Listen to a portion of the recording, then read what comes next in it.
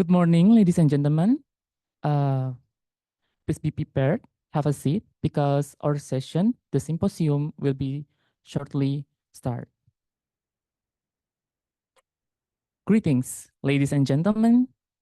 Welcome to PPIDK Amerika Eropa Symposium of 2024, which will have the main topic, Triumph at 100, Indonesia's Economic Resilience, Security Vigilance, and Environmental Harmony. I am Iman, and I will guiding this symposium as the Master of Ceremony. This symposium was proudly organized by the Overseas Indonesia Students Association Alliance, or PPIDK, for the Amerika Eropa region, and the Indonesian Students Association in Belgium, or PPI Belgia. The main reason of conducting this discussion is to learn from the experts from domain of resilience, economics, and environment, then applying the knowledge learned for Indonesian Triumph at 100. Allow me to inform you the agendas that will be held today. We already have our opening ceremony by me, and then we will have the welcoming speeches from the next future leaders. And then we will have our first subtopic, and it will be having a coffee break. Then we will have continuing the second subtopics, and we will have the lunch break after that. And finally, we will have the third subtopic and concluded by closing. Please note that each of subtopics will has its own Q&A session. So audience, I suggest you to be prepared with your most interesting questions. Before we go to main event, let us listen to the speech from our future leaders. The first speech will be delivered by Ilham Fatur Fatha, the coordinator of PPIDK for the Amerika Eropa region. Mr. Ilham, the time is yours. Please give the applause from Mr. Ilham.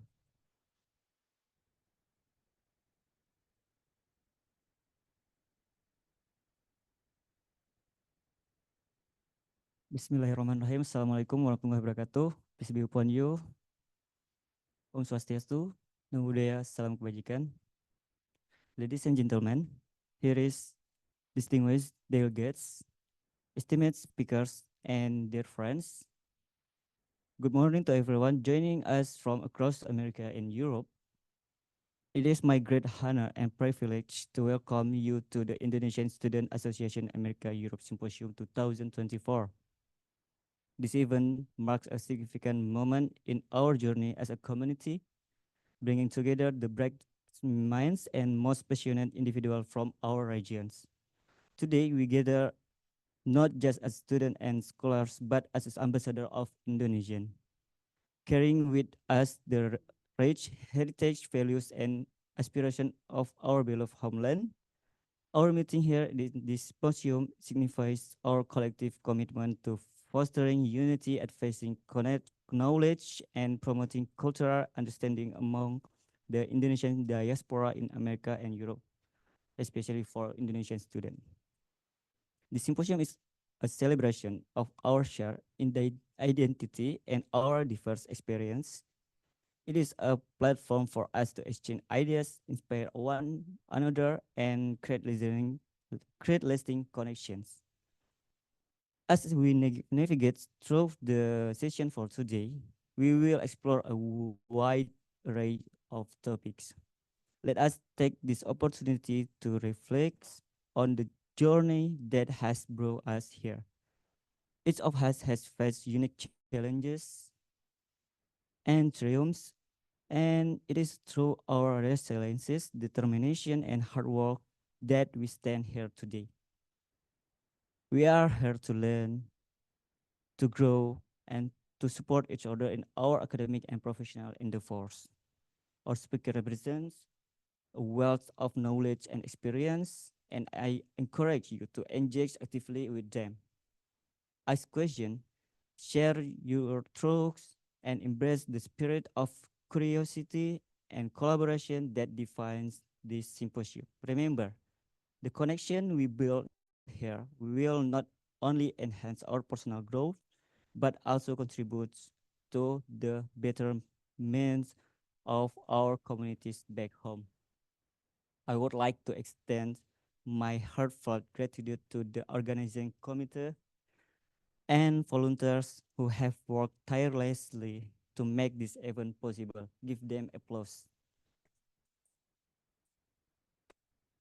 And your dedication and effort have brought this vision to life, and for that we are all immensely grateful.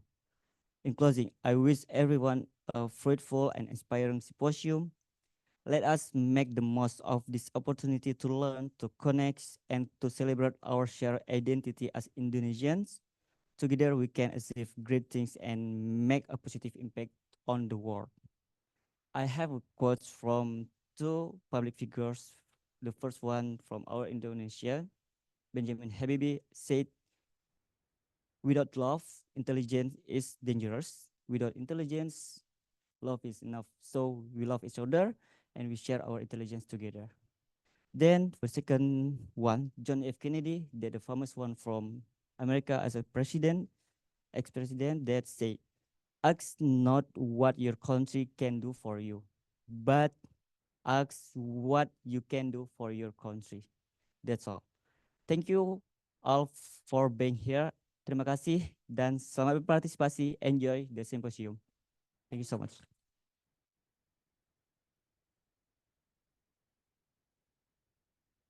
Check. Thank you for the speeches, Mr. Ilham. Next, we will have the speech from the President of PPI Belgia, Mu'taz Syahputra. Mr. Mu'taz, the time is yours. Please give a applause. Halo, kayaknya mukanya pada lemas semua ya. Tapi oh, ada Mas Faisal, ada Ernest. Welcome, by the way. But anyway, dear delegate, friends, sections, presidents, fellow coordinators, right? I welcome you to Belgium. Woo! I think firstly, it is a great honor for us, PPI Belgia, to host you here. This marks actually our second year, right? And organizing the Simposium Amerika Eropa by force. No, just kidding. And actually, there's no better place to have meetings here in the great city of Leuven. I am firstly thanking everyone who have made this event possible with all the limited resources that we have, right? From our sponsors, LPS, Telkom, KBRI, Atmol Berlin, KFH, our fellow team from PPI Dunia, Bang Marhadi, Bang Hamzah, who always stand by kalau mau ditelepon. Our PPIDK Amerop team, Mas Ilham, Mas Fahru, Alia, and all the team, Mas Dika yang ada di Zoom. Halo. And PPI Belgia team, Mbak Yesi, Mas Imat, Mas Dava, Ernest, Mas Faisal, Vanessa, and all the rest of the folks and connections, right, that have supported us throughout this journey. So from the deepest of my heart, I thank you. Last year, the symposium was a gate opener for us all. It was a small conference, yet very enriching in terms of friendships, innovation, as well as connections. But this annual conference will actually lapse, right, in just 3 days. But our friendships, what I hope, is going to be a long-lasting one. This year, we started to streamline a couple of innovations from using English, welcome by the way, to all the achievements as well as the team that we're using. So for that, terima kasih banyak untuk datang ke Belgia dan enjoy the conference. Assalamualaikum warahmatullahi wabarakatuh.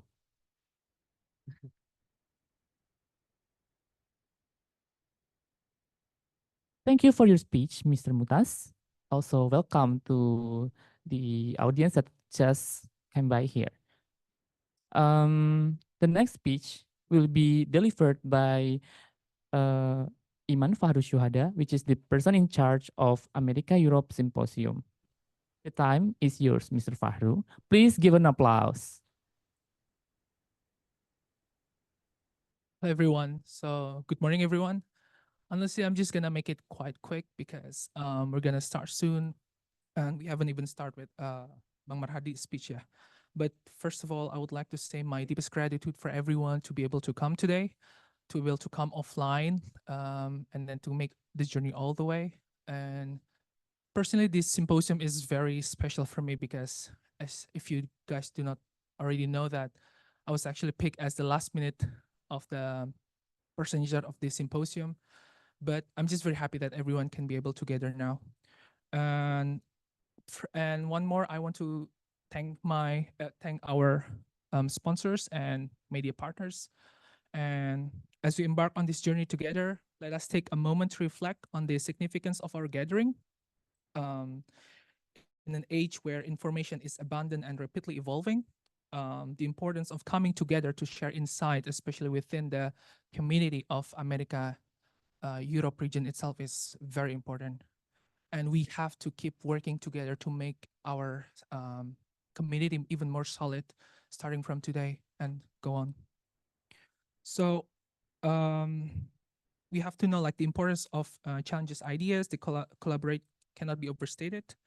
The symposium literally serves as a unique platform to bridge gaps, inspire new perspective, and forge partnerships that will shape the future within the community itself. Today, I hope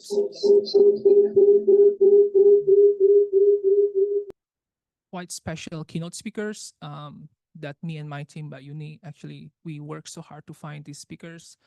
One of them is actually the CEO Siemens of Denmark. And then the next one we have later today, the ambassador of European Union to ASEAN. So please be attentive to the symposium. If you guys have any questions, just ask questions, be active and all, and just seize the moment, basically. So I think that's all from me for today. Thank you so much once again for coming. Yeah.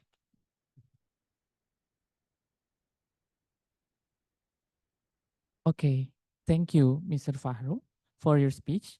And the last welcoming speech will be delivered by Mr. Adhie Marhadi, the Vice President of PPI Dunia. For Mr. Marhadi, the time is yours. Please give an applause.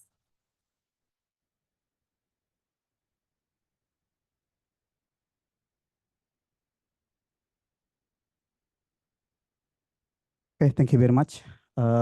Ladies and gentlemen, Assalamualaikum warahmatullahi wabarakatuh. Salam perhimpunan dan salam 24 jam. Thank you very much for invitation for this event. The theme about Indonesia economic resilience, security, vigilance, and environmental harmony.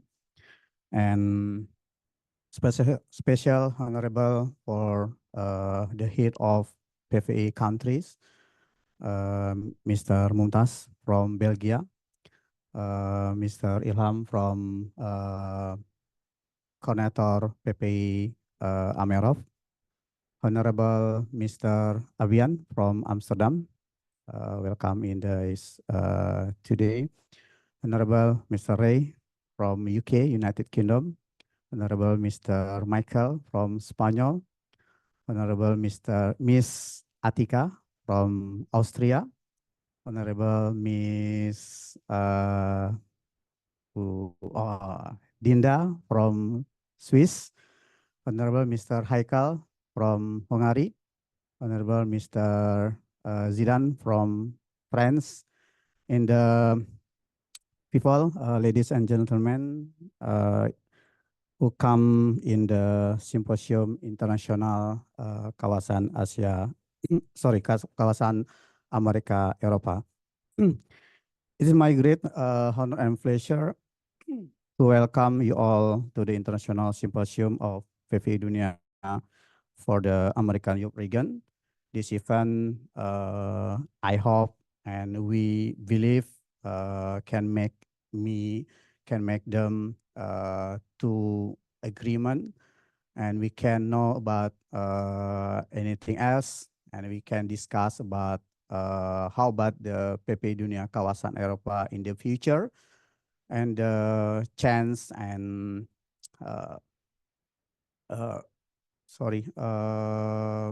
chance, opportunity, treatment, and the weakness. And I think the collaborating is very important for every country. And we hope this event to make output decision, and we can the building and reshape every country to make the organization to be better. Dan spesialnya, saya gabung saja, kita di PPI Dunia senantiasa mencoba untuk membantu teman-teman semua yang hadir pada hari ini dan teman-teman yang hadir secara online and offline. Dan thank you very much. Dan senantiasa ke depannya kita senantiasa menjaga kekompakan. Jadi kekompakan bahwa di simposium ini kita sebagai insan yang dipercayakan oleh teman-teman PPI negara untuk saling bekerja sama, karena kita berharap di PPI Dunia ini kita membangun jejaring. Oleh karenanya ini adalah mungkin yang pertama, maksudnya yang dilaksanakan oleh kawasan. Kita ada kawasan LDIS, kawasan Asia Oceania, kawasan Timur Tengah, dan kawasan Amerika Eropa. Nah, kawasan Asia Oceania itu di akhir bulan, kemudian kawasan Timur Tengah simposiumnya di awal Agustus, dan kita adalah yang pertama mengadakan simposium. Oleh karenanya berharap nanti teman-teman memberikan support, rekomendasi, dan paparannya untuk PPI Dunia Kawasan lebih baik. Dan juga pada kesempatan ini kami juga mendatangkan Mbak Fadila Azani. Beliau adalah the head of Committee International Symposium PPI Dunia ke-16 di Budapest. Oleh karenanya kami menunggu kehadiran teman-teman, insya Allah yang akan hadir sebagai narasumber di Simposium Internasional di Budapest. Itu adalah Adhie Muldoko, Bapak Bahlil, Menteri Investasi dan Kepala BKPM, kemudian Mutia Hafid, Ketua Komisi 1 DPR RI, kemudian beberapa narasumber, Rektor Universitas Terbuka, Rektor Institut Pertanian Bogor, Direktur PTPNM, Direktur Pertamina. Kita akan hadir secara offline, dan insya Allah closing of ceremony akan dihadirkan itu Menteri Pemuda dan Olahraga, Bapak Dito Aritejo. Oleh karenanya pada kesempatan ini kami dari PPI Dunia mengundang, menjemput teman-teman semua untuk bisa hadir di acara Simposium Internasional di Budapest, Hungaria. And then let us embrace this opportunity to connect, collaborate, and inspire one another. Together, we can make a significant impact and contribute to brighter future. Thank you and welcome to the International Symposium of PPI Dunia for the Amerika Eropa. And in the finally, I have the pantun, pantun yang mudah-mudahan untuk membuka acara kita. Tarian Indonesia lemah gemulai. Tariannya di bawah mahasiswa Belgia. Nggak ada tarian tadi ya. Simposium Internasional PPI Dunia Amerika Eropa sudah dimulai. Semoga bisa membangun kerjasama. Demikian, terima kasih ladies and gentlemen for your coming in the International Symposium Amerika Eropa. We hope you enjoy and happy in this event. Thank you very much and see you next time in the Budapest. Thank you very much. Bila itu Filda. Assalamualaikum warahmatullahi wabarakatuh. Salam perhimpunan dan salam 24 jam. Thank you so much for Mr. Marhadi for the interesting speech. Now, we are going to the main event, which is the symposium. The first subtopic is Indonesian Summit of 2045, Achieve Goals, Achieve Developed Nation. And the key objective for the subtopic are the expanded foreign investment and trade, environmental commitments, and the developed public service. There are some of the fantastic keynote speakers for this topic. To continue, the moderator, Melina Mauro, will guide the symposium. Melina, the time is yours. Please give an applause.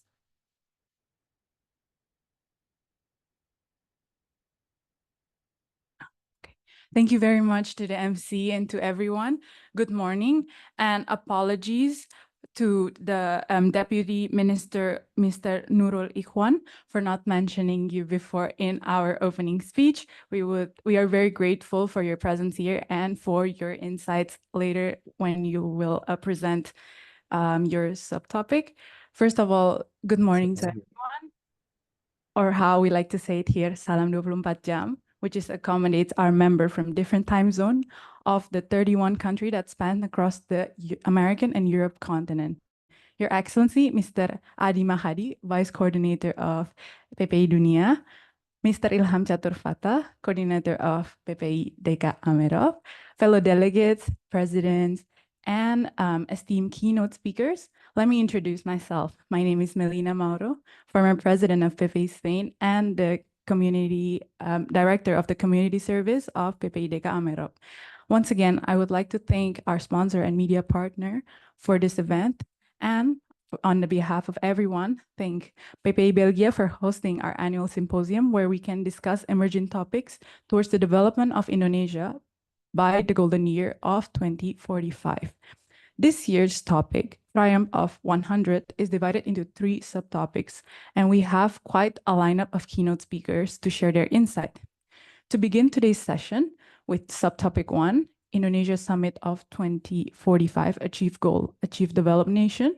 Indonesia is poised to become one of the largest economy in 2045, aligning with the centennial celebration of its independence from Sabang in the east and Merauke in the west. The Indonesian community as a whole has worked together to achieve this monumental goal. Indonesia is set to undergo significant transformation in government and private sectors, focusing on digital transformation, e-commerce, fintech, and smart city initiatives.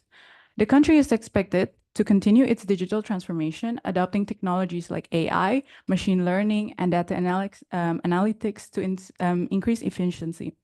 The e-commerce sector is expected to grow, leading to technology-based startup and MSMEs.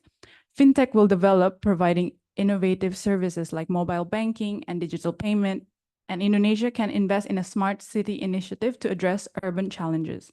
The new capital, IKN, or IKN, is expected to attract foreign direct investment and spur economic growth. The city will incorporate advanced technologies and sustainable practices, demonstrating Indonesia's commitment to biodiversity conservation, including the concept of the forest city, which aim to mitigate environmental damage, reduce regional disparities, foster stability, and become a model for other countries facing similar challenges. Without further ado, our first keynote speaker is Mr. Nurul Ichwan, Deputy Minister of Investment Promotion, Ministry of Investment, or Indonesia Investment Coordinator Board, BKPM. Your time starts now. All right, thank you, Melina, for giving me time. If I'm not mistaken, my time is about 15 minutes. Yes, sir. Isn't it? All right, thank you, yes.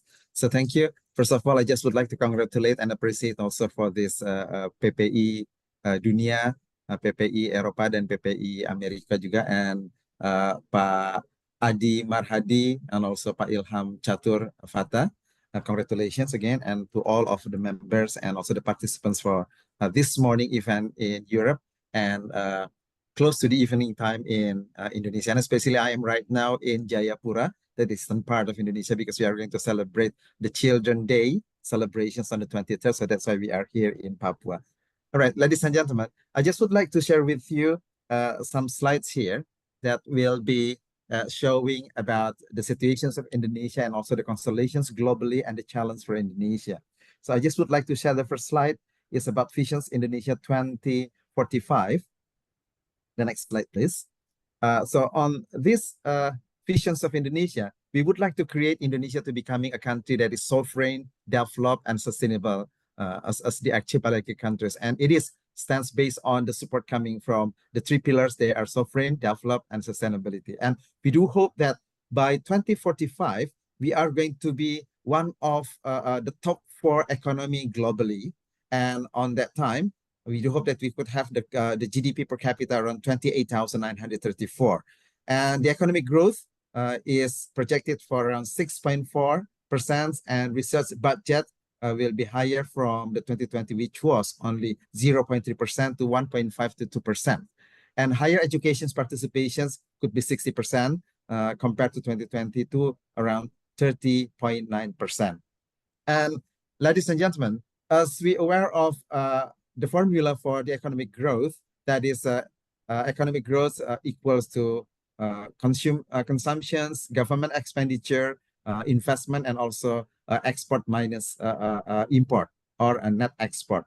So for this, one of the variable is investment is having a very great contributions. And for Indonesia, moving forward, this will be a very significant hope from this investment that will contribute into a betterness of our investment. Because from this investment, this could give a kind of impact into the increasing of export, because not all of the products that will be produced in Indonesia will be consumed by domestic market, but they are going to be also exported. And from this investment, they will create also job opportunities that will increase also income from the people of Indonesia. So in aggregate, then it could also contribute into the increase of the consumptions. And for this as well, since investment is producing something and they are going to pay some tax to the government, so this will contribute also to the increasement of the government expenditure as well. So I guess those are the thing why investment is playing very significant role in Indonesia, especially for moving forward and especially facing Indonesia growth era in 2045. And ladies and gentlemen, if we could see then into the investment realizations in Indonesia, we could compare between 2018 up to 2023. We could see that the realization of investment in Indonesia, it is doubled already. But if we could see from the manufacturing realizations, even it is 2.7 times. So it means that it shows that the industrializations in Indonesia is also happening. Why? Because Indonesia is seen also by the global investment as one of top 20 destinations for the investment globally. It is showing that the competitiveness of Indonesia is still there, and many investors, they are looking for these opportunities. But then this is not only the number. If you could compare between Indonesia and other countries, including those who are in G20 and ASEAN countries, if you could see then from the real GDP growth annually percentage, so we could see that the projections from 2024 up to 2029, if we compare between EU and world and ASEAN 5 and with Indonesia, we could see that the growth of our GDP is still the highest. Even though we know that the total amount of economy is also impacting into the percentage. I mean that the developed countries, that the economic is very big with the very small amount of growth, the total amount is also the very, very high as well. And it is not only about the performance of GDP of Indonesia. In the GDP for G20 economies, we could see as well that Indonesia is playing significant role, that Indonesia is only the second best, because the highest is India, then followed by Indonesia.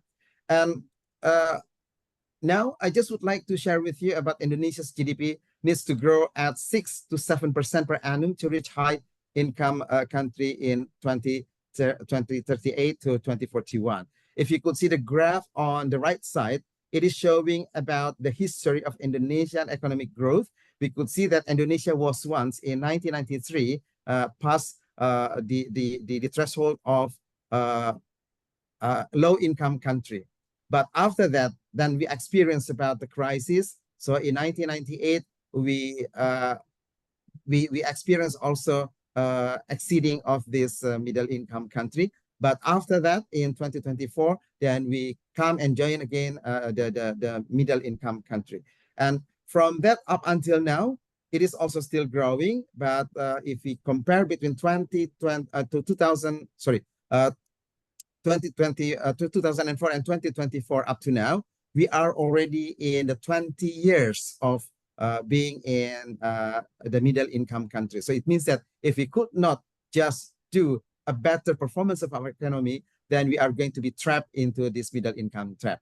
So that's why the performance should be better. And if you see with this graph, with the optimistic predictions that we are going to reach 7% of the growth of economy, and also with the predictions that is also moderate, we could reach 6% of the growth.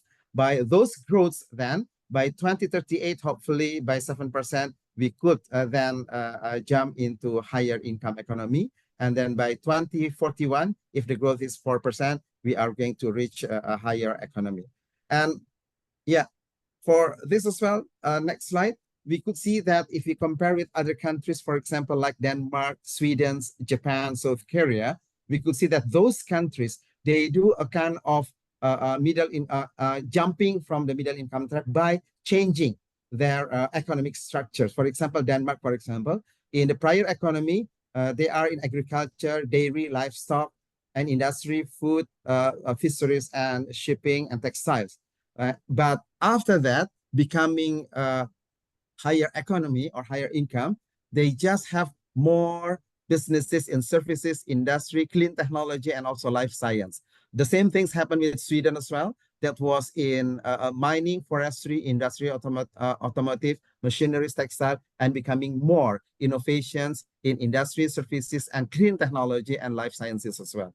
The same things happen with Japan and South Korea. And for Indonesia, we are still in industry with 19% of contributions, then trade is 13%, agriculture, forestry, and fisheries is 13%, and then also other, like in the mining, 11, and construction, 10, and transportation or logistics 6%, ICT only 4%, and finance only 4%. So it means that if we would like to do something to make a kind of economic structure change, then we have to make a kind of a jump with some innovations.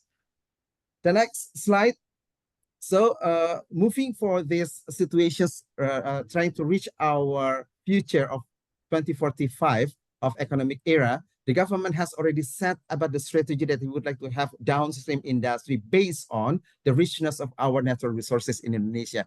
Because by having this more downstream industry from our 8 sectors and 21 commodities in Indonesia, we do hope that added value creations could be happen in Indonesia by having more complications on the industry in Indonesia that will create added value and also job creation and also income into this country. And this is designed by the government that Indonesia is going to be part of the global supply chain, because these contributions is not only for the market of Indonesia, but it is also provided for the global market, like the one that we have been doing so far for nickel, that the battery based on nickel is also having a great contributions coming from Indonesia. So Indonesia, as the world's highest deposit owner of these nickels, could be having a great contributions into this global supply chain and a great income from Indonesia.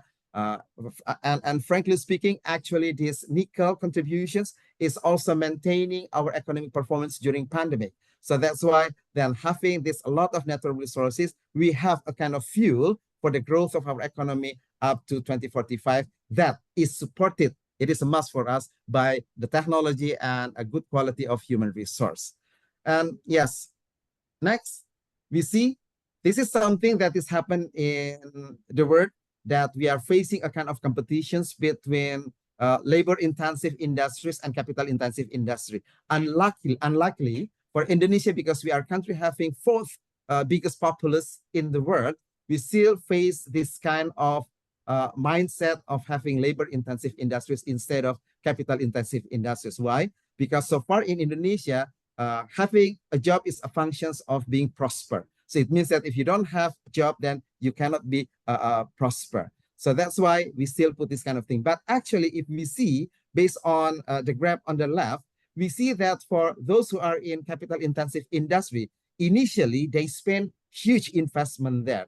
But when it goes along with the timing, of course, they just employ less manpower. So they just invest in technology, in machineries, that they don't have to pay the salary of them. So it means that in the long run, they are going to be becoming more and more efficient. Unlike the labor-intensive industries, based on the fact that we are facing inflations, and when we have more people in our industry, then we have to spend more as well. So it means that finally they are going to be into the cross sections. Right after that point, then the labor-intensive industries will not be able to compete with capital-intensive industry. And the thing that we have to realize globally, those who are investing in Indonesia, they are coming from the advanced or high economic countries, that they are having aging populations. So they have then facing these situations, they just do kind of innovations. And these innovations, they bring about into Indonesia as well. We cannot force them of having more manpower in that industry because the innovations is already defined by them. So they just bring these innovations by having less manpower. So it means that in the future, we cannot have a kind of mindset of employing more people of Indonesia, but we have to put also innovations that will goes along with the combinations of labor and also innovations in Indonesia that is supported by the technology, by the digital transformations, and also by other advanced technology. And this is also information that is provided by McKinsey, by International Federations of Robotics, by Boston Consulting Group, and also Deloitte, that those who are having higher initial costs in capital-intensive industries in the long run, they are more competitive compared to labor-intensive industries. So this is something as a kind of homework for us, how to tackle this kind of situations in Indonesia. And as I did mention about having innovations, we could see then comparisons between countries in ASEAN, in Africa, and also with Europe. When it is in the theme of research and development, we could see that in Africa and most of ASEAN, Asian countries, then we see that for this R&D, they are funded by the government spending. While in Europe, for example, they are represented by the blue color. Mostly they are coming from the private sectors. It is just because the ecosystem of research and development in Europe especially, they are coming from industry. They are pushed also by the competitions. So they have to have the innovations day by day. While in our country, the ecosystem of R&D is not that strong. While in the future, it is a must for us of having this kind of thing. So that's why contributions coming from the students of Indonesia, the excellent ones that they are currently studying abroad, they have to support Indonesia economic by coming back home or staying abroad, but creating a very good connections between those who are staying abroad as a diaspora and also with those who are staying in Indonesia. Without doing this kind of thing, it is almost impossible of our dream of reaching to become fourth biggest economy globally. We could reach this. And I guess I just would like also to conclude my presentations by saying that it is impossible of doing Indonesia with a very good economic growth without having of 3 points that we have to do. First is about innovations. The second one is human resource with a good quality, and also technology, because technology and human resource is the key point of creating innovations that will answer the problems we are having in Indonesia. So that's why you have a responsibility to come with us for creating triple helix of coordinations and cooperations between government, industry, and academia or innovator. So this is the thing as a kind of key elements for us if you would like to contribute to the Indonesia as a part of one of top 4 economic globally. By having said that, I would like to say thank you.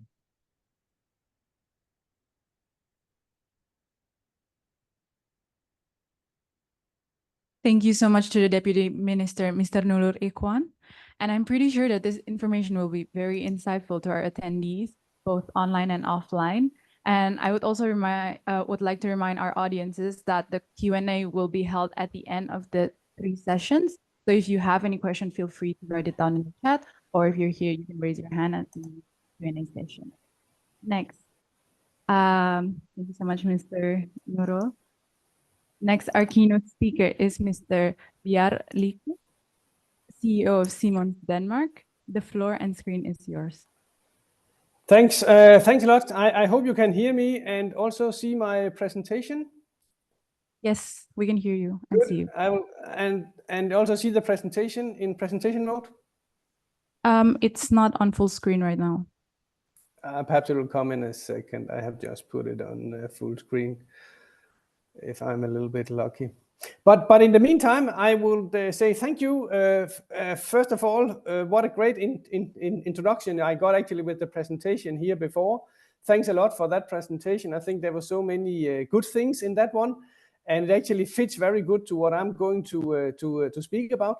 I'm, by the way, sitting in Indonesia also, so here it's becoming afternoon. But in my daily job, I'm CEO of Siemens Denmark. So also thanks for mentioning Denmark in the presentation. And by the way, also mentioning the importance of digitalization and digitalization.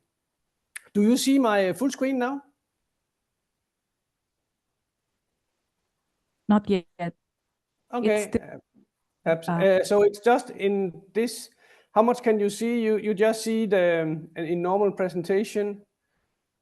I can see the PowerPoint, not in presentation mode. Not in presentation mode. Okay, perhaps I will try to do this. By the way, we normally use Teams, so I'm a little bit an amateur when we talk about Zoom here. But let's see. Perhaps I'll try to stop share and then share again and then see if we not can get it to work. If we put it first in.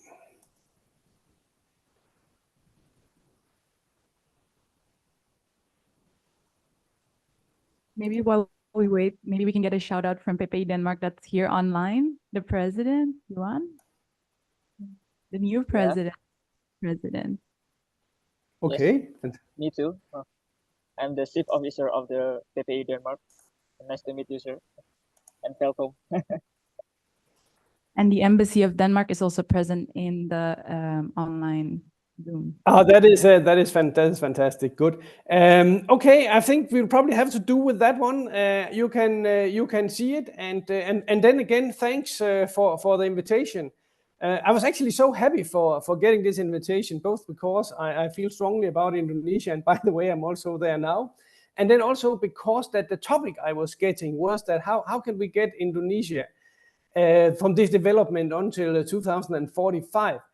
And I was asked to talk about digitalization, how we could help there in our healthcare and industry, infrastructure, mobility, and here we have our group CEO, Dr. Roland Busch, which is actually mentioning that is exactly what we are doing, and that is actually what we are working with in Siemens.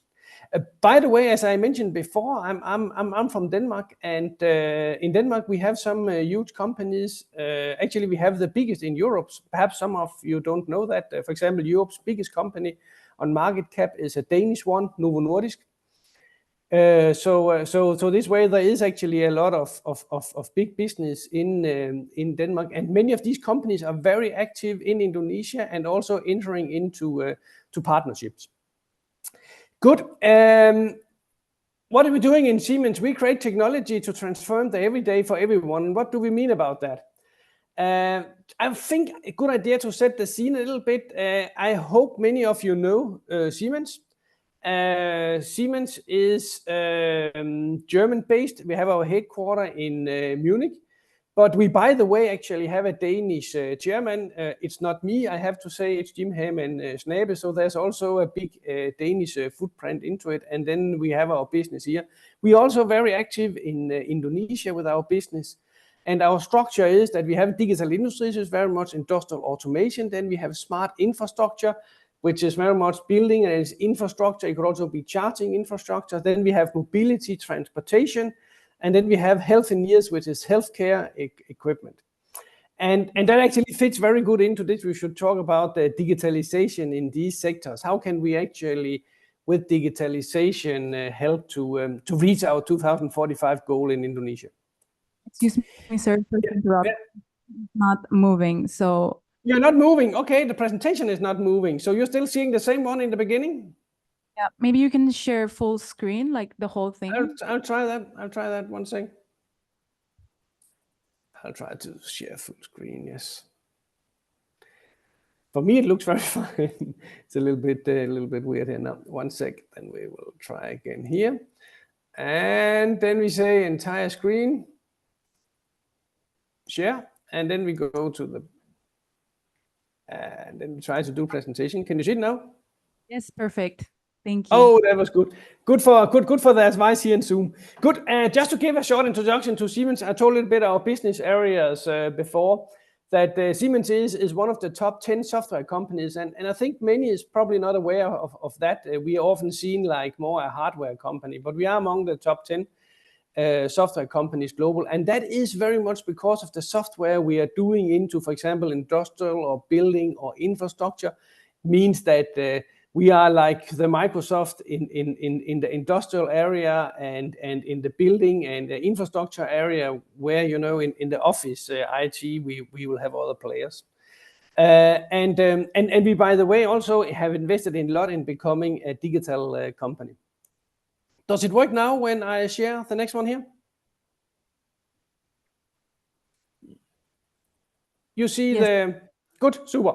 There is one thing, and to set the scene a little bit about digitalization, is that when we talk about digitalization, we of course have the generative AI, which is super cool, and also a thing we work a lot with in Siemens. We have developed different type of tools based on generative AI, for example, an industrial co-pilot. But we also have to talk about the digital twin.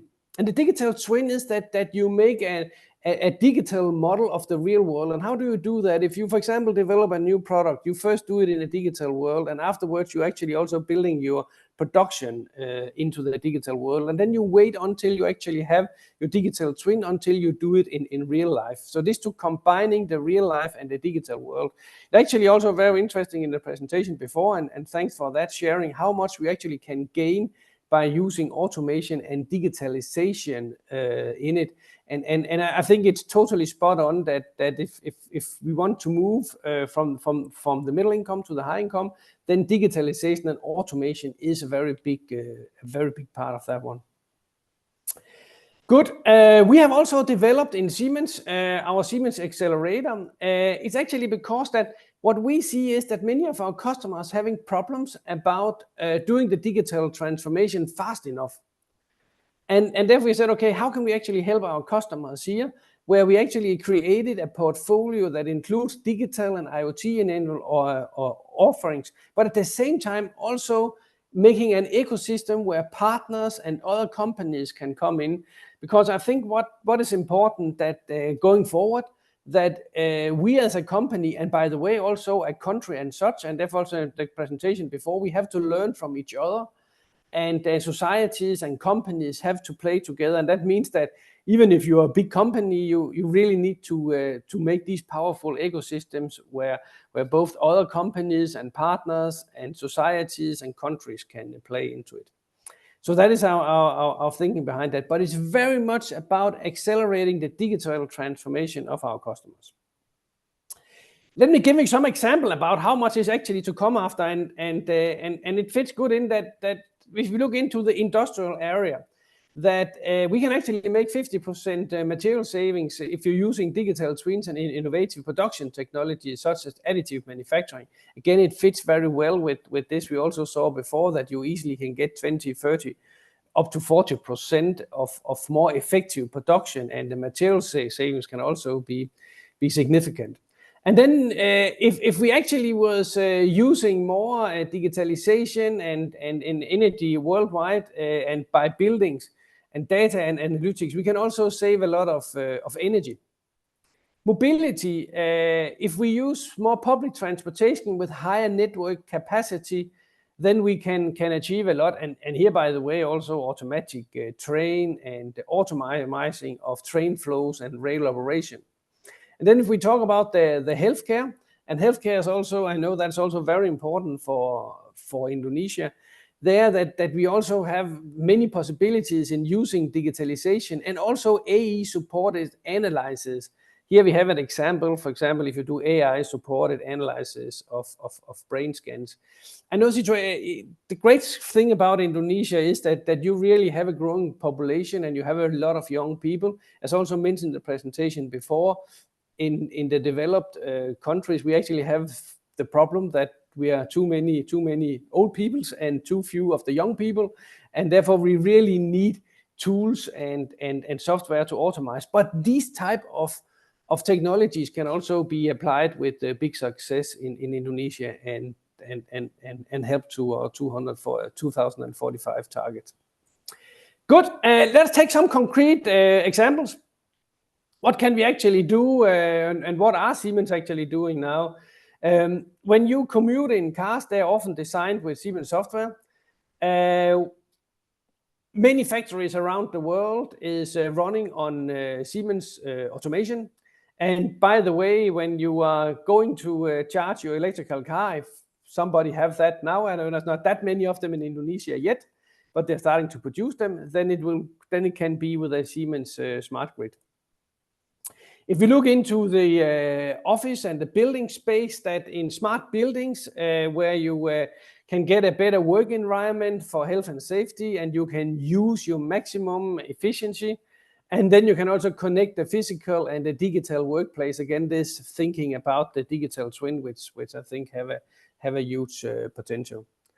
And then a little bit about public transportation.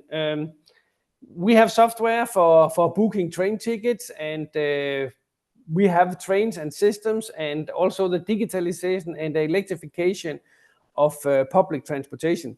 There is one thing I would like to mention here, that I think that all countries around the world have two things we have to do now. We have to do the digital transformation, but at the same time, we also have to do the green transformation. And actually, the digital transformation can be used as a tool for us to be able to make the green transformation. So therefore, even we can say, okay, we have two things we have to do at the same time. Yes, but the digital transformation can actually help us doing the green transformation also. Then coming a little bit again to the healthcare, where we also, with the help of digitalization and this, that you can make life-saving drugs and treatments, and you can do accurate medical diagnosis. And all this is also areas where Siemens are developing in that area. Good. I think I actually have taken my 15 minutes here.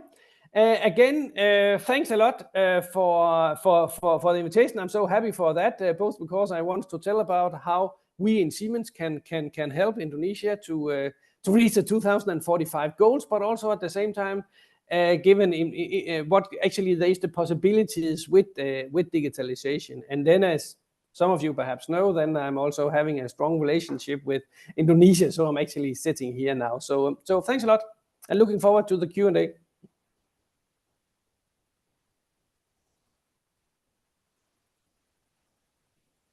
Thank you so much, Mr. Bjarne.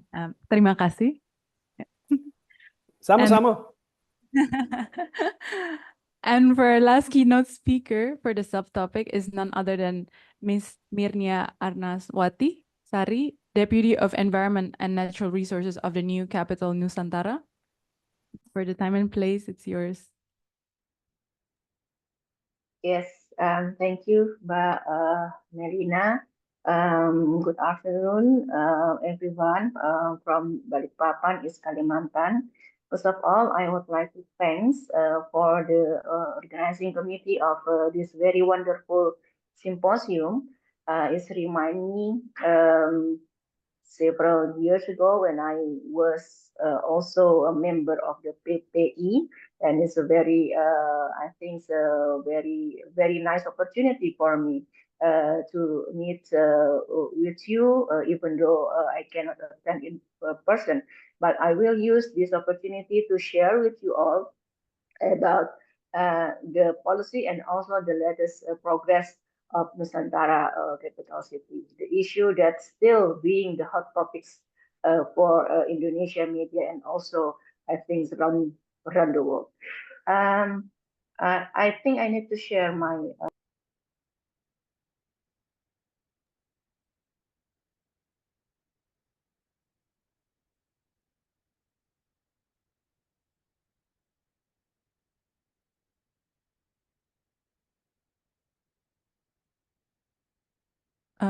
We can only see half the screen. Okay, now. It's already full? Not yet? It's not in full screen. Now, yes, thank you. Okay, yeah. So,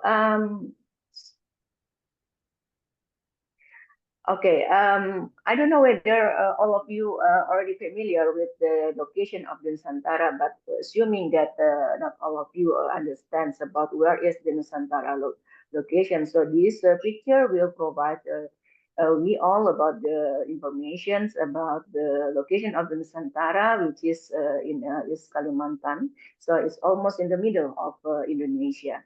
So basically, the history of relocating the capital city from Jakarta, not just because of Nusantara. We know that even from the 1960s, that the first president, President Sukarno, already mentions about the necessity to have the new capital offset Java Island. At the time, he decided to, he proposed to make Palangkaraya in Central Kalimantan as the new capital city. And then after that, also some Indonesian president also proposed for the relocating the capital from Jakarta. There are a lot of reasons, of course, how we want to make the new capital city. One of the reasons is about the environmental carrying capacity of Jakarta, still a problem until today.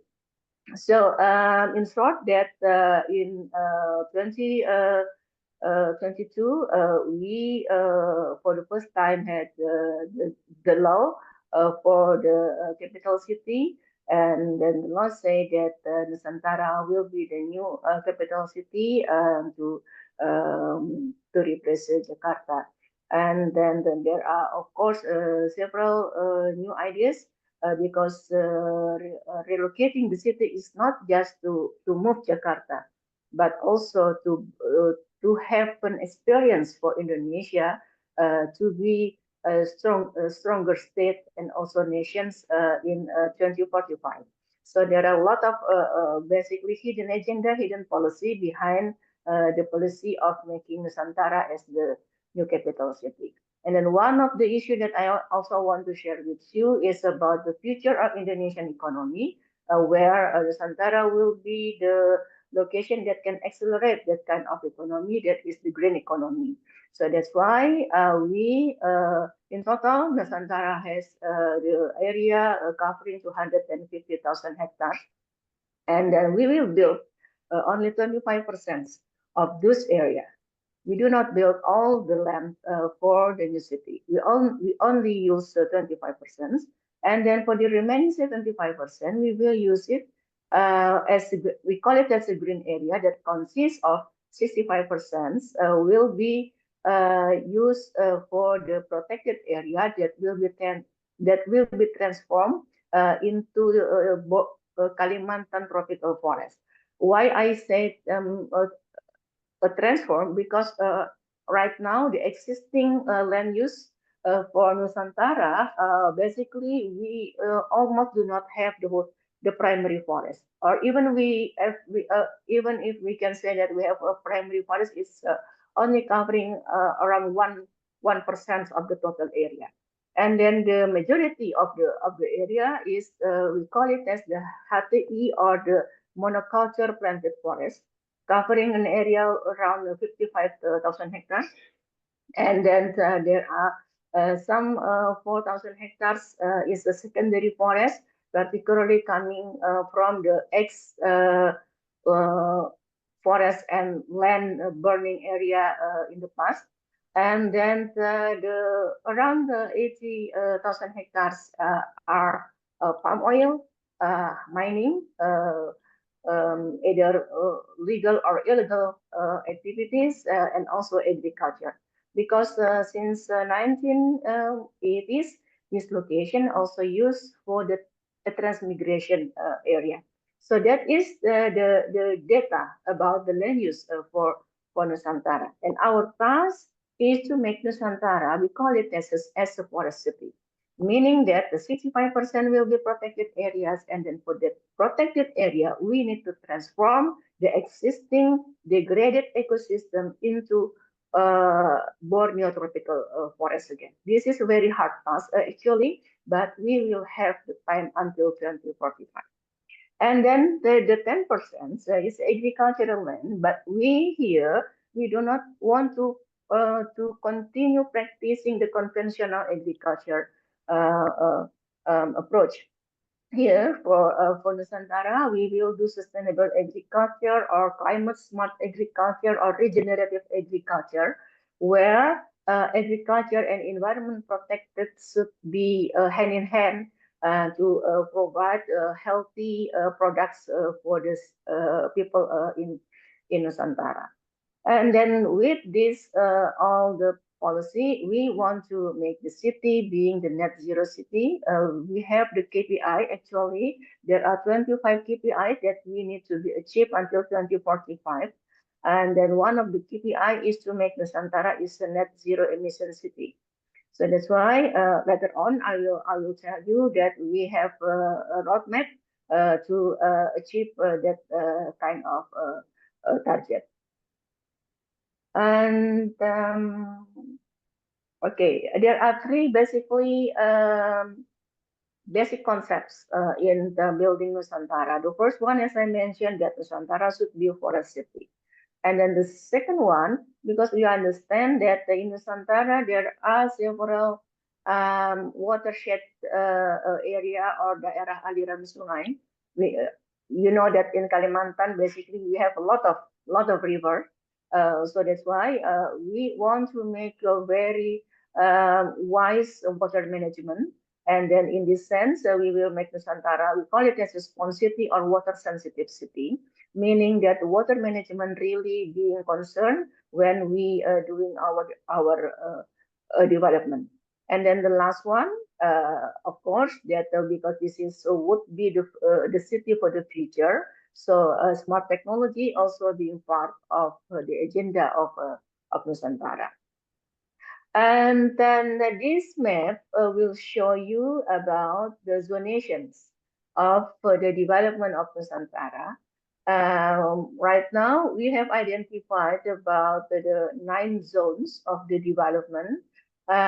For now, meaning from 2022 until today, the focus is on the gray area. Number 1, we call it as a KIPP or the core governmental area. And then we do not build all the 6,000 hectares right now, only part of them that already built. And in this location where we can find the presidential palace, the vice presidential palace, and then the buildings of the governments, and then also the apartment of the civil servant, etc. So this is the location where all the governmental activities will be focused. Right now, we just focus on the number 1. But next, we gradually will move to another zone. For example, number 2. In the west, this could be a financial center. So by looking at this map, I also want to say that Nusantara is not like maybe Washington DC or Canberra, that mostly being the city for the administrative activities. So we want to make Nusantara also completed by another activities, including a financial center, including, for example, in the number 4 for the tourism, entertainment, including also for the education. Number 6 is the innovation and R&D zones, where universities, a research center, etc., also being built in this area. And then also for the renewable energies, the yellow one, number 3, right now the PLN are already started building the solar farm for supply the energy for Nusantara. And then for number 7, 8, and 9, that is the supporting zones for the city, where the agriculture, fishery, etc., being focused on these zones. And then we also will continue allocating another area. The white one, actually, we call it as the kawasan pengembangan, as the developed area of Nusantara, that mostly allocated for environmental protection and also to support the food security for the people. But later on, we also will make a detailed spatial plan for this the wide areas. And back to Nusantara SS. Sorry, may I still have time? Sorry? 5 minutes. 5 minutes? Okay, yeah. Okay, back to the idea of Nusantara as a forest city. The point that I want to say here that we want to implement Nusantara as a city that promoting climate justice, including for the local people, because the inclusivity is also the basic principle in the development of Nusantara. And then the people in Nusantara basically is a multicultural society, not because of the city, not because of this new project, but that's already happened even before Indonesia independence. I am from that area, so I understand about the history about that area. We are very multicultural people actually. And then again, the 65% is protected area, and then we will make a connection between what we call as the green and also the blue zones of this city. And then instead of continuing the deforestation, we will do reforestation. We will replant and also transforming the monoculture forest. If you look at this picture behind the president, is the eucalyptus trees. And the majority of the area of the KIPP mostly dominated by the monoculture forest or the eucalyptus trees that we will make it as a tropical forest with the diverse endemic species. And then we will, this picture also mentions about our target in doing the reforestation. And then we invite many stakeholders to also being part of this movement. And also we will protect the biodiversity. We have the roadmap of the biodiversity protection for Nusantara. We already identified about the 7 hotspots of biodiversity that need to be protected. I think I do not have time to explain one by one, but at least in terms of the commitment, in terms of the environmental commitment, we will protect the 7 hotspots of the biodiversity for Nusantara. And then for the agriculture, we will promote the agroforestry for the people because many of them still being farmers.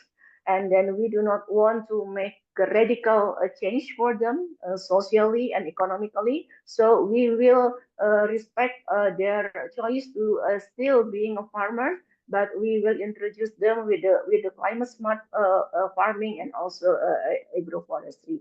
And then for the waste management, we will also do the smart waste management.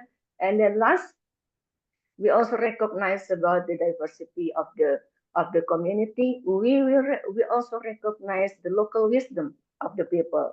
Right now, we are in the process of finalizing a regulation, the chairman regulation to recognize and also protect the local wisdom of the people, particularly in terms of implementing the CBD, the Convention on Biological Diversity, the Nagoya Protocol, and also the Kunming-Montreal Protocol for protecting biodiversity in this new city. Thank you.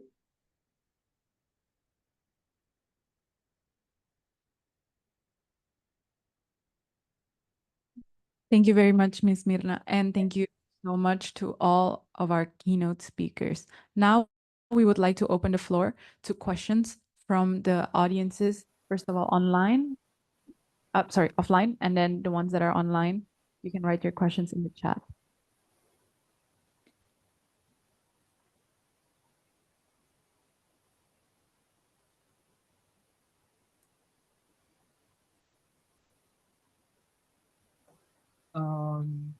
Yeah, thank you so much for all the presentations.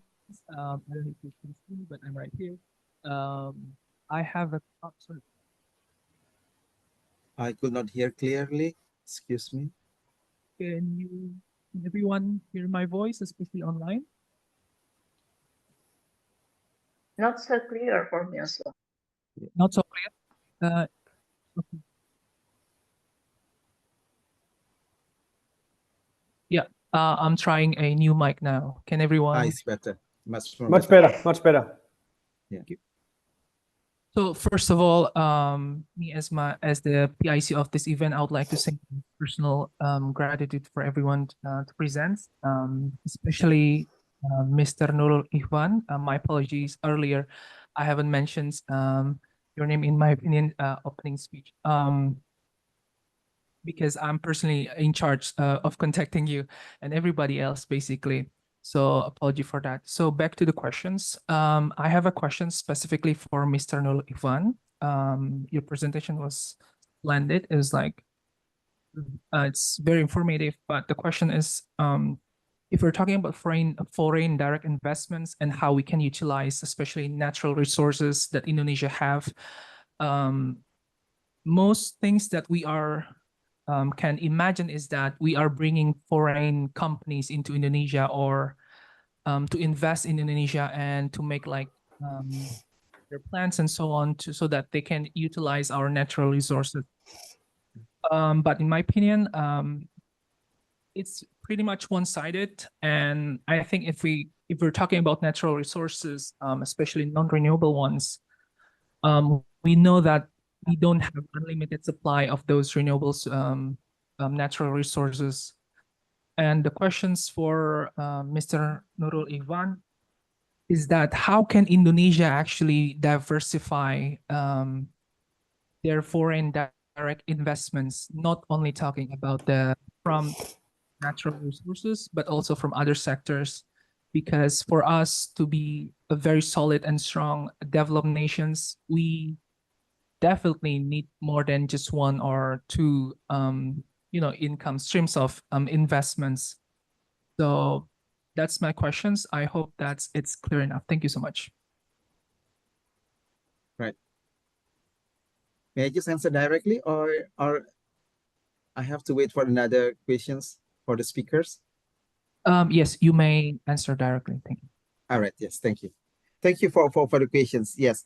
I guess I agree with you. The situations that we are facing right now in Indonesia is not as simple as we think, because when we think about developing the economy of Indonesia, we have to think of the integrated approach of this kind of development. Why? Because currently, when we talk about attracting investment to come to Indonesia, it doesn't mean that we would like to depend our economy on foreign direct investment. The question is, economically, we are thinking about how big the destinations of economic that we would like to create in the future. And then for this size of economy, there are certain parameters that we need to achieve. Among others is economic growth or GDP growth. And for this GDP growth, it has also a need of contributions coming from capital. So in Indonesia, in order to achieve the growth of 6 to 7%, even though all of the investors' capitals in Indonesia, we just put it into the investment, this is not sufficient enough to reach the growth of 6 to 7%. So in these situations, then we need to attract investment coming from abroad. So then there will be some capitals from abroad coming to Indonesia, together with the capital from Indonesia, that will contribute into the growth of our economy. That's the first. The second one, Indonesia, in terms of capacity, we are currently just very rich in natural resources. We are not that rich in the capacity of human resource. We are not that rich in technology. So that's why you could see from the policy that has been decided by the government so far, be it like a kind of corridor of economy, for example, and many other things. We are successful in designing this planning of development in Indonesia. But do you know what?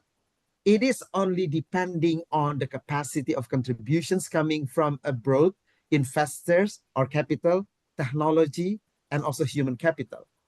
So the fact that corridor of economy that was designed, it gave no contributions into our economy. Why?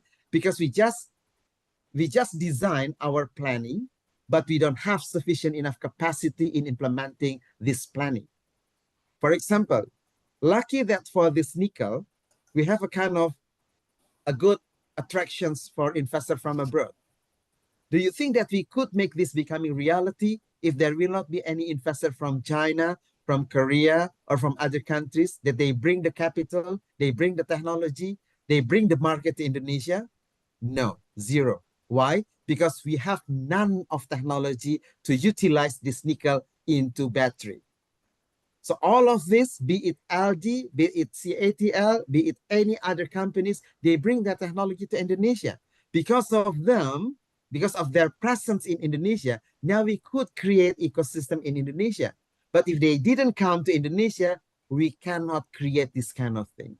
So that's why actually innovations is the key for any country who would like to have the level of our economy becoming into the advanced economy. There will not be any advanced economy without the backbone of innovations. There will not be any innovations if we are fail in covering our capacity in advanced technology. There will not be any innovations if the human capital that we are having, they cannot understand the technology. So that's why we just stand still in our level now. So our big homework is having a good human capital that could utilize technology in order to make innovations to answer the problems that we are facing in Indonesia. Without having so, we just stand still in the same point. So we can't just only sell something that is supported by our natural resources. So this will not be a good for our future. So I guess that's the thing. It is because I am speaking before the eyes of a very excellent students of Indonesia abroad. I just would like to give and share this feeling that we have a very big homework at home.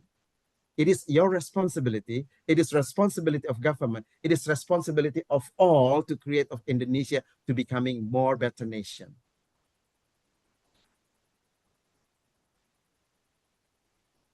I do hope I answered your questions. Yeah, thank you. That was very excellent answer. Thank you so much, Mr. Thank you. More question from online? Sorry, offline. Maybe from Mr. Bjarne.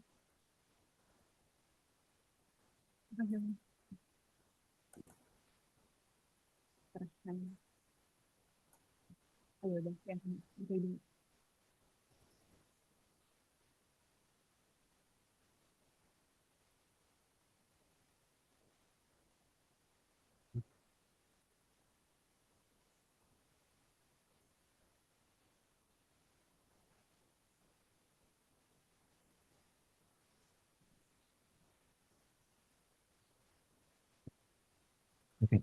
Am I audible, Mr. Bjarne? Yes, yes, I can hear you. Now I can hear you.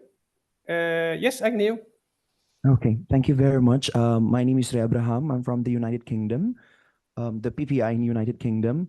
It was an interesting topic that you discuss about how the technologies develop, especially with the capacity of Siemens. We know that it's a large capacity owned by Siemens to develop technology. And in partnering with countries, I believe that digital transformation becomes one of the agenda that Siemens can do. So I would actually know how does the Siemens would accommodate different stages of development in terms of technological advancements in regards to AI, especially with countries such as Indonesia, which is still like developing its digital transformation with the inequality between the west and the eastern part of Indonesia. So how does Siemens accommodate this? And yeah, how is the mitigating circumstances in terms of, I think maybe financing and also obstacles and accessing areas that are still not accessible? Because like countries such as Indonesia is a wide country, so I believe that there are quite different challenges in addressing the digital transformation when Siemens cooperate with these kinds of country. So it's a very customized and tailored approach, right? So how does Siemens does this? Thank you. Thanks a lot for the question. And actually, I think that I really liked Mr. Nurul's presentation in the beginning here, where also saying, that it doesn't matter actually if you are Denmark or you are Indonesia, the potential in automation and digitalization is significant. and even that you're in the lucky situation in Indonesia that there is actually this surplus of young people also coming into this. So that should actually, but still digitalization and automation is able to give a lot of efficiency also in Indonesia. Of course, you can say that, and I think actually both applies for production, because we want to develop a strong manufacturing sector, and in Indonesia there we will need digitalization and automation. And if you look into the healthcare system, digitalization can also, and automation can also help us there. So I think there is a huge potential in Indonesia, and you could say that in the developed countries, we are simply forced to take digitalization and automation because we have a lack of people. But still, if you are a country like Indonesia, the potential is really big. And then I must say that I think we should not underestimate the levelness of being ready to take digitalization in Indonesia. I meet many people who actually knows a lot about digitalization. You actually also have a startup environment, and you know everybody is actually ready to do digital. So I think there is a digital readiness there. There's of course still work to do, and there's one thing now we talk with students, and I think Mr. Nurul was also touching on it. This you know, that you take an education and then you come out and get a job, and sometimes there is a gap there. It's actually not only in Indonesia you see that gap. We also see it in the development countries, that you have this gap between your education and the job you're getting, and there I think we have a common task to make sure that this gap is small, so we get a lot of people out with good digital abilities and to use them into the society. So my short answer is I think there's a lot of potential in digitalization. I know there is some areas of Indonesia where there's still work to be done to make sure that everybody have a good internet connection and you can work with these things, but my impression is actually also that a lot of good work is done there. I hope that was the answer. Okay, wonderful. Thank you so much, Mr. Thank you.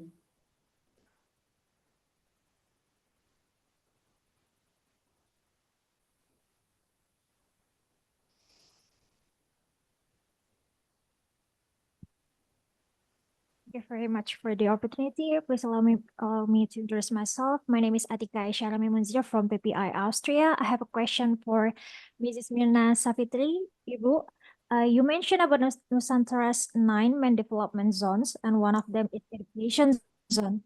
And I would like to ask, is it mean that you want to build a university or school or something? And if yes, have you ever considered to make the branch of our top Indonesian universities, for example, like University of Indonesia, in specific fields, like that example that OIKN really needs perhaps in fisheries to support other development zones, because you mentioned about the fisheries things. And if not, then what do you mean with the development of the education zone? Thank you. Yeah. So thank you. With the education zone, that we provide the location where every universities will have the same opportunity to make it's like a branch, or it's like the, I don't know, in Bahasa Indonesia they call it as like the PSDKU, is a program studi luar kampus or something like that. So we provide that opportunity, and also we right now we have a cooperation. We have an MOU, for example, with the Stanford University, that now setting up a collaboration with the Pertamina University and also Bakri University to set up this like a research center. And also we have an MOU with the LVA, Leiden Delft Erasmus University, and now we are in the process of developing or exploring ideas to collaborate with the Indonesian university partners of setting up this like a research center regarding biodiversity, etc. So basically, for the education zones, we invite any organizations, universities, national, domestic, and also international to collaborate in developing that zone. I do hope that it can answer your questions. Yes. Yeah. Okay. Okay, thank you very much for the answer, Bu.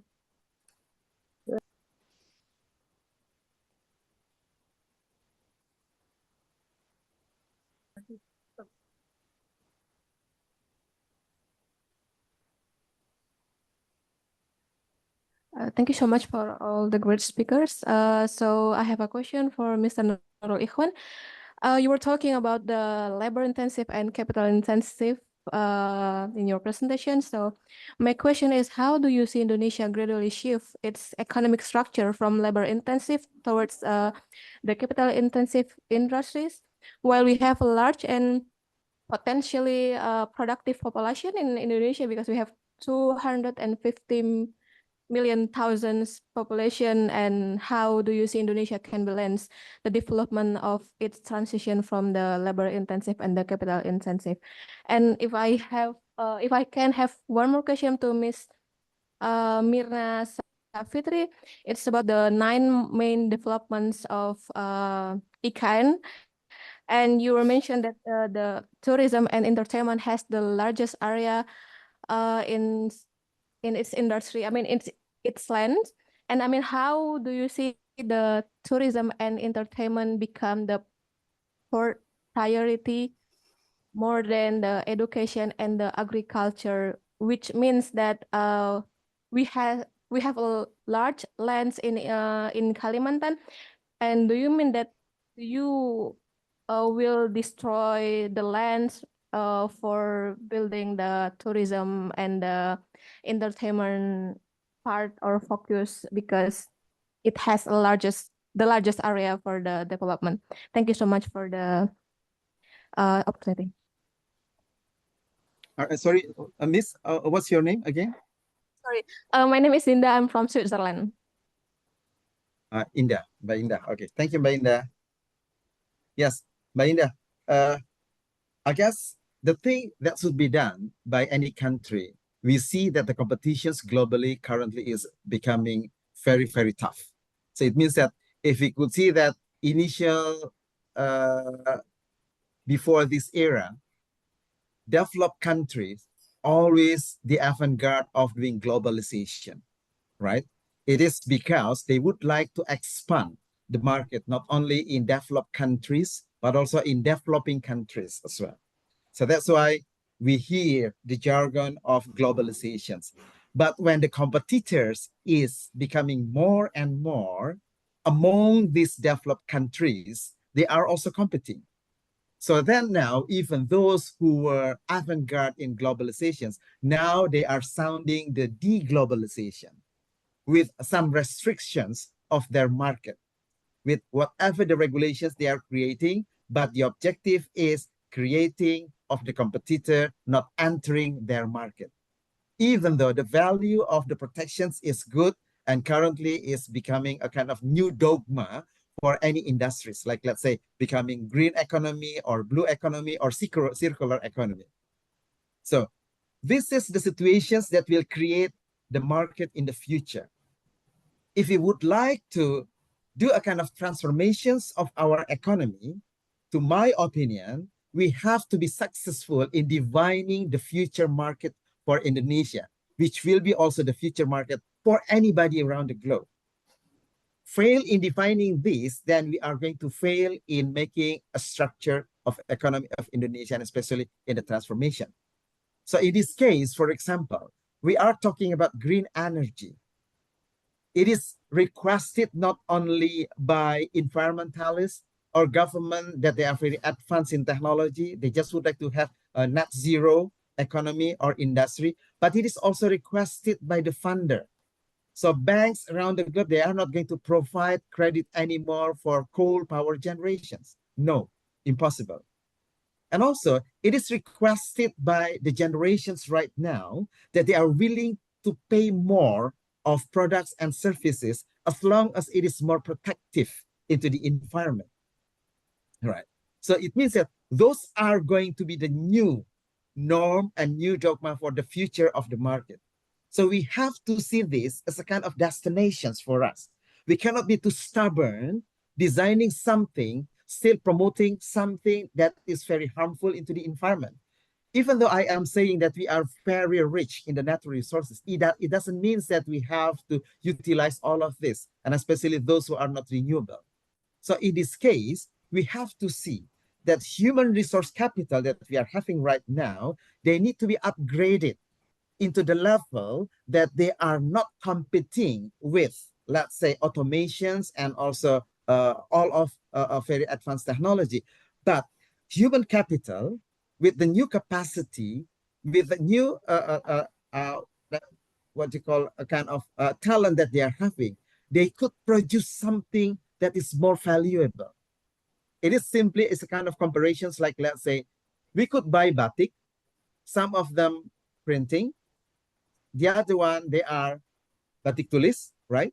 So, but the price of batik tulis and printing batik, they are very different.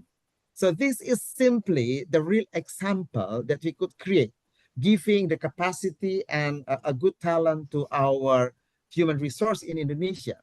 Of course, in this case, we cannot put apple to apple between the machineries producing massive batiks, printed batik, with the one that is by painting. So we could have added value on the services sectors if those who are involving in these services sectors, they have capacity, they have also talent in creating the very good added value on it. So that's the thing that we have to realize. So it means that in this matter, government now should design something when it is touched by human capital, it has to be having higher value compared to the massive production one. So that's my answer. I hope I answered your questions. Thank you. Thank you so much for the answers. Thank you.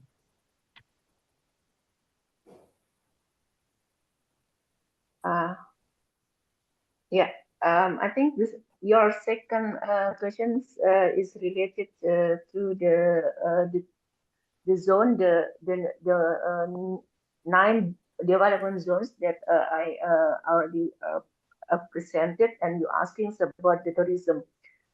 First of all, I would like to say that the tourism zone is not the largest zones for IKN.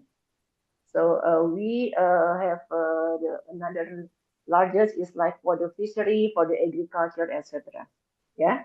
And then the second one, regarding the policy of the tourism for IKN, we, as much as possible, want to develop what we call it as an inclusive ecotourism. So that's why the types of tourism that will be developed in IKN is the one that really want to utilize the existing ecosystem. For example, we have mangrove ecosystem. So we are now in the process of developing the ideas how we can use that kind of mangrove as a point of the tourism.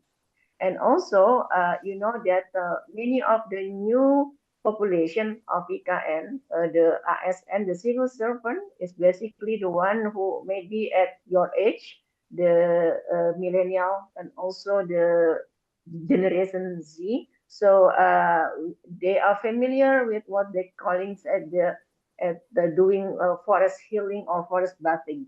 So that's also part of the ecotourism program that we will use. And then we will have commitment as long as the location is in the protected area, or we call it as a no-go area. So we will sacrifice the environment. And then if for another area that called as in our spatial plan called as a budidaya area or cultivation area or go area. So we still allow the tourism project can develop the land, but they still have obligation to follow all the environmental requirements that we will apply to all the stakeholders that want to do investment in IKN. Okay, thank you so much for the answer, Ms. Myrna. Yeah, thank you. Salam. Halo semua. Am I audible firstly? I am audible, right? Thank you. Very short question. Assalamualaikum. My name is Mu'taz from KU Leuven. I have a question to Pak Nurul actually. Your presentation was splendid, great, top notch. And my question is that, number one, what GDP contributors we should push, right? You've mentioned about the factors of GDP, imports, government expenditures, and all these things. What factors should we push? We've relied a lot about of our GDP in consumption, right? 60% of our GDP is in consumption. So when consumption increases, our economy decreases. We rely a lot more about to consumption. So that's my first question. And my second question is in terms of the FDI. We've lowered a lot, right, in terms of the barrier to entry, right? For foreign direct investors, investors abroad. Now sangat mudah, Pak. It's so easy for them to invest in Indonesia, right? Thanks to you, by the way. But do you think we should lower the barrier to exit? That's my second question, Pak. All right. All right. So those two questions then, Mas Mu'taz, yeah? Yeah, Pak. Correct. Okay, all right. Thank you. Yes. So the GDP contributor, if we see as we shown in my presentations that the GDP or the Y there equals to consumptions, right? Plus government expenditure, plus investment, plus in brackets, export minus import or the net export. So if you could see from the consumptions, for example, when we just spend only consumptions, then we don't see on another additional added value. Of course, consumptions is giving a good contributions, but to my understanding, investment is a very good. Why? Because investment is having impact into higher export, and investment giving also better tax income for the government. And investment is opening job opportunity for the people so that they have purchasing power on it. So by increasing investment, this will give the impact into export, government expenditure, and also into the consumptions. So that's why then for the last 5 years, Bapak Presiden Joko Widodo pushed a lot into our office to increase the investment realizations. Because of this, even it proved that during the consumptions was lower because of the limitations of our capacity in COVID era, for example, then we see investment in Indonesia is still growing. So this is the one that could maintain also the investment, the economic growth or GDP growth in Indonesia is still on the level that is much more better than compared to other countries. So those, the variables of investment, that it doesn't mean that government expenditure and also consumptions and export play not significant roles, but increasing of investment, this will create a better impact into the other variable that will increase also our GDP. And the second one, FDI, should we lower the barrier of doing investment in Indonesia? The answer is barrier need to be created with a very clear objectives. We created in our regulations barrier coming into Indonesia for foreign direct investment with, first, the investment cannot be lower than 10 billion rupiahs. That is not included for the price of land and building. That's only for the investment. This is a kind of barrier. Why we create this barrier? Because we don't want to create the situations that in Indonesia, small and medium enterprises, that the limitations of their revenue on that level, then they have to compete with the foreign direct investment that they could come to Indonesia with a very small capital. So that's the barrier, right? And then the second one, those who are coming to Indonesia and they are going to destroy, let's say, the cultural value of Indonesia, or they compete with the local companies in Indonesia, that they are going to utilize the local cultural of Indonesia, it is also part of the barrier that we create. Why is it barrier there? Because we don't want that Indonesians losing the root of our culture, because the area of the development of the business in this culture is taken by foreigner, right? And also the other thing, the value in Indonesia that is mostly Indonesian disagree, even though Indonesia is one of the highest player of judi online, okay, gambling. So in this case, it is also blocked. You cannot apply your business of gambling in Indonesia, even though we know that those who are the king of gambling in Cambodia, they are all Indonesians. And their market is also in Indonesia. So this is something very stupid happening in Indonesia, actually. So for this, we create the thing that we think we need to protect the environment of our economy, our cultural, and our human capital here. But for those who are in our strength, then we need also the collaborations with the investors, right? Like the one that I did mentions, for example, like battery, for example. We have abundance of nickel, but we don't have the technology of battery. Even we don't have technology of smeltering. We don't have the technology to create what you call battery pack. So these technologies owned by other investors. Are we going to just let our nickel to becoming normal soil without any value? So that's why the key point that we need to bring about is about giving the same stage of cooperations between our strong comparative advantage with other countries' competitive advantages, so that these collaborations giving the stage in Indonesia. So we could have the global stage for global shows in Indonesia that we could profit together. So that's so far on this level what we can do.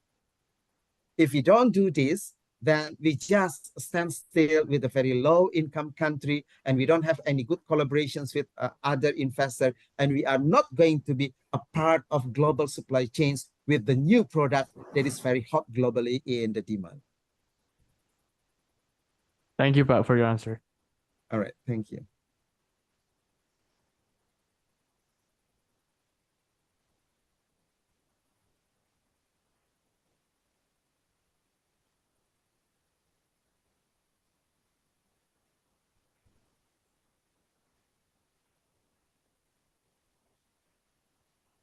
Yeah, hello everyone. My name is Abi. I'm coming from the Netherlands. And actually, first of all, I would like to thanks for all presentators.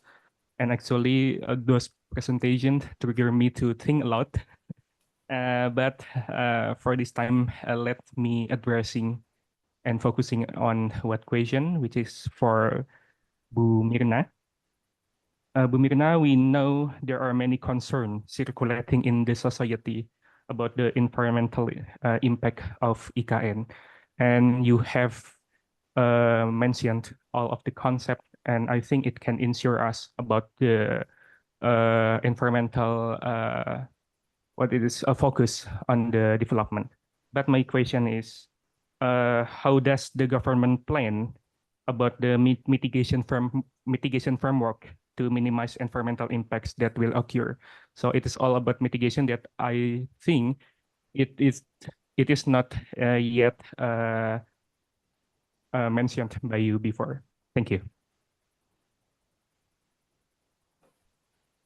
Yes, Abi, thank you very much. I think it's a very important questions, and then thanks for reminding me to also add information regarding this mitigation effort by the government for the environmental issues in developing IKN. There are several ways actually to do the mitigation. The first one is, of course, as a government, we need to prepare ourselves with the policy. So that's why we have the very strong spatial planning policy that I mentioned repeatedly, that 65% allocated for protected area. I think this is the largest number of protected areas in Indonesia and even in the world. That's number one.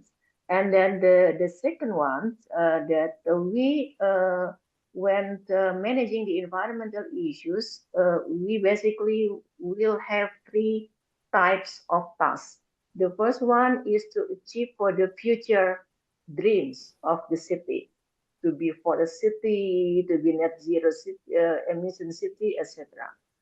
The second task is to deal with the existing challenge, meaning that the rapid, development project for the construction need to be watched effectively, and then we also develop several SOP instrument for doing environmental monitoring for the existing project.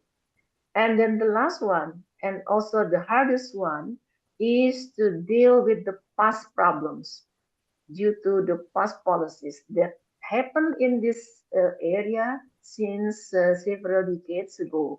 So we need to also deal with this. For example, if I can mention that in the area of Nusantara, there are a lot of licenses, legal licenses, that already enacted by the government before the creation of Nusantara, the mining licenses, the palm oil licenses, the HTI licenses. We need to deal with this. Yeah, so that's why one of the issue of maintaining deforestation in this area, we have a policy of doing moratorium of enacting new licenses, particularly for mining and palm oil. That is, I think, the most revolutionary policy of IKN that is backed up by the presidential regulation concerning the master plan of IKN. We also do not extend the terminate licenses, and then we also want to facilitating the traditional investment in East Kalimantan in this regard is coal mining to transform to another kind of business. So we are just starting the process in doing consultation with the expert, with the private sector, and also with the license holders, because this is very big issues for them. So we understand that this is need to be carried out carefully and then also gradually. And just now we publish guidance for doing the mining rehabilitation reclamation in order to make the ex-mining area become green. And also we provide several guidance, several roadmap that also obligatory, mandatory for all the investment that want to do operation in Nusantara. But above of this, I think the consistent political will is very important, because basically the existing regulation for IKN is really good in my opinion in making IKN as a green city. And then the second one is also the support from all stakeholders, including the students, because we at the IKN often say to the universities in Indonesia and also other universities in outside Indonesia that IKN basically is a giant living lab. So we provide opportunity for you to develop any innovative ideas in terms of the sustainable development in IKN. Right now, we are in the process of discussing with the several universities like UGM, ITB, IPB, Brawijaya, and Mula Warman also, to provide them with the location where they can do, it's like the innovative village, where they can show their innovation, where they can also implement the method that they believe that it can be used for transforming the existing ecosystem of IKN to become the tropical forest. So that is some of the activities and also policies that we are now doing for mitigating the environmental destruction for IKN.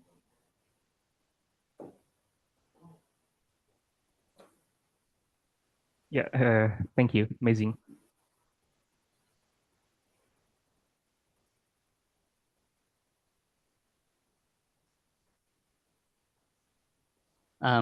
Good afternoon. Thank you. My question is to Mr. Bjarne. We've been talking a bit about the issues of digital transformation, and I'd like to follow up on that, but from a broader perspective. I think I would believe, I agree that a progressive digital transformation must be supported by a robust legal landscape or legal environment, to which I think the EU is a prominent example for other regions, especially the Southeast Asian countries. And I just like to see your point of view as a business point of view of how the EU legal landscape can have accommodated businesses in terms of technologically advancing their ideas, because you mentioned some stuff about artificial intelligence. And I think we recognize that just recently this year, the EU adopted the Artificial Intelligence Act. And I was wondering, I've heard some perspective from my fellow lawyer and academias, but I have yet to hear from a business point of view. So what's your take on that? And does these laws actually support or accommodate the innovations that you have? Because for our information, that as of this moment, Indonesia, we currently do not have a law on artificial intelligence. We have a national strategy to which I think it was made, I think 5 or last 10 years, to which it does not have yet a clear follow-up. And in that regard, do you think that EU or maybe Denmark or Sweden in that respective or other countries that have made a significant technological innovations, can it become a reference or a benchmark for us, Indonesia, as a country in Southeast Asia, to I guess as a role model in terms of either the business model or maybe the legal landscape that it's supported by? Thank you. Thanks a lot. I think it's a super good question, and not to start to go through all it, but you have the first part of this is the NIS 2. Perhaps some of you know it. It's actually a cyber sec regulation from the European Union, which is about to make sure that if we shall have digitalization, we need to be sure that it's safe. As a meaning that hackers cannot come into the system, so we don't suddenly lose all this. And there you have one area where you have the NIS 2, which is taking care of that part. Then you have another part, the GDPR. Somebody have probably heard about it. It's a question about protecting you and me, so to speak, our personal information. So the personal information that is there is not misused. And then you're also exactly saying, then you have the AI Act, which is also a little bit. So you can say there is different kind of regulation coming in. If I should start with the cybersec, I think that is super important. And I think there all countries have to work together. And I think in Indonesia and ASEAN, I think even, by the way, I think you had a big cyber attack just recently, which actually hit some of the public systems as far as I am reading in the news. So that's a good example how important it is that we protect our digital infrastructure. There, I think that the NIS 2 is about this infrastructure protection. I think that is important, because without that, we will not have succeed with digitalization. I actually also like the GDPR thinking, because I think that if we as single persons, because of course I'm working in Siemens, but I'm also just a person, and I also think that it's important that the data everybody have about me is taken care of, and it's not coming around and not misused in different ways. So I think also the GDPR. The AI Act, I think there's a lot of good thinking into it. But I think that what we also have to be aware about regulation is there's also some kind of balance between regulation and then let things run. Meaning that, you have to be very carefully that we are not going in and interfering with innovation and with people getting great ideas and this. But I think in general, if I take these three areas from the NIS2, the GDPR, and the AI Act, I think the thinking behind it is correct, and we strongly support it. And I think that all countries and regions will have to go through this kind of thinking and say, you know, how can we use digitalization in the best way to make it secure, to make sure that data is not misused, and then of course also define a little bit how do we actually want to make AI be, because I think the potential in AI is super, but of course we also there have to be careful that that is not misused exactly as the same way as with the cybersec and with the personal data. So thanks for the question. I think it's a very good one, and I think you could discuss this regulation and market forces a lot. So but I think there is some takeaways there. Thank you. Very much. Thank you so much to all our keynote speakers, even though there's more questions, but we are out of time. So thank you very much for your insights. We all loved it. And for the last thing, maybe we can take a group photo. We're going to try a bit of how to get everyone in. Okay, we will do our best. We'll see if this works. We'll see if this works. Okay, so I will try to screenshot this. Everyone, say hello. Hello. Okay. Yeah, I think we can do it like this. Okay, I hope it works. Fine, yeah. Just perfectly fine.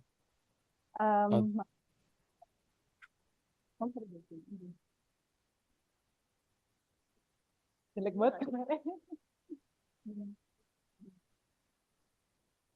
And you can open the camera first for a moment, just to take a photo. Just for like 30 seconds, because it's only one slide, so. Okay, yes. Okay, 1, 2, and 3. Okay, once more. Okay, say cheers, 1, 2, and 3. Okay. Thank you so much. Thanks a lot. And thanks for the invitation again. It was a big pleasure. Terima kasih ya semuanya. Yeah. Maaf Thank you. kalau Terima kasih. kasih. Thank you, Pak Bjarne, Bye-bye. Bu Myrna. Yeah. Thank you. Pleasure meeting you Terima both. kasih, Thank you. Pak. Terima Ya. kasih. Sehat selalu. Ya. Terima Sehat kasih selalu semuanya. semuanya, teman-teman semua. Izin pamit Terima ya. kasih. Ya, izin pamit.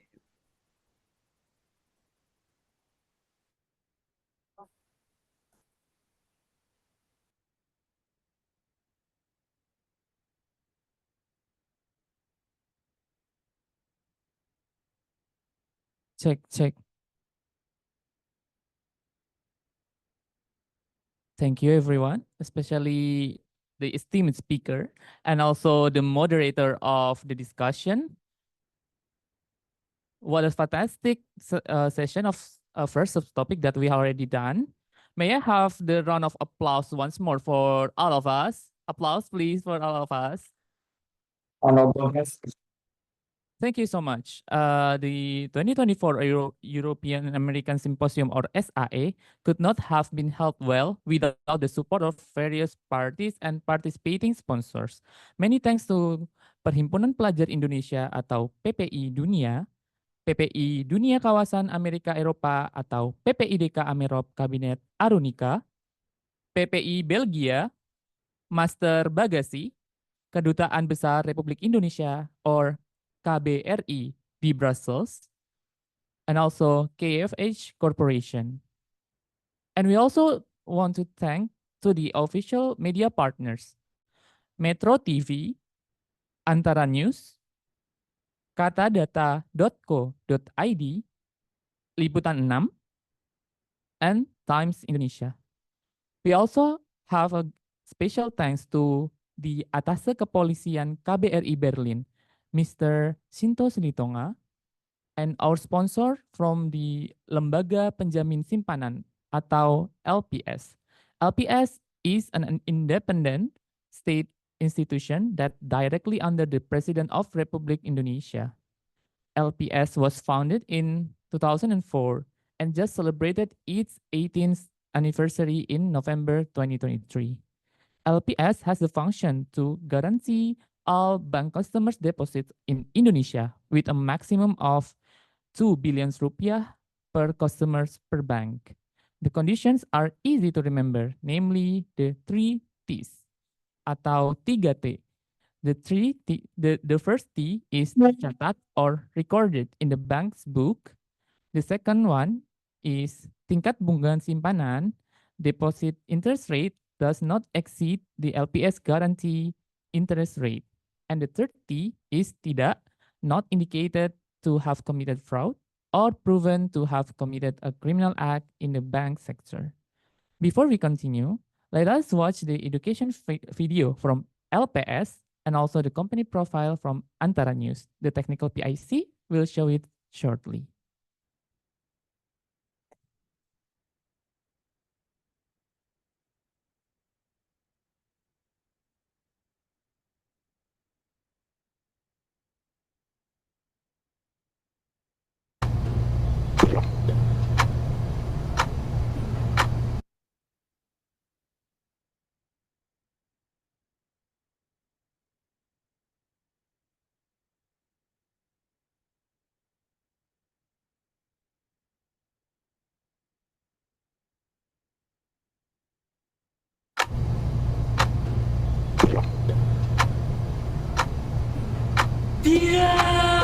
Ini guys, kalian pasti bingung kenapa dia bisa teriak kayak gitu. Jadi gini, ini dia sebelum kejadian itu. Aktivitasnya setiap saat adalah check out, dan check out. Mas.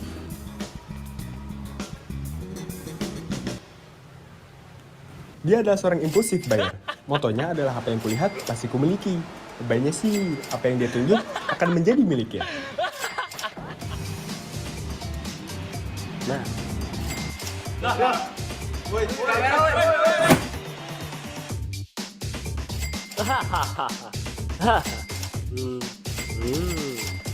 Sampai akhirnya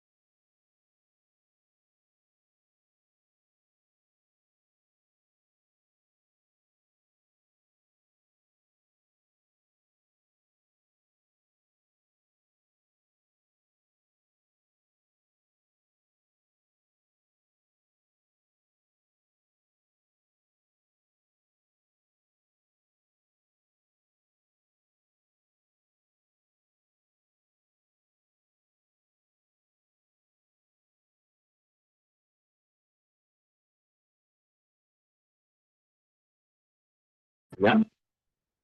Tempat yang aman. Udah tuh. Woi, maling. Dan pastinya tempat yang aman untuk menabung sudah lebih bagus. Tidak perlu takut lagi kehilangan uang karena sekarang sudah ada lembaga penjamin simpanan atau LPS yang akan menjamin simpanan kamu hingga 1 miliar. LPS sahabat nasabah Indonesia. Nah sekarang Faiz sudah paham kan tentang cara mengatur uang? Yuk menabung hari ini, untung hari esok.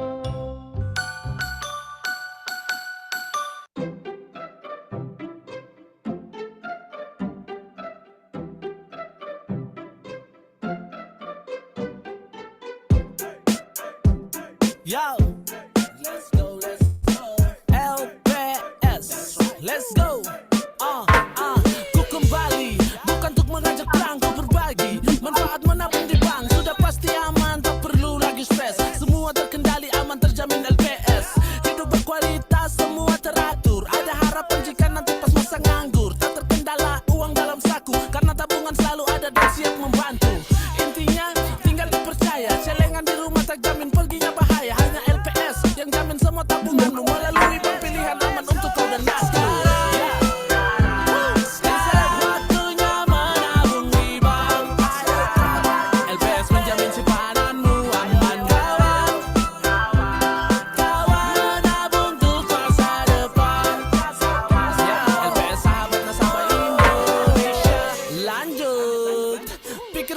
tua, pikir masa depan. Menabung agar hidup santai dan lebih elegan.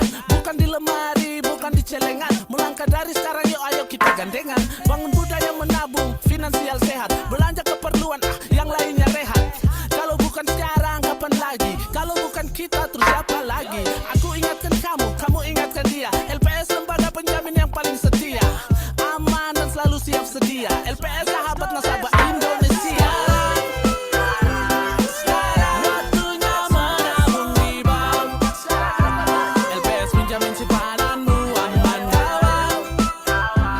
Kawan menabung untuk masa depan. LPS sahabat nasabah Indonesia.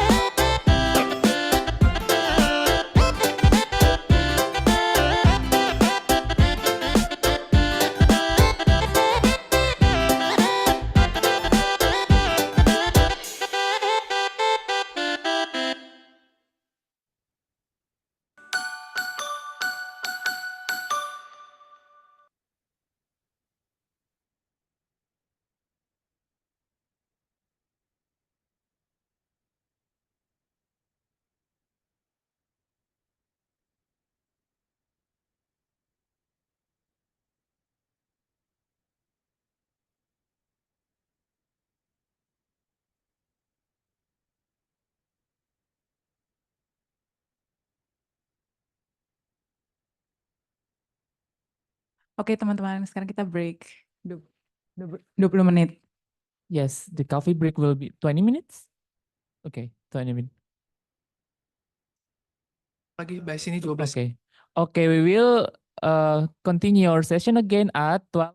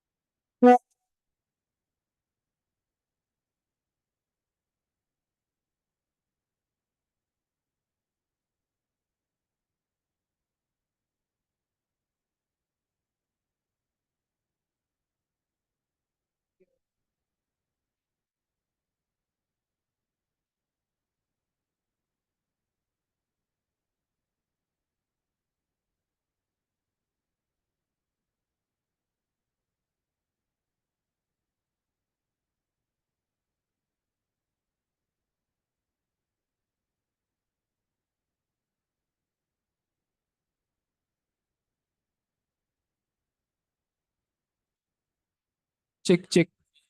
Hello, hello. Tapi very Oke, untuk panitia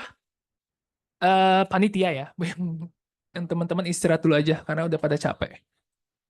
Yang panitia bisa bantuin Dava menyiapkan conference kit. Jadi setelah kita selesai, kita bisa langsung cus ke KBRI ya, karena kan kita juga mepet waktu. Thank you.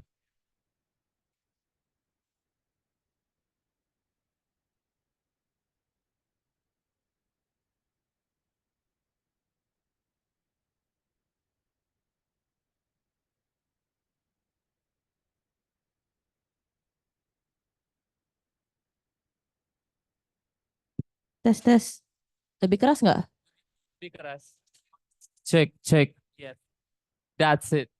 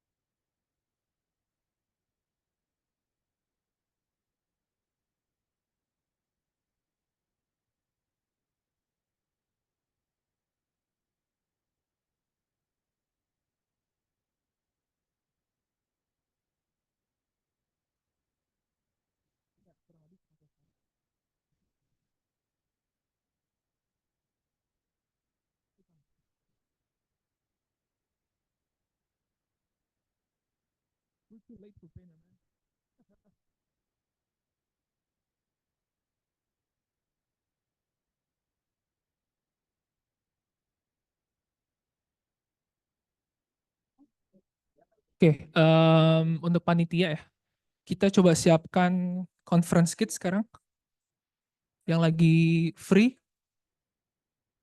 Teman-teman minta tolong, minta bantu dikit kok, nggak banyak.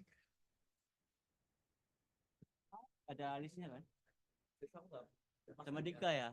Ini udah dikirim, udah, aman-aman. Mana ada 16 sih yang udah pre-order. Ini apa?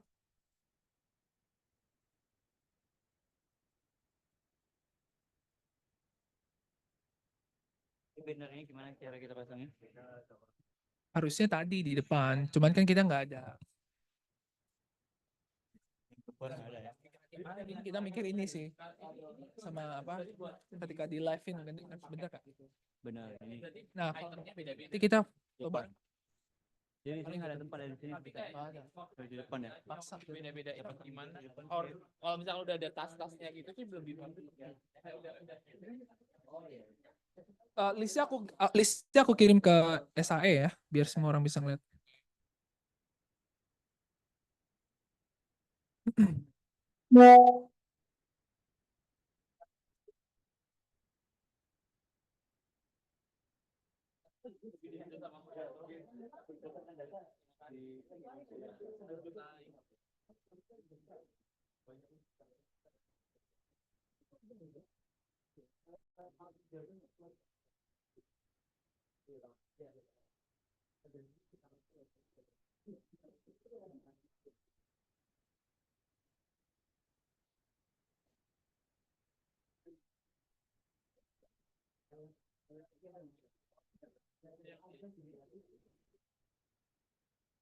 Melina, Bari nanti itu kita shout out lagi nih, kita ada conference kit buat teman-teman yang belum pre-order, bisa nih pesan langsung. Kita ada beberapa multiple sizes gitu kan. Harganya cuma 15 euro. Itu ada apa? Conference kita itu ada apa? Ada kaos, tumbler, pulpen, notebook gitu-gitu. Oke nggak? Mana ya?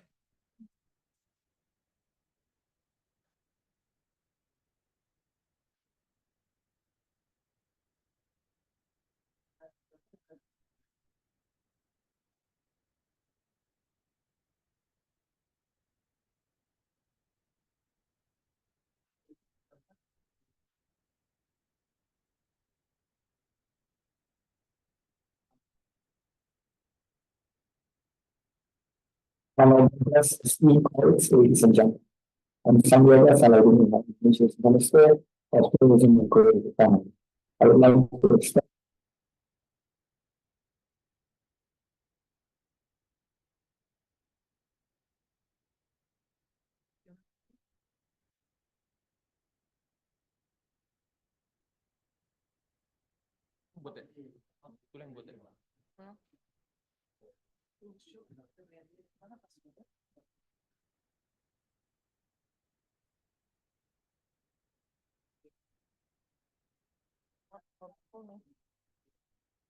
Sampai bawa bekal.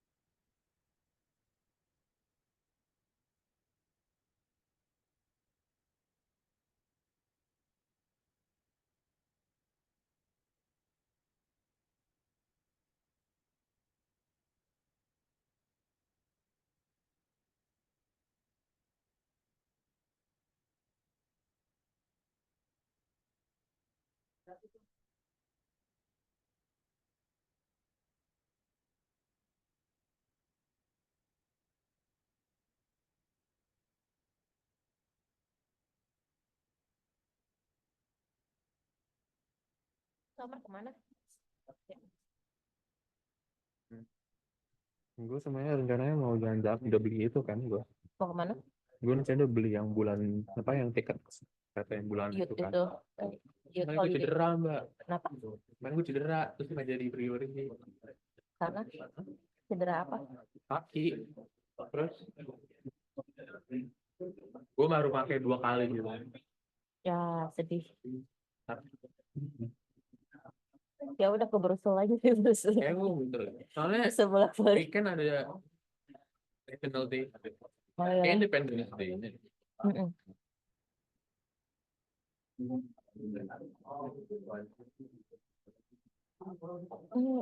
Main baru dari Paris juga. Oh, pantesan Dira bilang dikira lu masih di Paris. Rame ya? Oh, belum. Cuma banyak buat konstruksi. Apa sih? Olimpik udah kan udah ya? Minggu ini. Ini kan. Soalnya gue bosan lah. Karena Hah? Paris Enggak bosan aja. di sini. Iya. Ya sih, kalau sabar gue bosan sih. Mau tuh udah selesai. Tesis lu udah selesai. Cuma gue nggak harus bosan sih. Lu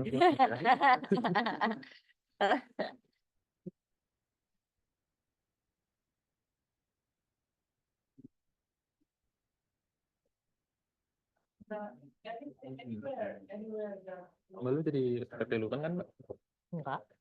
Gue udah bilang enggak. Kenapa pakai? Nggak ada lagi loh. Nggak mau. Kenapa emangnya?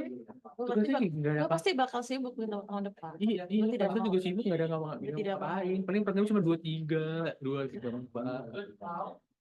Itu siapa dong? Gue nggak memikirkan masa depan. Ya udah. Itu masa depan gue. Nah, ini lu wakilnya mana Vila? Nafila aja yang gue wakilnya gantian. Kan dia kan udah jadi wakil kan sekarang. Bana apa? Dia naik, gue turun. Gue turun. Dia nggak turun. Bana bukan wakil. Ya kan semacam. Iya. Semacam wakil. Gantian lah. Jadi dia naik. Nanti gue yang gantian. Emang kenapa kalau lu? Enggak juga, gue lagi nggak mau organisasi. Gue bener lagi nggak mau organisasi. Iya, doang nggak mau. Kan lu udah dekat sama anak PhD. Lalu? Mana? Yang jadi ketua anak PhD. Enggak, justru jangan anak PhD. Iya, PhD lah. Janganlah. Justru jangan. Kasihan PhD-nya. Oh, Mbak Isti udah nggak ada lagi ya? Enggak, kan udah balik ya. Hilang berarti connected.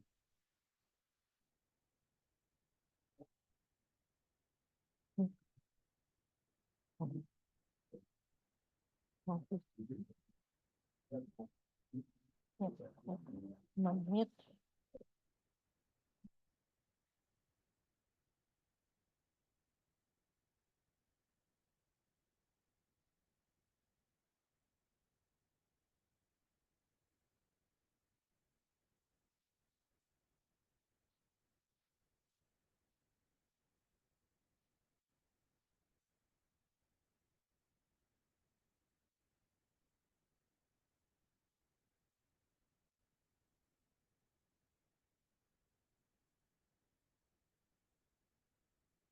That's normal. I think it's like that. It's good, actually. Jadi sini mereka berkait.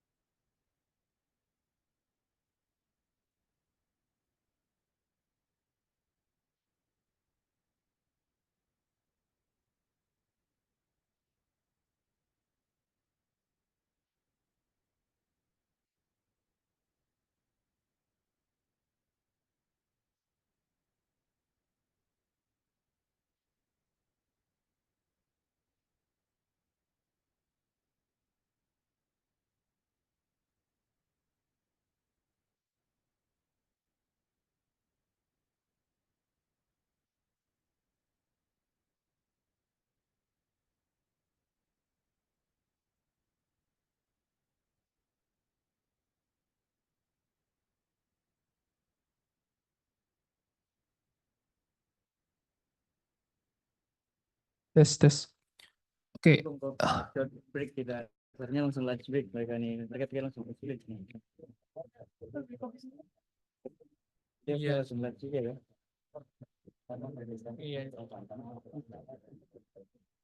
Iya, mau gimana udah. Small Kita nggak bisa buat minum doang dan kamar mandi sih harus. harusnya. Cuma udah pada capek di sesi 1.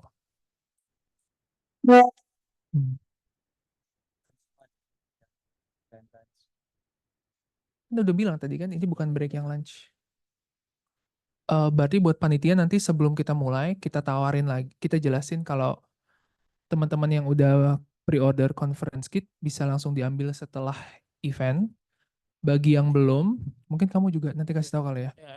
Bagi yang belum, nanti bilang aja di grup delegasi kita share lagi link buat conference kitnya, jadi bisa langsung pre-order situ langsung bayar. Apa? Belum pada breakfast. Ya udahlah, pengalaman aja buat tahun depan, jangan dimulai jam 10.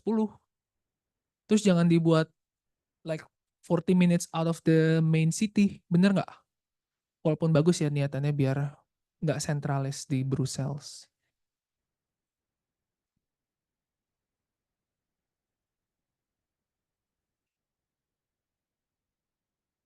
Tapi in terms of auditorium tuh sebenarnya bagus ya, ini super ya. Aku nggak tahu yang tahun lalu kayaknya.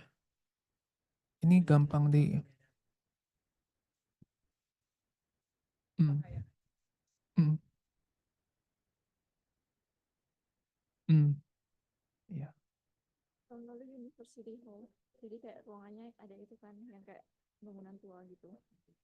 Ada podiumnya gitu-gitu. Tapi secara kayak teknis gini bagus nggak dulu? Oke. Nah masalahnya adalah kita seharusnya 12.50 mulai, tapi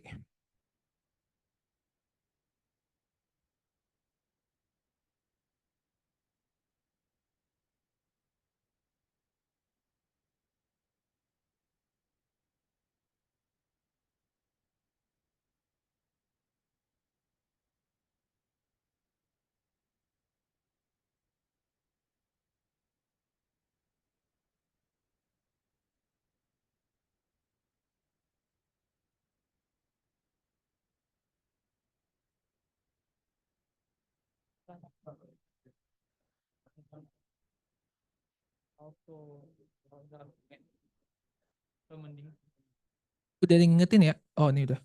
Guys udah selesai breaknya. Lanjut. Oke. Terus apa lagi ya?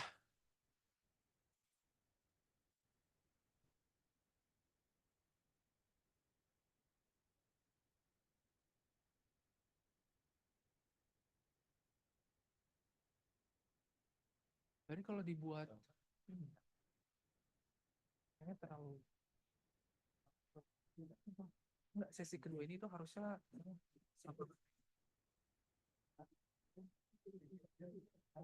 kalau misalnya dimulai 2 menit lagi bagaimana?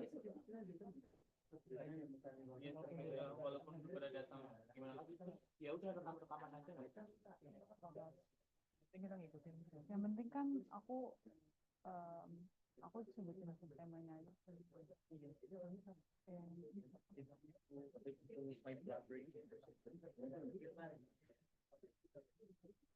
Di mana ngomongnya video di To start with our second session, we'll start with the official opening remarks by the Credit Economy by Mr. Sandiaga. Udah pendek-pendek aja kan. Gak usah banyak-banyak. From Mr. Sandiaga.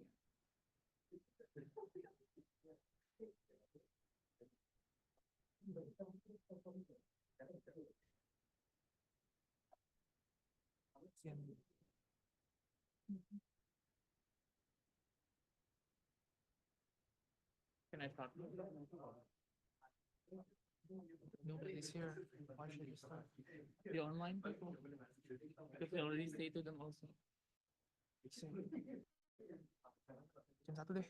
Okay. Terakhir deh. Yes.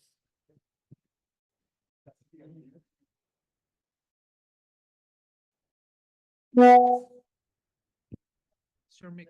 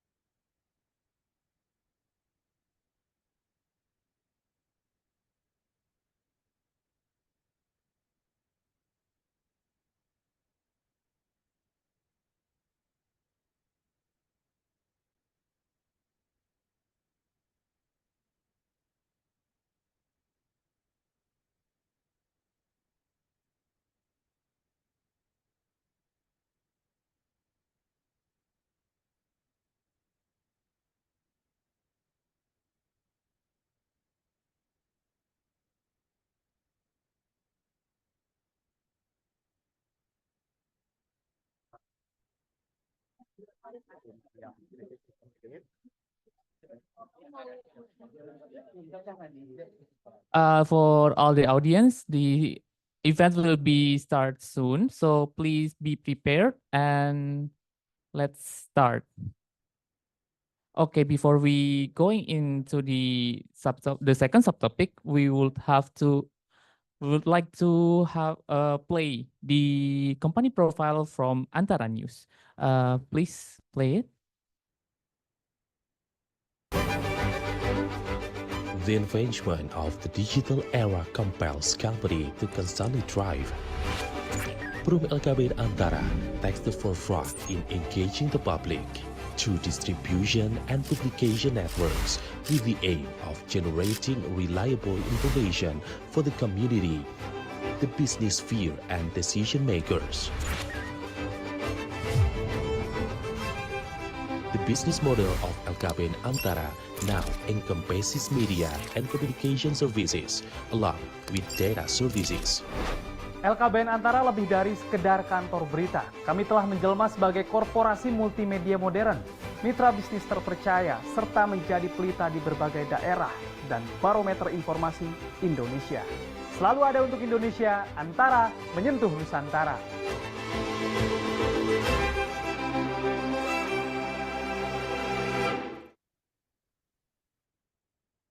Thank you. And technical information for those who are pre-ordered the what is the name? The kit, what is the name? Conference kit. Yes, you guys can retrieve it after the events. For those who want to order it, you can order it now by the links that are already in the group. So let's start to the subtopic, the second subtopic, which titled Economics, Innovation and Creativity in Digital Business, Collaboration and Community Empowerment, with the key objective of promote digital entrepreneurship to support sustainable economic growth by reinforcing regional and global resource-based economies. In the subtopics, there is three of keynote speakers that will deliver their presentation. To continue, the moderator will introduce the speakers and guide the whole symposium for this subtopic. For Melina, the time is yours.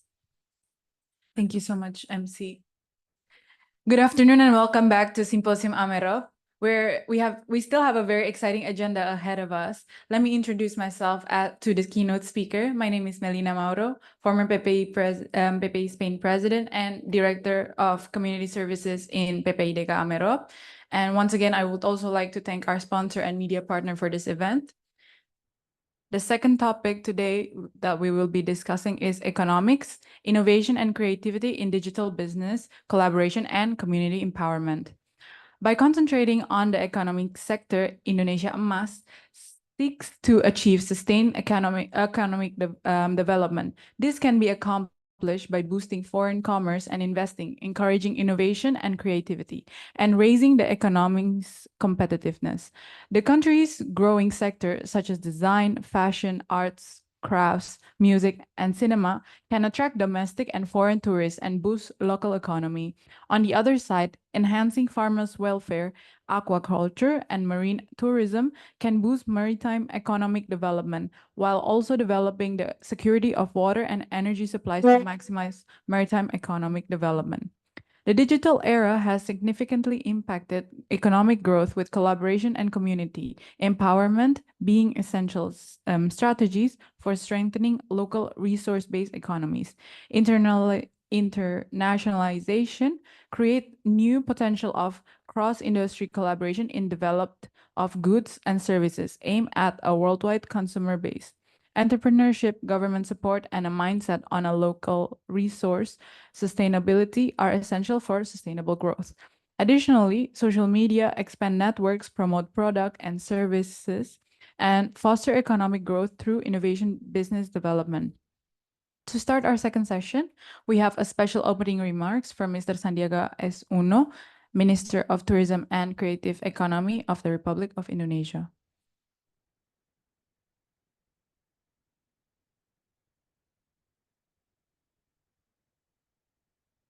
Honorable guests, esteemed colleagues, ladies and gentlemen. Honorable guests, esteemed colleagues, ladies and gentlemen.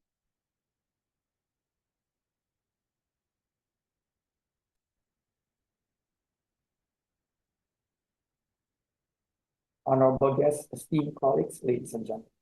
I'm Sandiaga Salahuddin, Indonesia's Minister of Tourism and Creative Economy.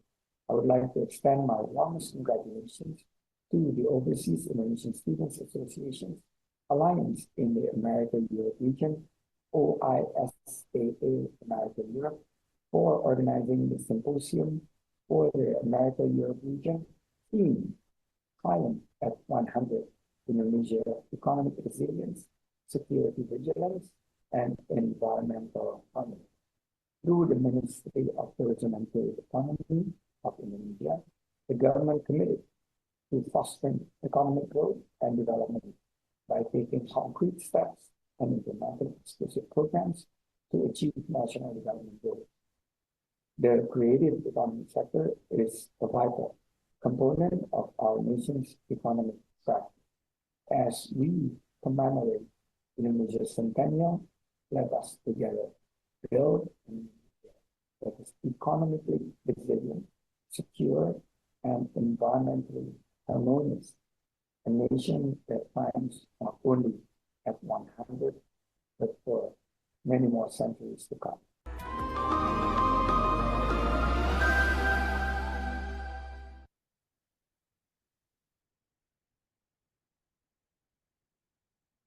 Okay, now for our keynote speaker of the subtopic, we have Ms. Ratih Mayasari, Director of Finance, Perumda Pasar Jaya. Your 15 minutes starts now. Okay, thank you. Hello, everyone. For the presentation, who will display my PPT? Okay, one moment.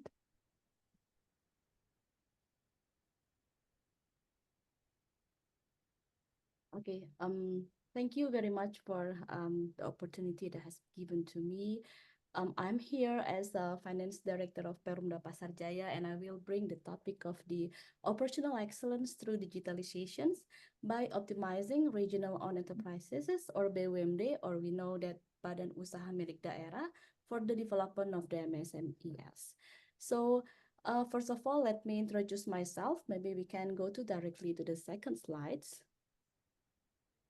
Actually, this is a very interesting session for me because currently I am also still a master student for my third master degree.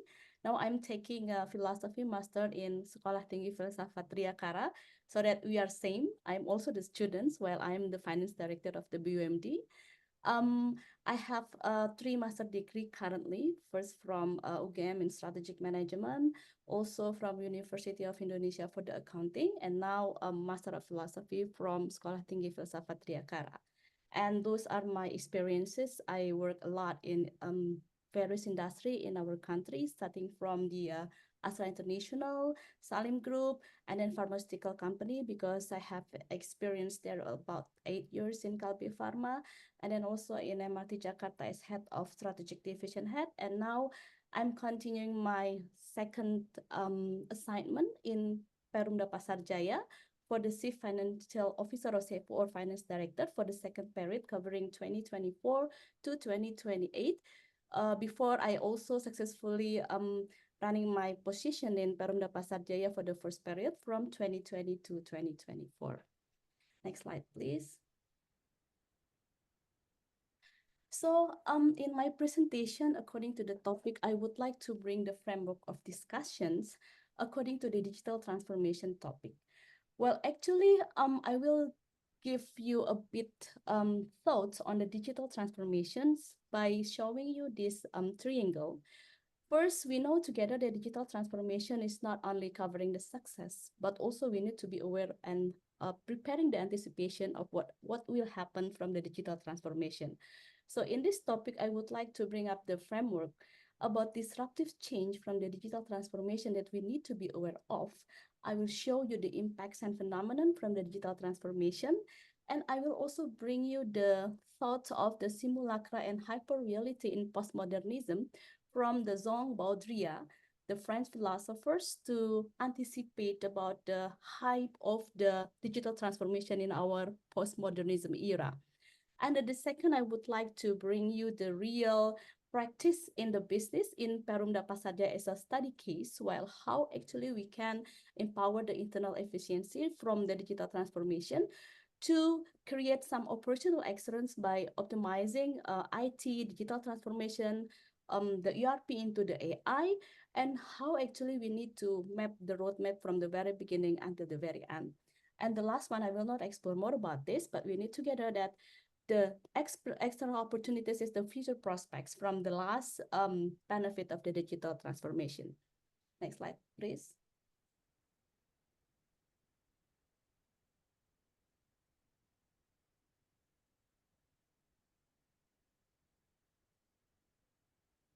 Go to slide 4, please.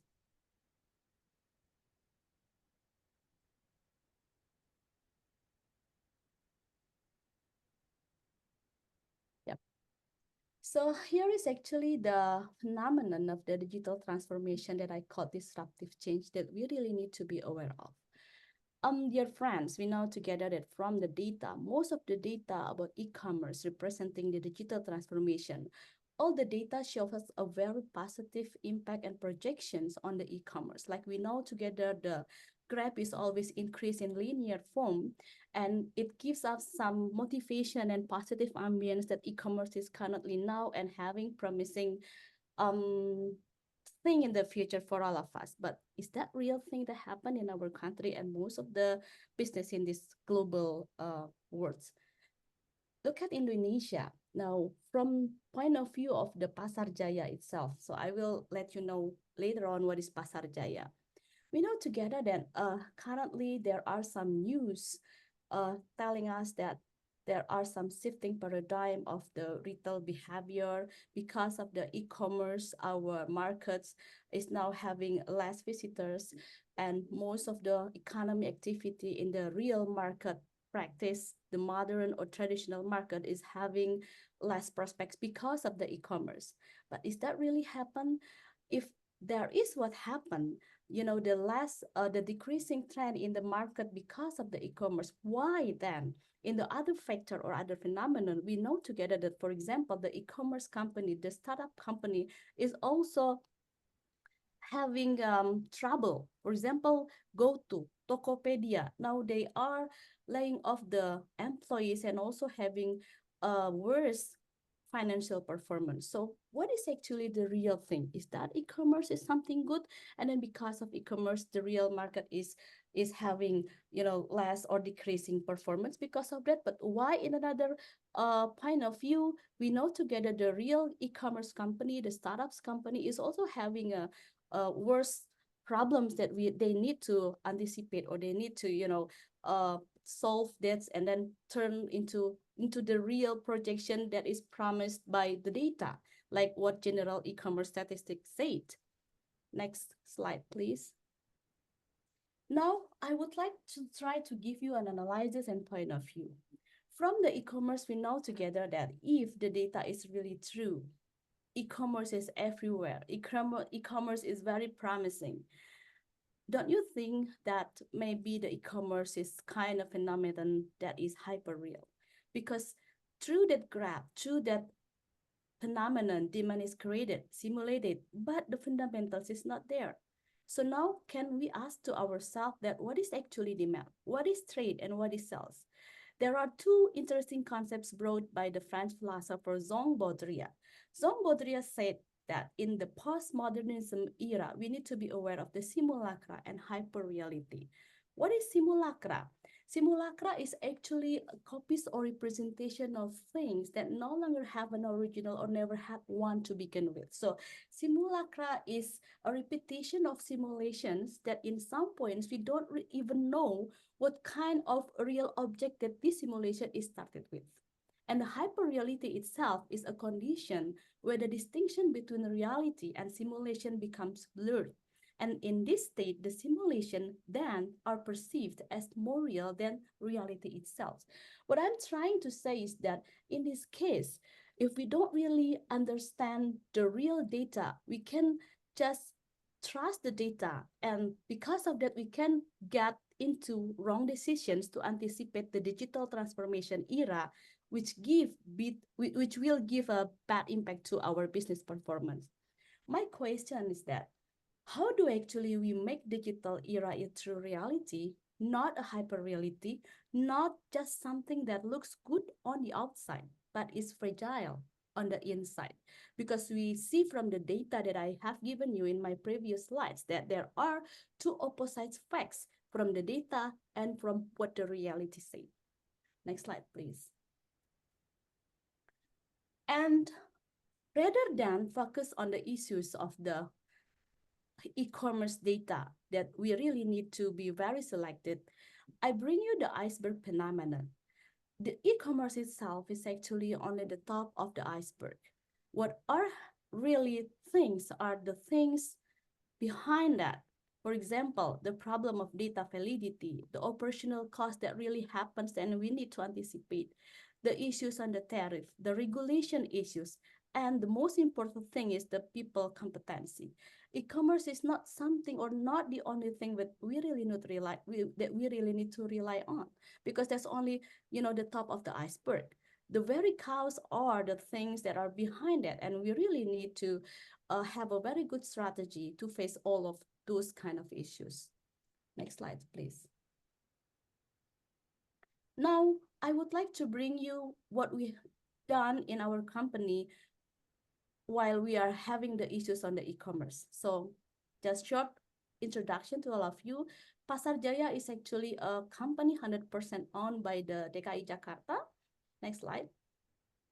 Pasar Jaya actually manages more than around 155 modern and traditional markets, not only traditional markets, but also modern markets like ITC or like Pasar Senen, Tanah Abang, or Pasar Majestic if you come to Jakarta. Next slides. And these pasars are only the examples that we have. While True manages these assets, Pasar Jaya actually own around 4.7 trillion rupiahs amount of assets. So this is not a small company, but contributes a lot by giving dividend to Pemprov DKI Jakarta around 50 billion rupiahs per year from the net profit that we got every year. Next slide. Those are also, the examples.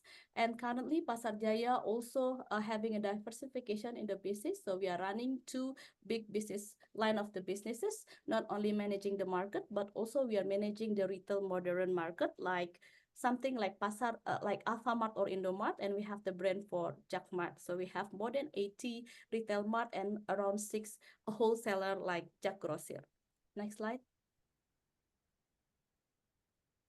Next slide.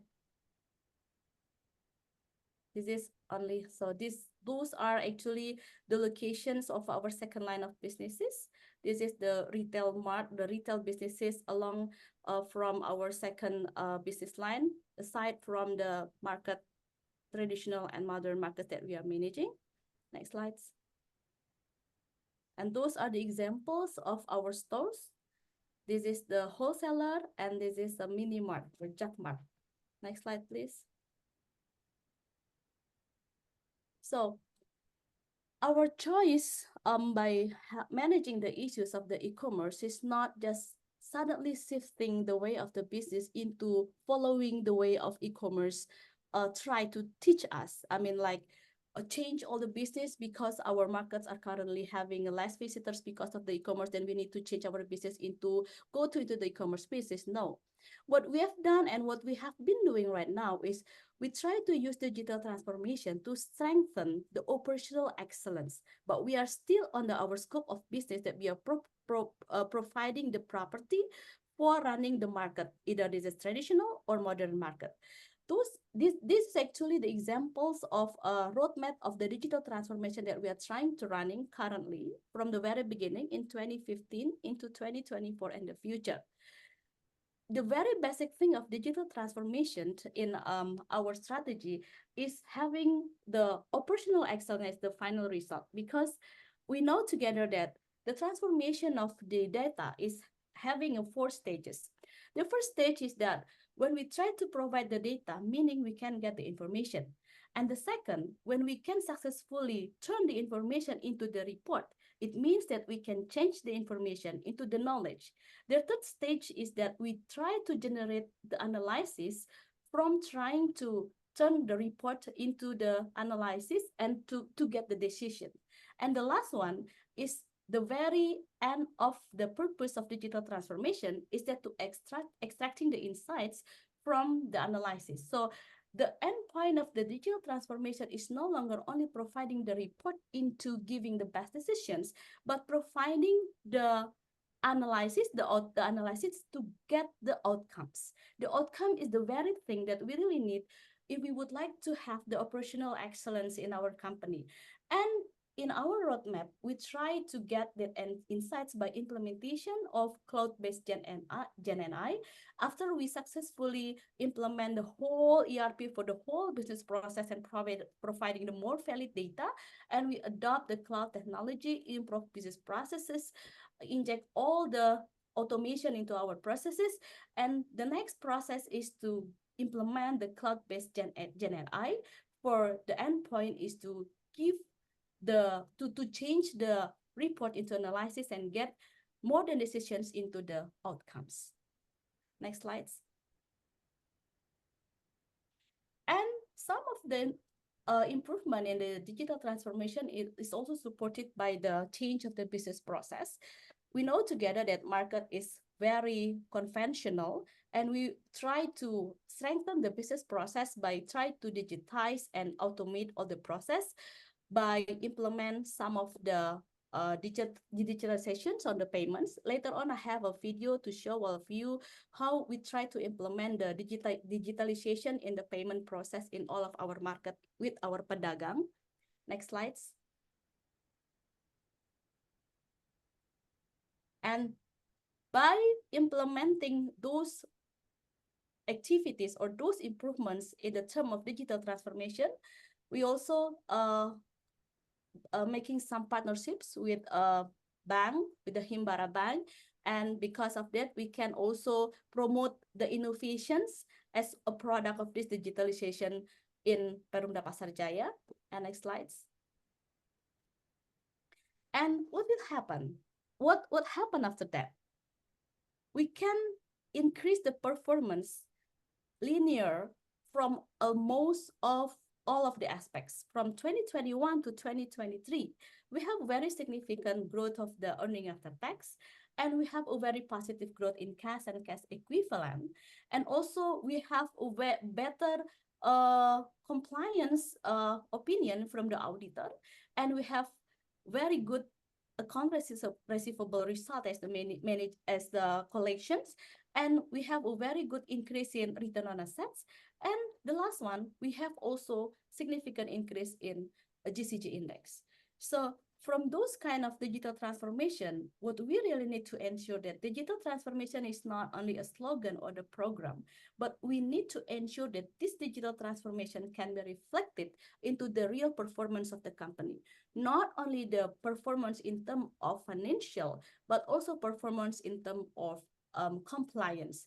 Because what the shareholder needs from us, what the stakeholder needs from us is trust. So if we can improve all of the performance in all sectors, means that the digital transformation can works really well in our company. Next slide. And some learning points that I would like to share to you from the digital transformation is, do remember, momentum is the key. Digital transformation is a strategy that we start to push in 2020. If you remember, 2020 is COVID, and most of the businesses are declining, but we choose that momentum is to restart the digital transformation, because we know that the momentum is the key. So we cannot delay the momentum. If the momentum is now, so then just run it. The second is we need to have comprehensive planning for better execution. What happened is sometimes the digital transformation is only sectoral activities. There are no whole or complete planning, so that when we are talking about digital transformation, most of the projects in digital transformation always fail.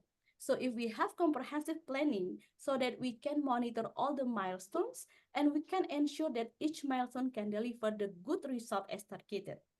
And the third is see what the unseens. This can be linked into the thoughts from the hyperreal that I have given you in my previous slides, that don't use the data around you as the only data that you need. Because if you only see the data without really having deep analysis, then the decisions that you take will give you into the wrong directions. And the last one, when we commit to do the digital transformation, focus on the spiral movement, meaning that in the next stage of the digital transformation, ensure that it will have the higher position from the previous. And this is just like a running improvement into infinity, because digital transformation will never have an end. Last slide, I think. Now, you may see the video that we have made, a very short video about what happened in just a little improvement in a business process that we implement in our payment system. You can play this, please.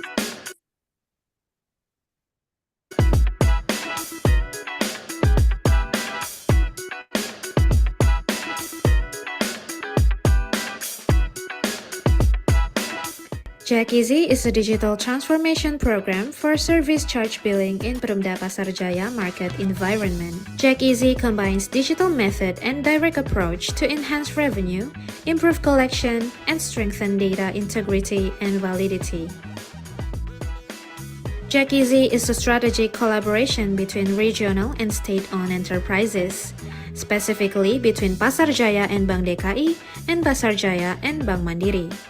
This synergy gives a broad positive impact for market businesses in Jakarta, especially in markets managed by Perumda Pasar Jaya. There are 8 markets that have already implemented digital service charge billing using JAK-Easy, namely Pasar Jatinegara, Pasar Sunan Giri, Pasar Rawa Bening, Pasar Santa, Pasar Tomang Barat, Pasar Baru Metro Atom, Pasar Minggu, Pasar Glodok.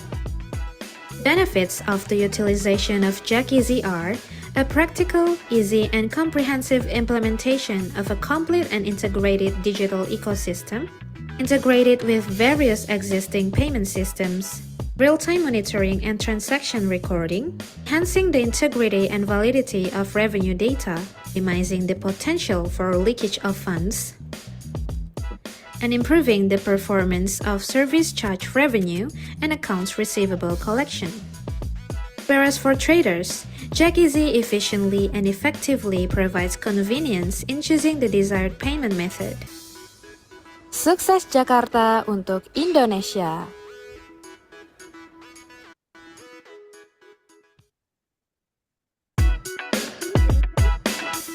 You can stop that. That is my last slides. Thank you very much, and I will welcome any questions for the discussions.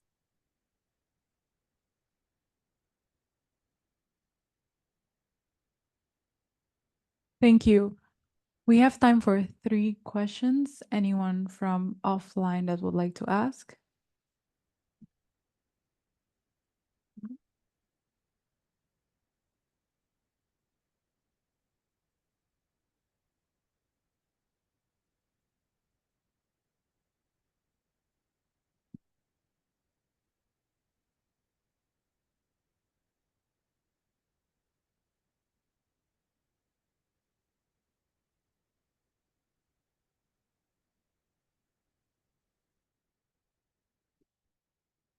Okay, thank you so much, Bu Ratih, for the presentation. It was a well-rounded explanation.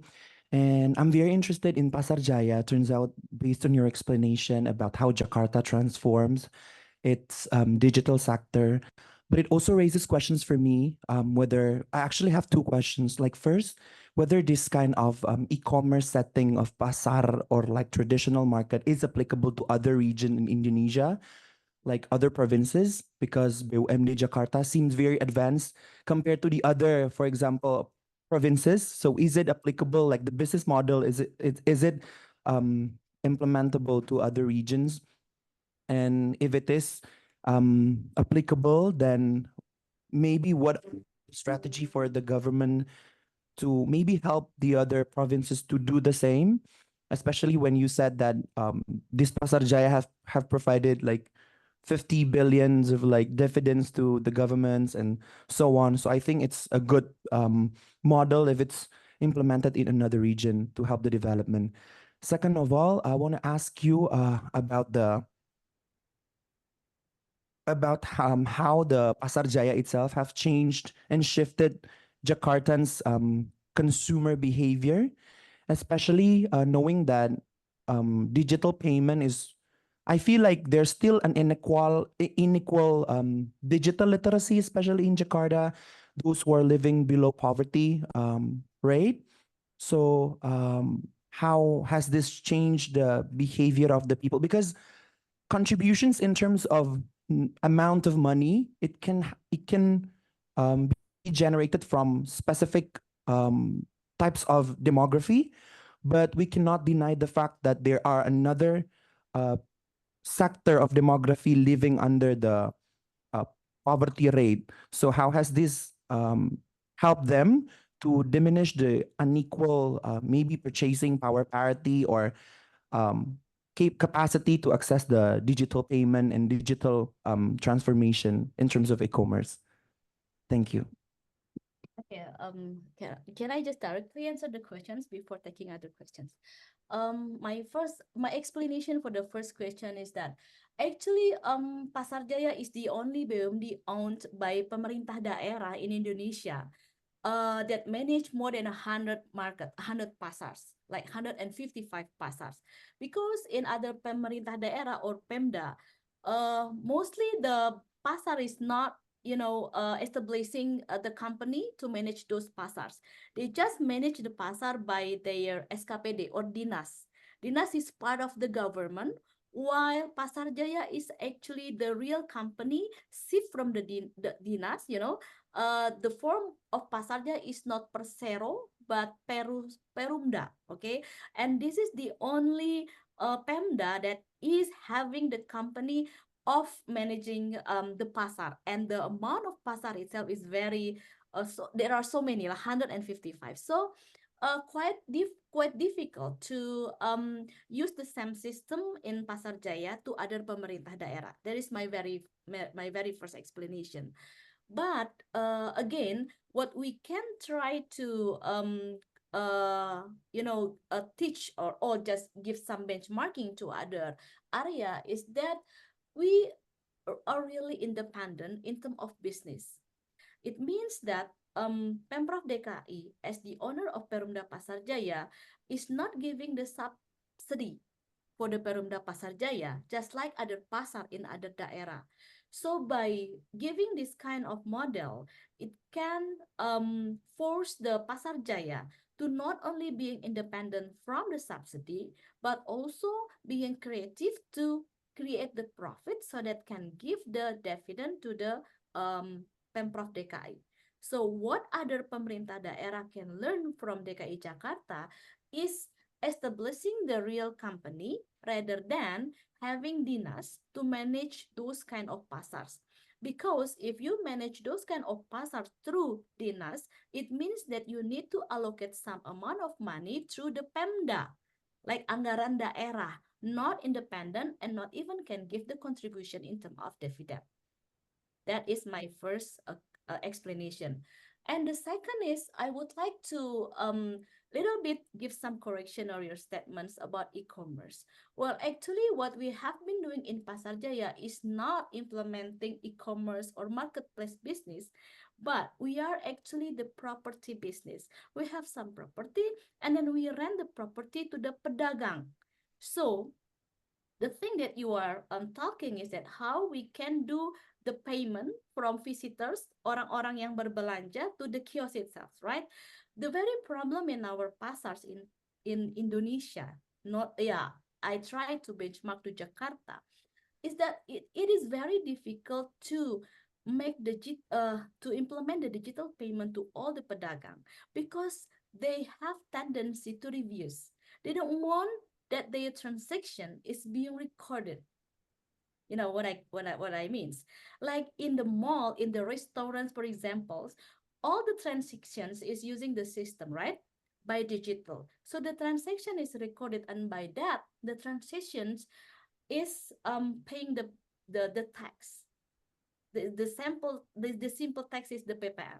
So it is very difficult to change the behavior and culture of our pedagang, that they want to change the transactions by doing digital transaction, like Kris, for example, because those are many attempts by all the banks to implement Kris. For example, they just like put the Kris and there is no continuation of the program of the real digital payment through the Kris.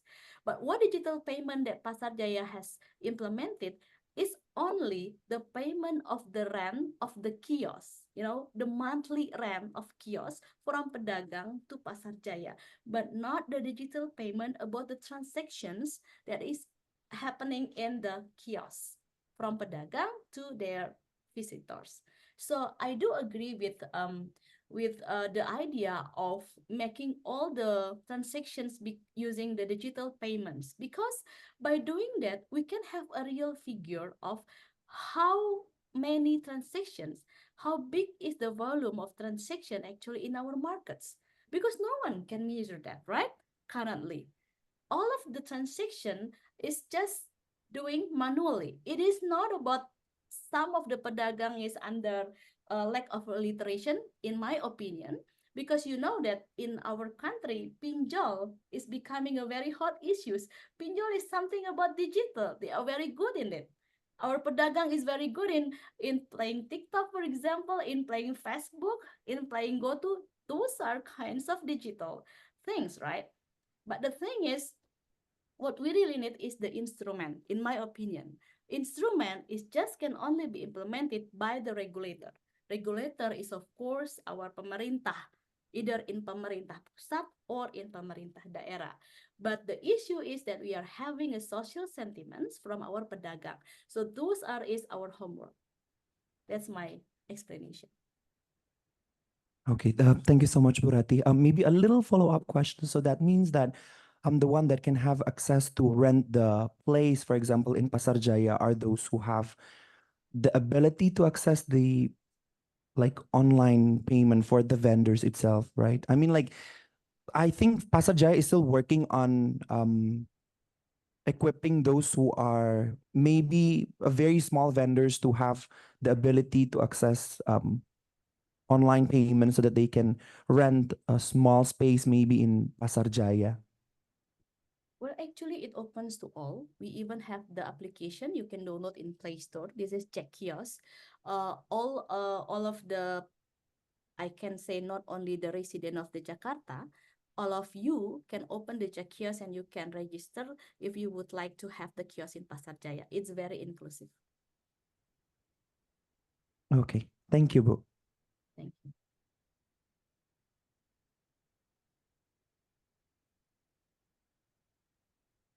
Okay, because we're short on time and Ray actually already asked 3 questions, so we want to give you a commemorative certificate for sharing your insight and spending your time this afternoon with us.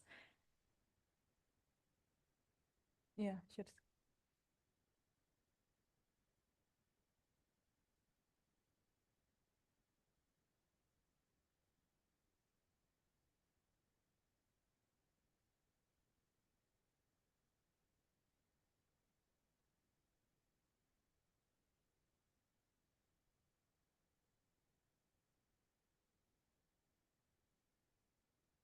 Sorry, one moment. We're having some technical difficulties.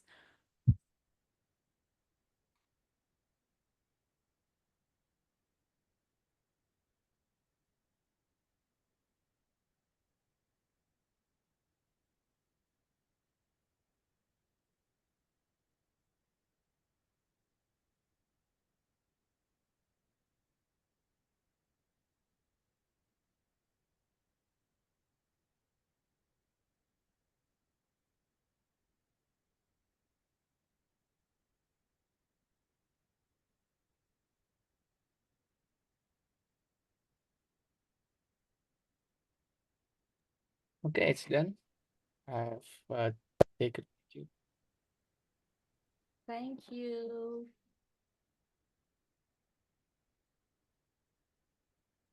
Dika bisa take over. Yeah, I did already. So you can continue to the next session.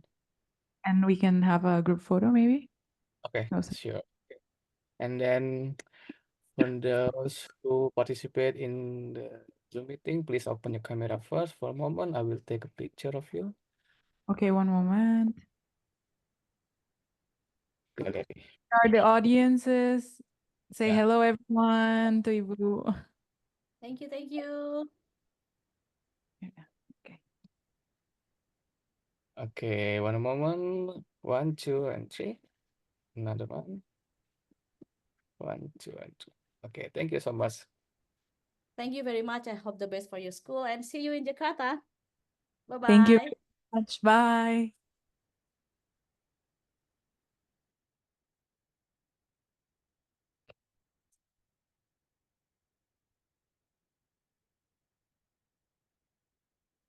Ngomong nih di sini. Anyway, I'm taking over. Makasih semua sudah join. Sekarang kita bakal lunch. Lunchnya bakal di student canteen Alma 1. Sekarang kita bakal head ke sana semua.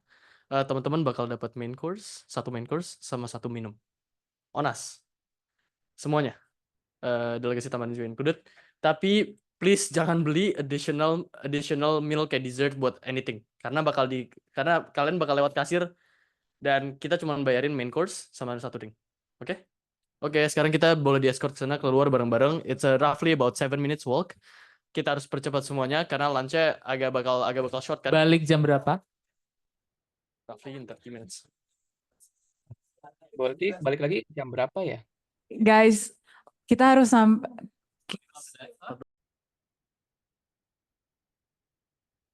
Kamu rekemin aku aja deh, biarin nggak apa-apa.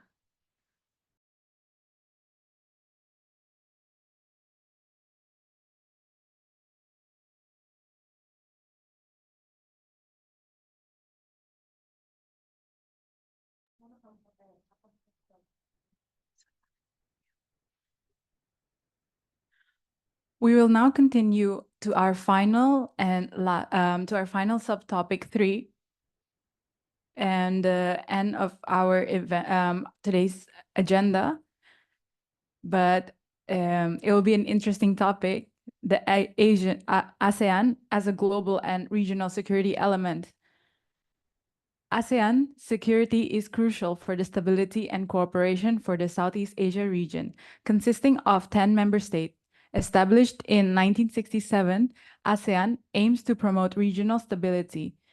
Its strategic location at the crossroads of major world powers, including China, India, Japan, and the United States, shapes geopolitical dynamics. ASEAN security directly impacts the global order, contributing to a more balanced and cooperative international system. ASEAN's commitment to non-intervention and consensus building has played a significant role in preventing conflict and facilitating regional cooperation. ASEAN security is crucial in addressing non-traditional security threats like terrorism and transnational crime. It involves intelligence sharing, joint exercises, and capacity building among member states. ASEAN's success in combating terrorism serves as a model for international cooperation in global threats, fostering cultural exchange and interconnectedness. We have the greatest honor to welcome our keynote speaker, Mr. Suhiro Siem, EU Ambassador in ASEAN. We would like to welcome you, and the floor and the screen is yours. Thank you. Thank you very much, and good afternoon for all of you who are in Europe.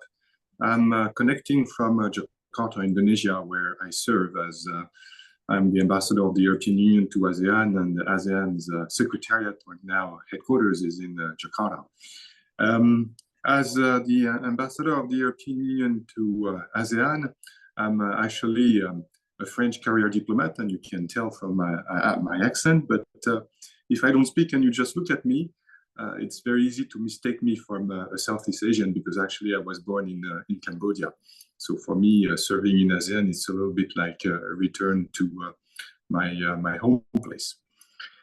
That's why people usually think that I'm the perfect man for this job, because being a French career diplomat, but at the same time being born as a Cambodian, gives me a unique perspective on the European Union ASEAN dialogue, partnership, and relationship.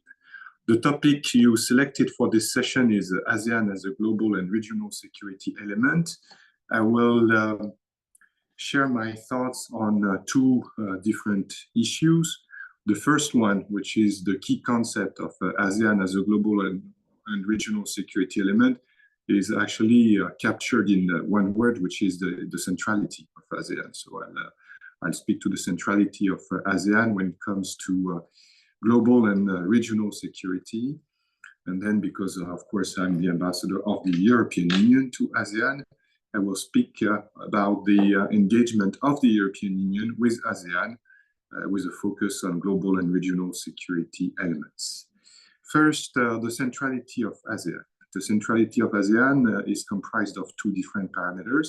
On the one hand, it's an engagement on Southeast Asian issues according to ASEAN terms.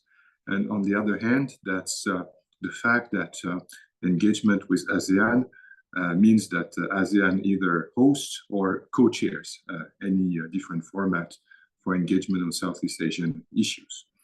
Actually, ASEAN has a very wide network of external partners. They fall into 3 categories. The top category is the 11 dialogue partners. So you have Australia, Canada, China, the European Union, India, Japan, New Zealand, Korea, Russia, the United Kingdom, and the United States. Within this top category of dialogue partners, you have today 5 countries which have a comprehensive strategic partnership, which means that they have a very advanced relationship with ASEAN. Those 5 countries are Australia, China, India, the United States of America, and Japan. Korea is set to be elevated to a comprehensive strategic partner this year as it turns 50 years in its relationship to ASEAN. And the next year, 2025, it is expected to be New Zealand's turn. The second tier of dialogue partners are those who have a strategic partnership with ASEAN. The European Union falls in this category together with Russia and Canada. And finally, you have the United Kingdom, which is a dialogue partner, but not a comprehensive strategic partner or not a strategic partner. In addition to the dialogue partners and the 11 of them, you have 8 sectoral dialogue partners for ASEAN. So ASEAN also engages with Brazil, Morocco, Norway, Pakistan, South Africa, Switzerland, Turkey, and the United Arab Emirates. And then in the last category of partners for external relations of ASEAN, you have 6 development partners: Chile, France, Germany, Italy, Netherlands, and Peru. So I listed exhaustively these external partners of ASEAN, recognized in these 3 different categories: dialogue partners, sectoral dialogue partners, and development partners, just to illustrate the centrality of ASEAN, because all the other countries in the world want to engage with ASEAN and try to achieve a status within these 3 categories, and preferably in the top tier, the dialogue partnership, and within this category, a comprehensive strategic partnership. Then the centrality of ASEAN translates into institutions. So there are several formats within ASEAN to engage with the rest of the world. I would first mention the Treaty of Amity and Cooperation, which is the wider format, because we have today 54 contracting parties to the Treaty of Amity and Cooperation in Southeast Asia. The European Union is one of them. I will not list extensively the 54 parties, but it just goes on to show, again, the centrality of ASEAN. And of course, the Treaty of Amity and Cooperation is about principles of international relations, such as sovereignty, territorial integrity, peaceful resolution of conflict, avoiding the use or the threat of use of force, and the principle of non-interference as well, which forms the cornerstone not only of ASEAN principles, but also recognize multilateral relations and a rules-based order. The second format I would mention is the East Asia Summit. So it's a summit. It's at leaders level, so president or prime minister. And there you have 18 different partners in the East Asia Summit. You have the 10 member states of ASEAN, plus Australia, New Zealand, the US, Korea, Japan, China, India, and Russia. The European Union is not a permanent member of the East Asia Summit, but we consistently request an invitation as guest of the chair. It's the prerogative of the chair, so sometimes this invitation is extended to us. It was the case in 2022 when Cambodia was the chairman of ASEAN. It was not the case last year when Indonesia was the chairman of ASEAN, but we hope that it will be the case again this year with Lau PDR as the chairman of ASEAN. The third format I would mention after the Treaty of Amity and Cooperation and the East Asia Summit is the ASEAN Regional Forum. The ASEAN Regional Forum actually takes place next week in Vientiane, Laos, and it brings together at ministerial level, so it's not a summit like the East Asia Summit, it's a ministerial level format. It brings together 27 parties, the 10 ASEAN member states plus Timor-Leste as a candidate country, the 11 dialogue partners that I mentioned minus the United Kingdom, plus countries which are around the region, such as Mongolia, the Democratic People's Republic of Korea, which is North Korea, Sri Lanka, Pakistan, and Papua New Guinea, and Bangladesh. Then finally, I would mention to illustrate the centrality of ASEAN in particular on global and regional security issues, the ASEAN Defense Ministers Meeting Plus. So the ASEAN Defense Ministers Meeting, of course, bring together the 10 defense ministers of ASEAN, and the plus refers to the partners which are not within ASEAN, and they are the 11 dialogue partners minus the European Union, Canada, and the United Kingdom. Here again, the European Union has manifested its interest in joining the ASEAN Defense Ministers Meeting Plus as an observer because of the centrality of ASEAN to address global and regional security issues. Precisely on global and regional security issues, those are discussed within ASEAN and its different formats. I mean, the Treaty of Amity and Cooperation, the East Asia Summit, the ASEAN Regional Forum, and even though we're not a party, we know those issues are also discussed in the ASEAN Defense Ministers Meeting Plus. So I was in Vientiane 10 days ago, and it was for an ARF meeting.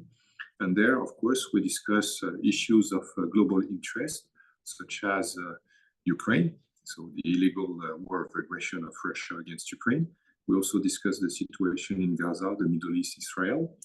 And in terms of regional issues, we discuss Myanmar, the South China Sea, the Korean Peninsula, and the Taiwan Straits. So all these issues, which are global or regional hotspots, are all discussed within ASEAN or ASEAN-based formats and configurations. Then you mentioned in your introduction the substance of the discussion. So it's not only about conflicts or the threat of conflicts, but we also discuss within these different formats transnational crime, terrorism, climate and security, and also cyber security, which is an increasing threat to everyone globally and regionally in ASEAN. Actually, when it comes to the regional matters, I would say that one more evidence of the centrality of ASEAN is that ASEAN sets the tone or the rules of engagement. It is the case on Myanmar, where the cornerstone of engagement on Myanmar remains the 5-point consensus, which was adopted by the ASEAN summit. This 5-point consensus is about first, ending violence, second, establishing a dialogue, third, appointing a special envoy for Myanmar, fourth, focusing on humanitarian assistance, and fifth, allowing meetings with all parties under the auspices of the special envoy. So everyone around the world, and not only ASEAN member states, engage on Myanmar on the basis of the 5-point consensus. So it's really the first point I was underlining on the centrality of ASEAN, the fact that to engage on regional issues in Southeast Asia, you have to engage on ASEAN's terms. The second illustration is the South China Sea. Of course, the South China Sea is about territorial conflicts. And there you have, on the one hand, China as a claimant, but the other claimants in all the territorial disputes in the South China Sea are actually ASEAN member states, starting with the Philippines, but also Vietnam, Malaysia, Brunei.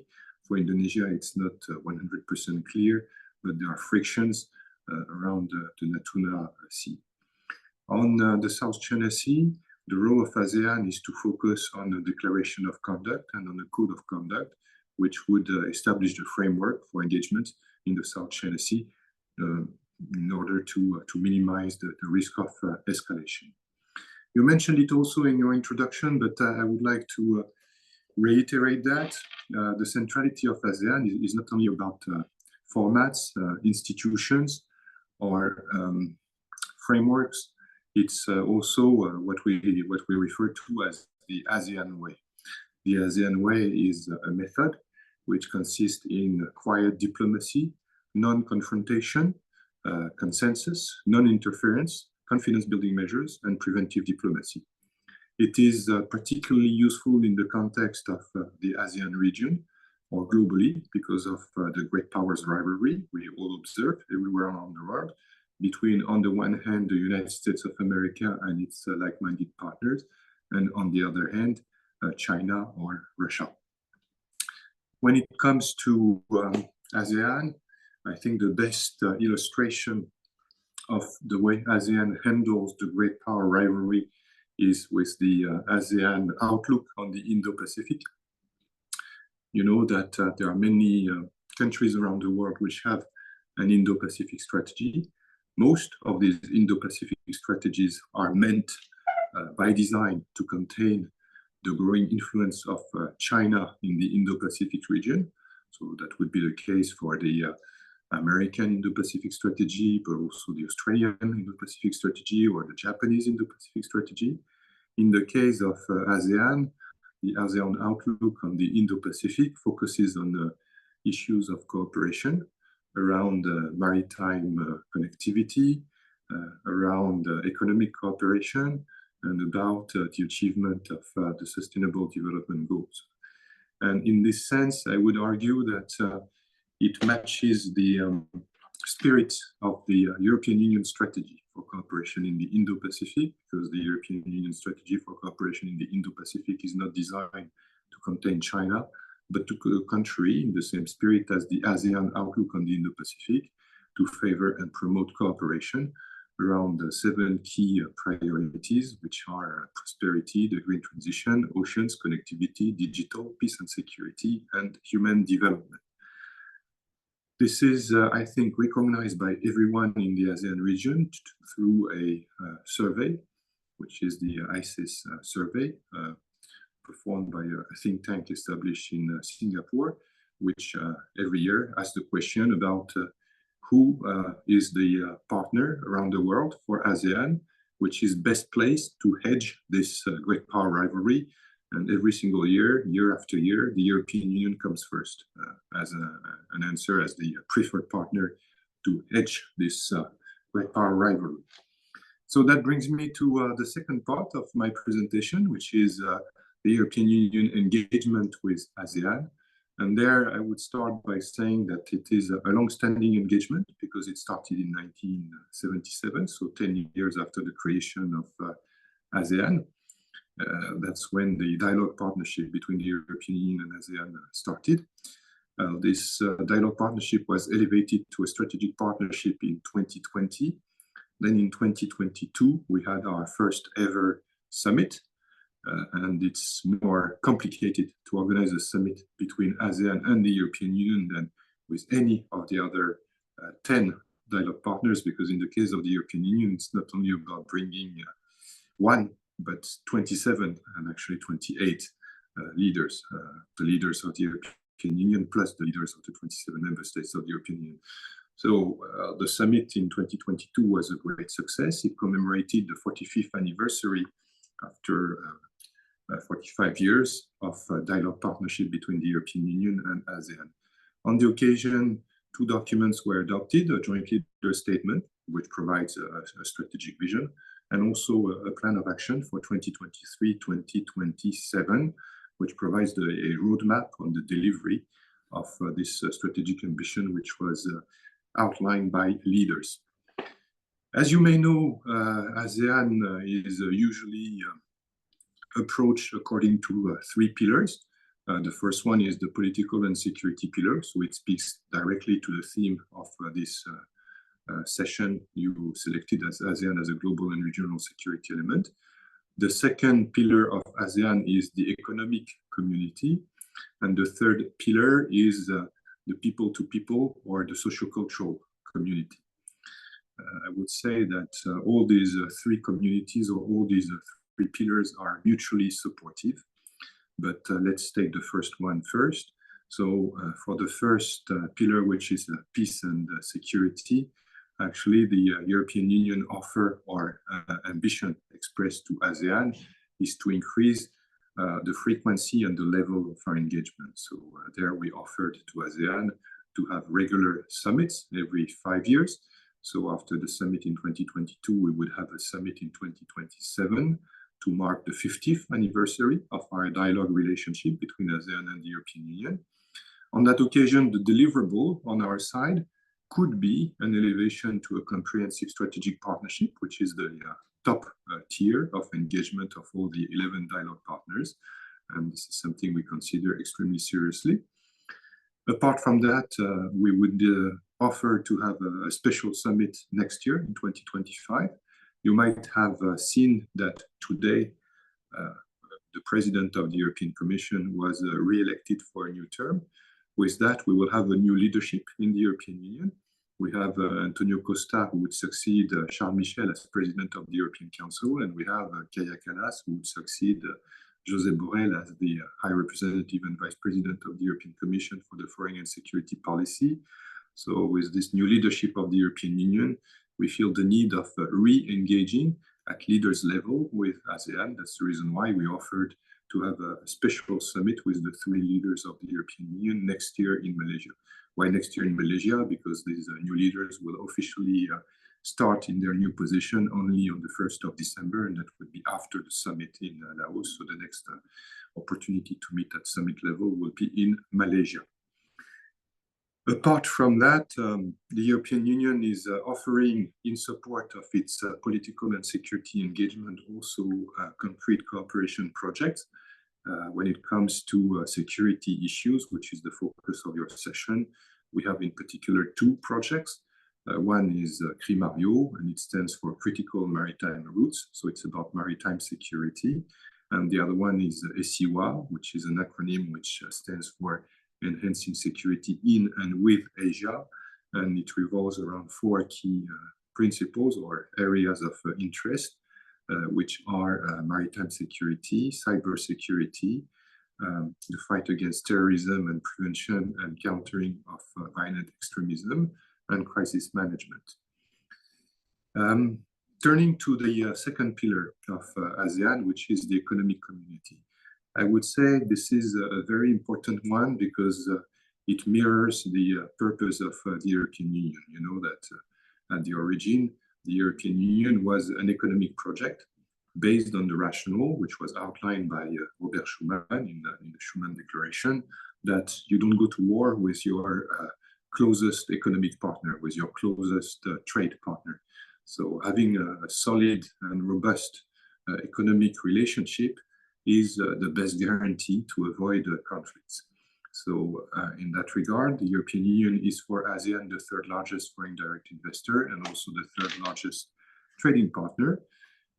In terms of economic relation between ASEAN and the European Union, leaders agreed in 2022 that a free trade agreement between ASEAN and the European Union remains the long-term objective, but it's going to be extremely long and difficult to negotiate because we will have to negotiate between, on the one hand, the 10 member states of ASEAN, also taking into account the possible enlargement to Timor-Leste, and on the other hand, with the 27 member states of the European Union. So in the meantime, leaders agreed to focus on bilateral free trade agreements between the European Union on the one hand and individual member states of ASEAN on the other hand. We today have 2 functioning free trade agreements with Singapore and Vietnam, and we are actively negotiating one with Indonesia, Thailand, and the Philippines. We're assessing whether the conditions to resume the negotiation are met for Malaysia, and then that would only leave Brunei, which could have an interest in entering into a negotiation for a free trade agreement, because for the other member states of ASEAN, they already have free access to the European Union market because they are least developed countries. So that's the case for Myanmar, Laos, and Cambodia. Our leaders also agreed in terms of economic relations to focus on 3 key areas, which are the digital economy, the green transition, and resilience of value chains. Finally, turning to the 3rd pillar of ASEAN, which is the people-to-people relationship, I would also argue that it is an extremely important area to minimize the risk of security dispute or conflict and to allow a peaceful resolution of conflict, because people-to-people relationship really aim at building trust and confidence. In that regard, the European Union is the single largest development partner for ASEAN member states. I manage with my colleagues at the delegation a portfolio of projects which is worth more than 250 million euros.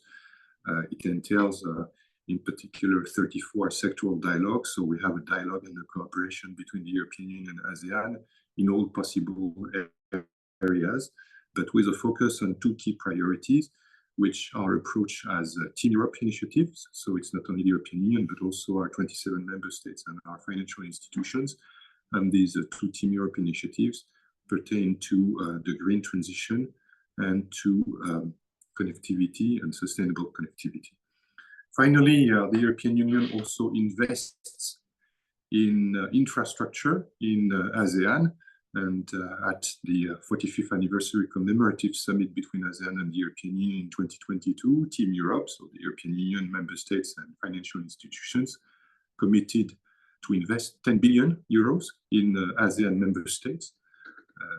We assessed the implementation of this commitment this year in 2024, and our assessment revealed that we already have 4.2 billion euros of projects underway, in particular through 14 flagship projects in the 10 ASEAN member states, with a focus on energy, transport, but also education, which are the pillars of Global Gateway, the Global Gateway Initiative, which is the offer from the European Union to the rest of the world to invest in infrastructure to improve connectivity. I will finish here my presentation, and I thank you very much for your attention.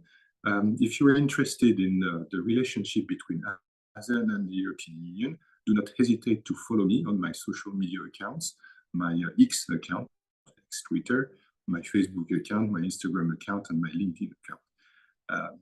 Thank you very much, and I stand by for any questions you would have.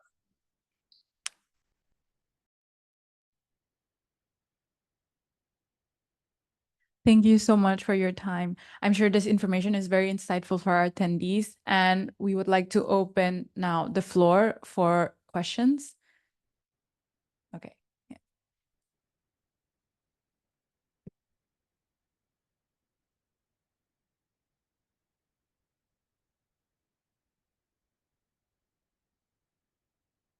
Yeah, good evening. High Excellency Mr. Sujiro Seam in Indonesia. My name is Iman Fahru. I am actually the president of PPI, or Indonesian Students Association in Lithuania, and also the person in charge of this symposium for this year. Personally, we would like to say our greatest gratitude for your participations, for the chance for becoming one of our keynote speakers. Go to the questions. I have questions related to this topic. I have questions actually. The first question is that, in your perspective, what is the greatest threat that the ASEAN is actually currently facing? Is it internal threats or external threats? And the second question, looking at the rising tensions between countries, especially in Southeast Asia or Asia itself, to be frank about, for example, the feuds currently happening in Southeast China Sea, and do you think that in the future there will be my apologies, between the Asian nations? For example, the ASEAN will be like in the concept the same as EU, but that's not in terms of security. But when we talk about like in terms of the security, do you think that there's a high possibility that these Asian countries will form the same kind alliance as if like in NATO? Means like they have one common enemy in that kind of sense, if the tense is not decreasing, especially in the next 10 years. Thank you so much. Thank you very much for the questions. So there are two series of questions. The first one is about the greatest threat to ASEAN. Is this internal? Is this external?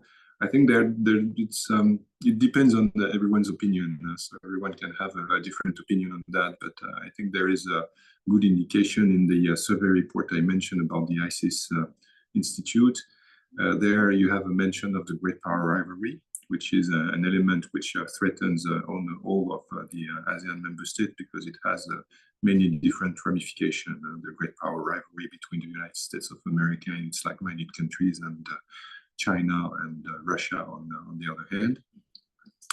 Then there is the question of Myanmar.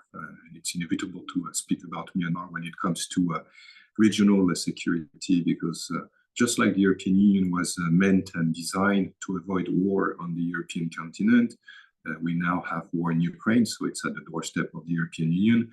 For ASEAN, it's even worse because it's in Myanmar, which is a member state of ASEAN. So it's not war at the doorstep of ASEAN, it's war within ASEAN. So I think this is also a great threat because it threatens the solidarity and unity of ASEAN. In response to the situation in Myanmar, as I mentioned, ASEAN quite swiftly adopted the 5-point consensus, which is the cornerstone of its engagement, but it also took more symbolic measures, such as the exclusion of Myanmar from leaders level event, which means summits, and also the exclusion of Myanmar at the foreign ministers level. But at the same time, Myanmar remains a full member of ASEAN. It continues to participate in all the different formats which are not leaders of or foreign ministers, and it continues to benefit from all the ASEAN programs. So it's a very subtle and very balanced relationship, but it is nonetheless a threat because with the principle of consensus within ASEAN, it's very difficult to do anything which would go against Myanmar. They can't be excluded, they cannot be isolated. So it's a very thin line to walk, and it's not an easy path. We recognize that difficulty, and we try to support ASEAN as much as possible in its engagement on Myanmar. From our end, we focus on the political resolution of the situation, engaging with all parties through the good offices of our special envoy, because the European Union, just like ASEAN, has appointed a special envoy on Myanmar. We also focus on humanitarian assistance because we're the largest donor of humanitarian assistance in Myanmar, and the situation on the humanitarian front is really dire, not only with refugees, but also with masses of internally displaced people within Myanmar. So the greatest threat, I would say, external threat is the great power rivalry with all its ramifications. So one of the manifestations of the great power rivalry, for example, is the support provided by China or North Korea to enable Russia to continue its war of aggression in Ukraine, supplying weapons, missiles to drop in Ukraine. It's within the great power rivalry. So it also threatens ASEAN because it has the potential to destabilize the global peace order, and it has very severe consequences when it comes to food security or energy security, for example. So I will stop here on the greatest threats, but you understood my message. It's the great power rivalry on the external side and probably Myanmar on the internal side because of all the implications these two situations have. The second question was more about the evolution of ASEAN and whether or not it will take the turn the European Union has taken. You know, the starting point is that there is a consensus to consider that ASEAN and the European Union are the two most successful examples of regional integration in the world and in the history of mankind. There's no doubt about that. But they are also extremely different in nature. And when I say different in nature, I don't refer to the diversity of their members or the geography with continental Europe on one hand and Southeast Asia on the other hand. I think the main difference and what actually has the most significant impact on the pace and the nature of the integration is the decision-making. In the European Union, we agreed progressively to pool resources and to agree to make decisions on the basis of what we call the qualified majority. So we don't need all the 27 member states of the European Union to agree to move forward.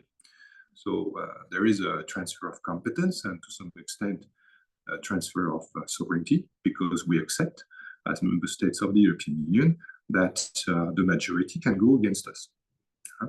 It's very rare because everything is more or less decided by consensus whenever possible, but it happens that there are votes. And that's a very significant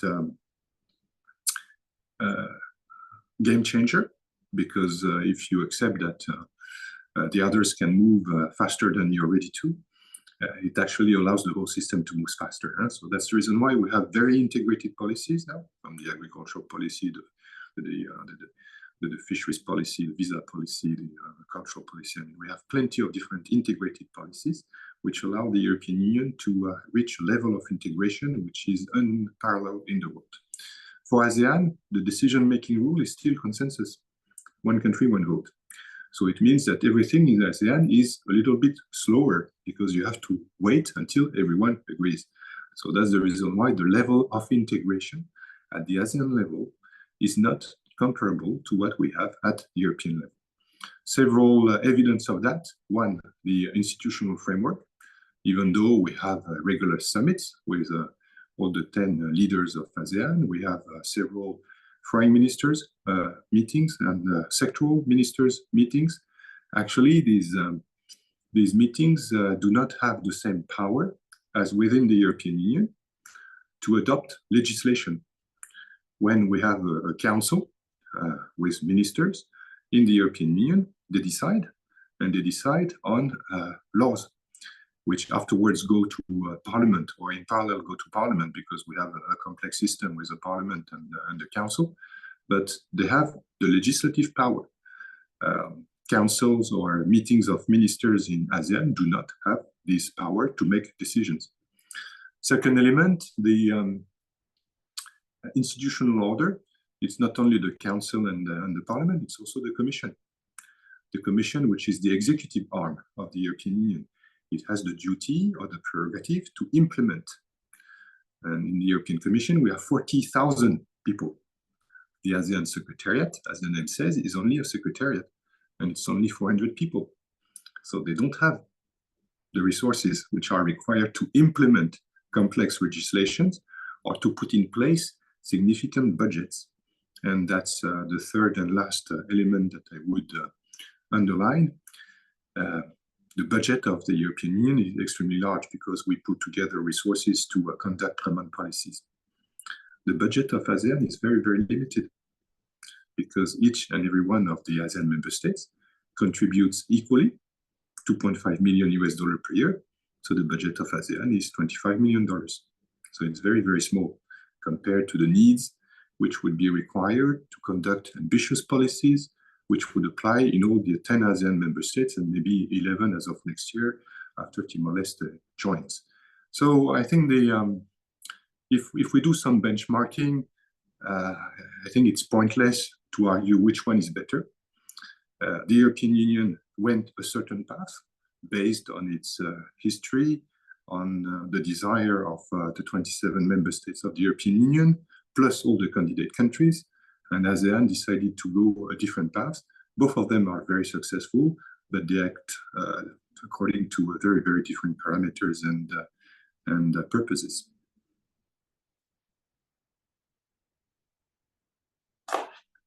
You're mute. Thank you very much for the full and complete answer, Mr. Sujiro.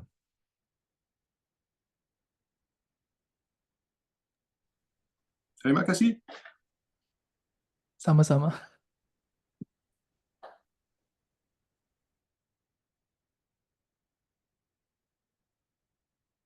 Bonjour, Son Excellence, Monsieur Sujiro.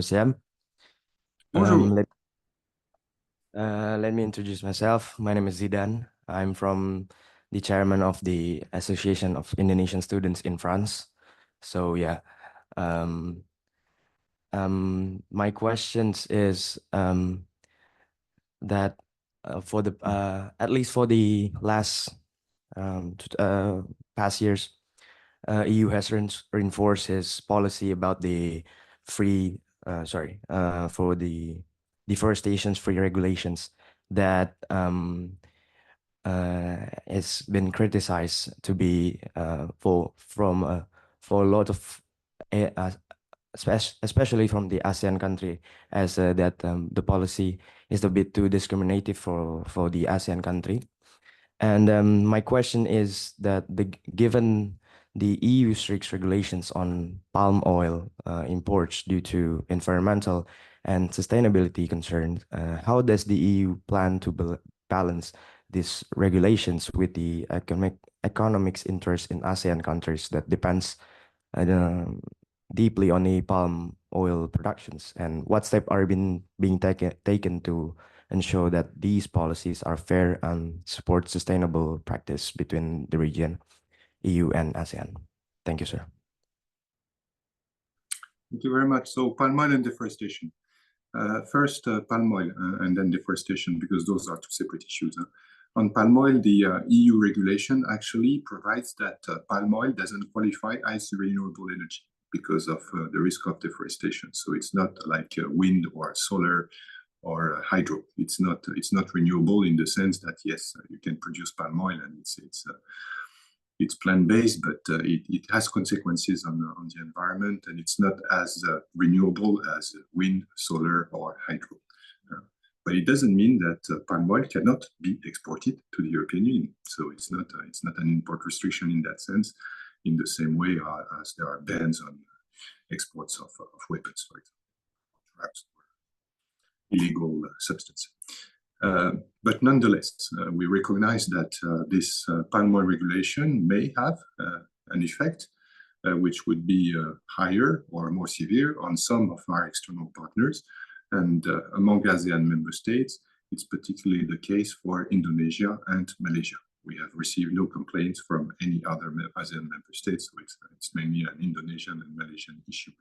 Turning now to the deforestation regulation, it is a new regulation which would require a traceability scheme to make sure that anything which is exported to the European Union or imported from ASEAN to the European Union does not cause deforestation.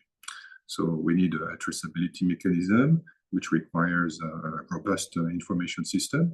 And we also need a set of rules to make sure that there is no deforestation involved in the production of any products which would be exported to the European Union. So it's a much more far-reaching regulation than the palm oil, which is more centered on palm oil and the fact that it doesn't qualify as renewable energy.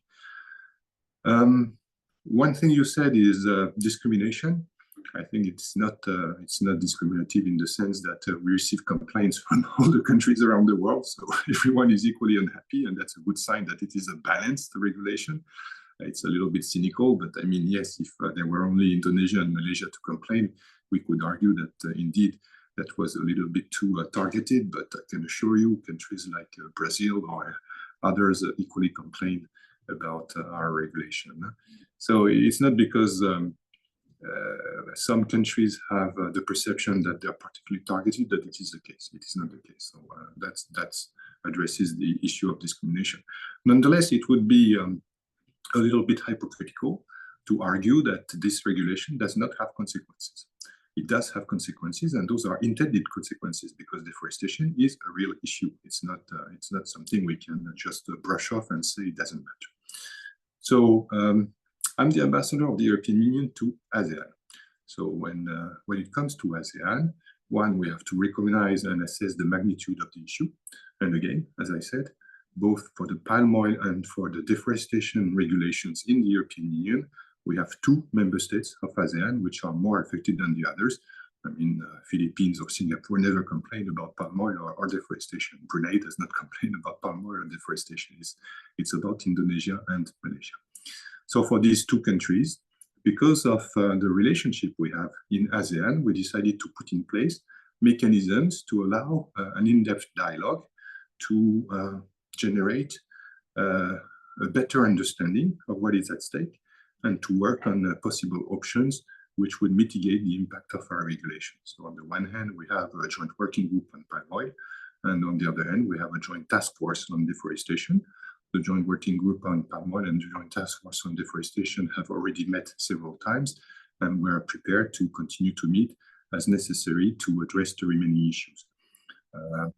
And that comes on top of the discussion we may have at the bilateral level, because of course there are also discussions between the European Union and Indonesia as a country, and there are discussions also between the European Union and Malaysia as a country.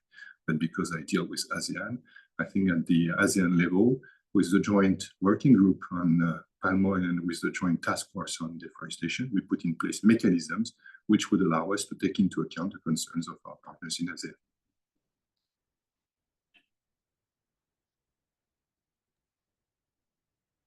Ok, merci pour la réponse.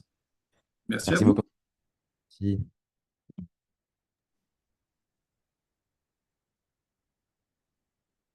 Hi, good afternoon, Mr. Sujiro. Now my turn. Let me introduce myself. My name is Ayunda from PPI Belanda, the Netherlands. Well, my background actually, I'm medical and public health and policy study. So I am curious about your, I mean, like from European Union and ASEAN relationship, according to health and biosecurity. Is it also part of your priority? And what can be done? I mean, yeah, we learned a lot with the COVID-19 and everything. We all collapse. And yeah, maybe what is the perspective of health can be done with it? Thank you so much. Thank you very much for your interest. And here it's going to be shorter than on the other issues because the picture is much clearer and much simpler.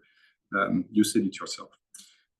Actually, health has not been a top priority of this dialogue partnership between the European Union and ASEAN, but because of COVID-19, we were forced to act in that particular area.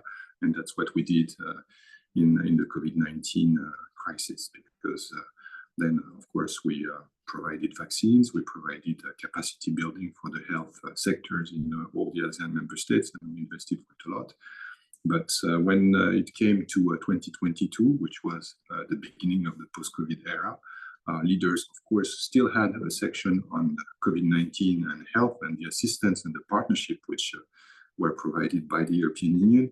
But I think this is phasing out because there is not the same level of need to put a similar emphasis on health.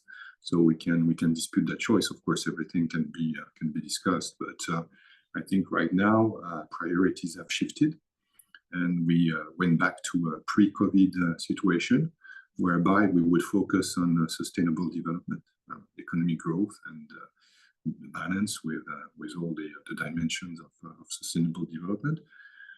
I would say nonetheless that the European Union maintains a level of priority on health, in particular through our Global Gateway initiative. The Global Gateway strategy focuses on the 5 key sectors, which are related to connectivity, but it's transportation, energy and climate, digital, education and research, and health. So there is still the option to invest in health infrastructure in the ASEAN member states. But of course, this is not something the European Union will do on its own volition. This is something we will do in response to an expression of needs or interest from our ASEAN partners. As I mentioned, we have 14 flagship projects on the Global Gateway strategy funded by the European Union for a total amount of 4.2 billion euros. So we have significant resources to invest, but none of the 14 flagship projects address health. And that's not because we're not ready to fund it, it's because it's ASEAN member states' choices.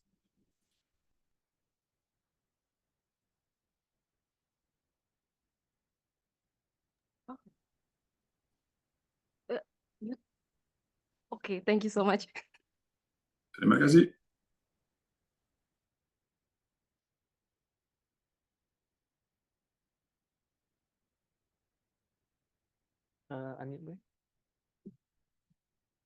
Okay. Hello,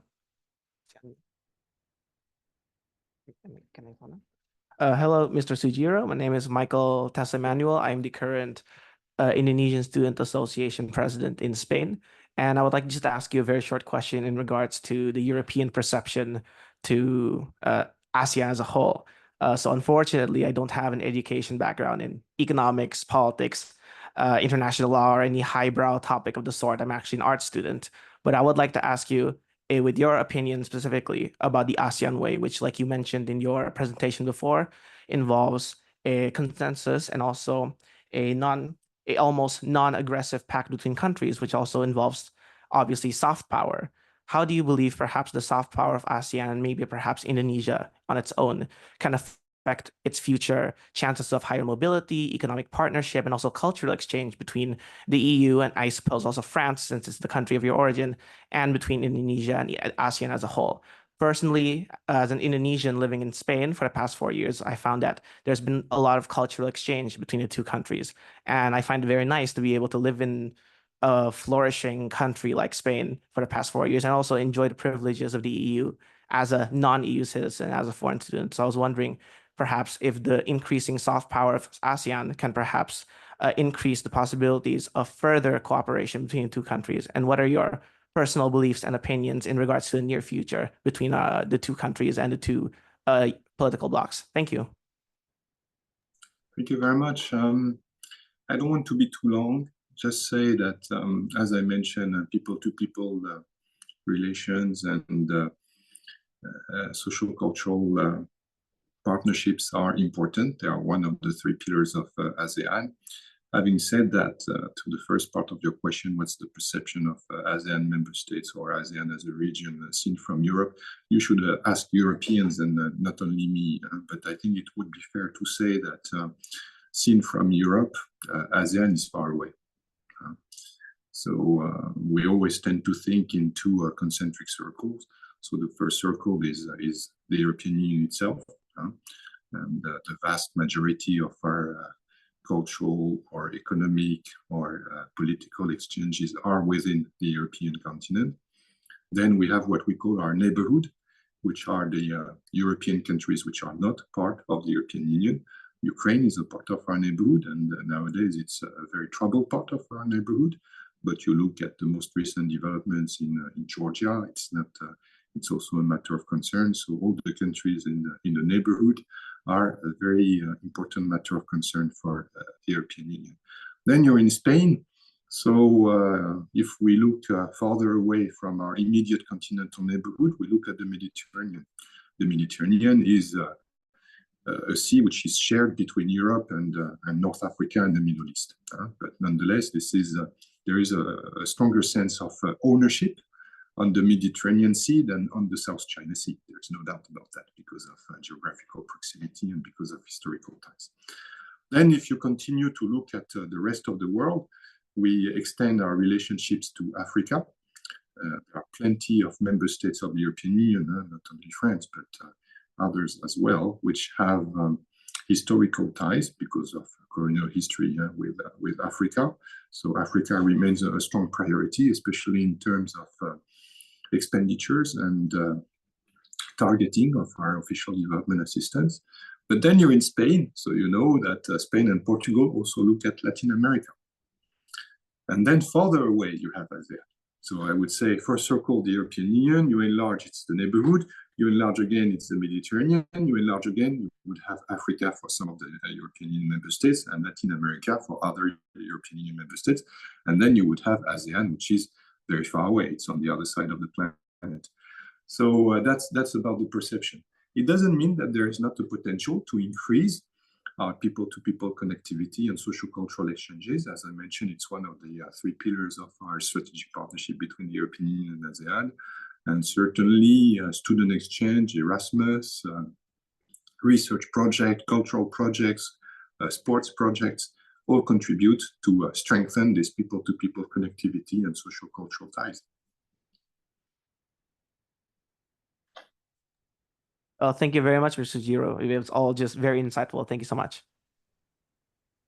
My pleasure.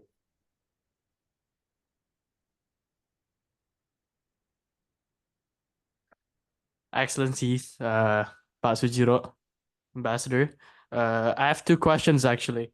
My name is Mu'taz. I'm from KU Leuven, so I'm based here in Brussels. So I'm seeing kind of the developments of the EU and all these things and EU politics, more or less. I have 2 questions actually. First, what do you think the ASEAN structure and all these things will likely to shape in the next 50 years? Will ASEAN be the next EU in the next 50 years? That's number 1. Number 2, with regards to our joint partnership, Indonesia and EU, right? We have an ongoing trade negotiation, the CEPA, the Comprehensive Economic Partnership Agreement. It's been stuck for 8 years, the negotiation, Ambassador. My question to you is that, number one, how can we accelerate the speed of the negotiation process? And number two, will this be a game changer for us, for our partnerships and our economic and our trade, all these things? Those two questions are my questions, Ambassadors, basically. Thank you. Well, thank you very much. First question, you tell me. In 50 years, I won't be here anymore, so it's going to be for you to determine.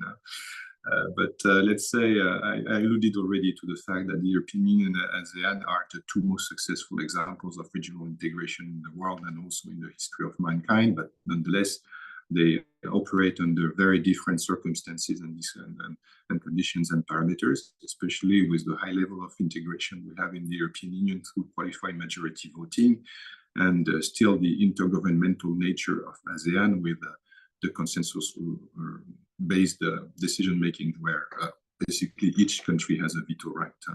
So I think the game changer would be when ASEAN agrees to give up on this rule of unanimity.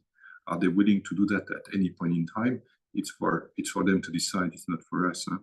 But just observing the European Union, the acceleration in the integration of the European Union is a direct consequence of this transfer of competence and sovereignty from the national level to the European level, which means that, yes, we can do better because we pool resources, but at the same time, you accept the fact that you can lose. I mean, decisions can be made against your opinion. So that's not an easy question to answer, but you tell me in 50 years, I will probably not experience that, even if I live very, very long. The second question about CEPA, the Comprehensive Economic Partnership Agreement. I'm not the ambassador to Indonesia, so I'm not the best place to answer that question. But what I witnessed, because I'm based in Jakarta, is nonetheless, an acceleration of the pace of the negotiation. It has been extremely slow for the past years. And this year alone, I think the chief negotiator from the European Union has already come to Indonesia 4 times. So we have more intense, more frequent negotiation sessions, which is always a good sign. Nonetheless, the key parameters for success are not easy to meet. Number one, we must have a significant offer from the Indonesian side, because it's not only about dismantling tariffs and quotas. It's also about opening state-owned enterprise. It's also about public procurement. It's also about lowering the level of requirement on local content and local partnership. And all this is extremely difficult to concede from the Indonesian side. Lowering the level of protection of the Indonesian economy, basically, because we're talking about free trade. So if we open the EU market, but our companies cannot export or invest in Indonesia because of barriers to trade and investment, then there is no substance for an agreement. So that's a very significant condition to meet. I'm optimistic because, as I said, the chief negotiators have met more often than ever before in the past. The second parameter is our capacity to focus on this positive agenda, because it opens up opportunities for trade and investment, setting aside the irritants, because there are irritants, and we discussed them with one of your predecessors here, who raised the question of palm oil and deforestation. So if we keep focusing on palm oil and deforestation, if Indonesia keeps focusing on palm oil and deforestation, it's going to be difficult to focus on the positive agenda and the opportunities offered through trade liberalization. The third parameter, which is of a completely different nature, but it's also quite a strong impediment, is the political window. The European Union is undergoing a change in leadership, and so is Indonesia. Your president is on the way out. There is a new president coming in. There will be a sense of continuity between the two, but there will be changes as well. So the window to conclude this agreement will narrowly close down around the end of this year. I mean, the new European Commission will be in place on the 1st of December. Your new president will be in place in November. So if we cannot agree on the basic parameters or on the most important parameters between now and November, then the window of opportunity will close and we will have to start again with a new president on your side and with a new leadership on the European Union side. You're mute. Thank you so much, Ambassador. I have a lot of follow-up questions, but I know your time is limited, so I'm gonna keep it here. Thanks. Thank you.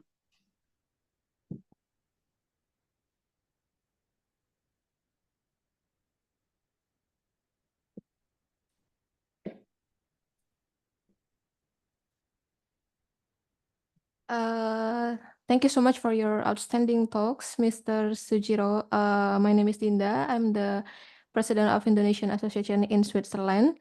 So as a foreign student, we met a lot of students with the different backgrounds and different home countries that we talk a lot about geopolitical things. And we will, my question will be addressed around geopolitical pressure and something else.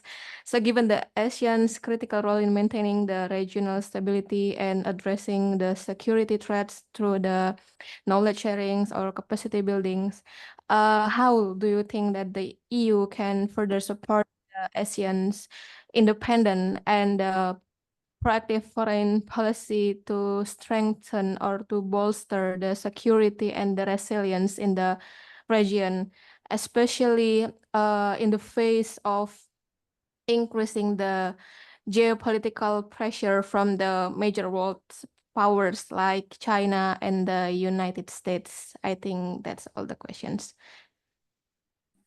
Thank you very much. So we spoke a little bit about great power rivalry, great power politics, and this confrontation between the United States of America and its like-minded partner on the one hand, and China and also Russia, or countries like North Korea on the other hand.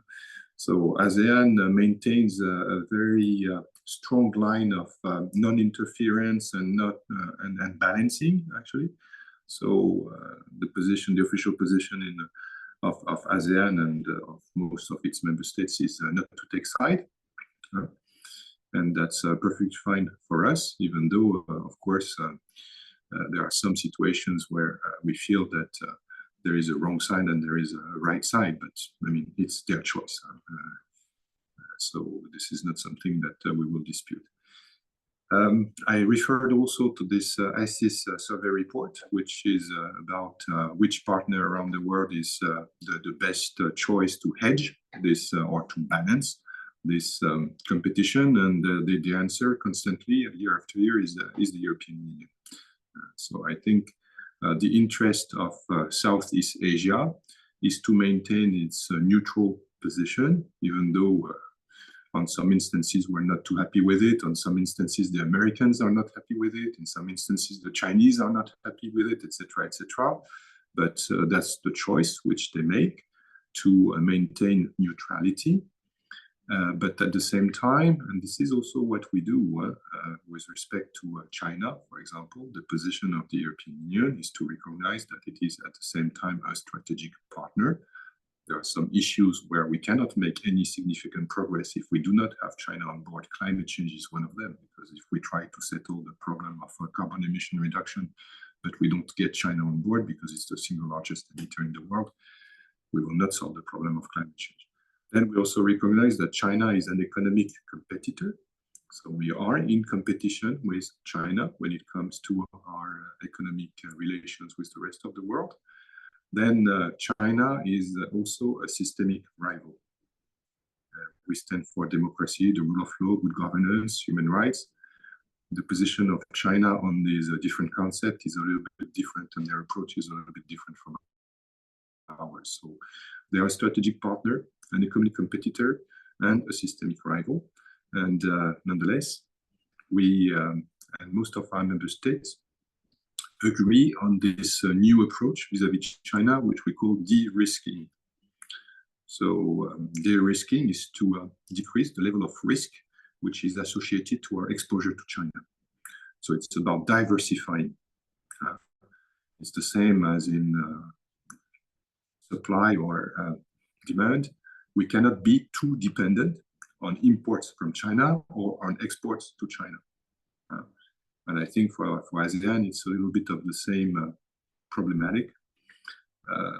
They have an interest in diversifying their partners around the world to mitigate the impact of an overexposure to China, either in terms of investment or trade or military influence. Okay, thank you so much for your great answer. Thank you. How many are you? Okay, we'll show you for a moment how many we are, but we would like to say thank you, Your Excellency, for your time. And we could keep going till the morning because these people are like our country's future leaders, like soon, like now. And we would like to give a certificate of gratitude for your assistance.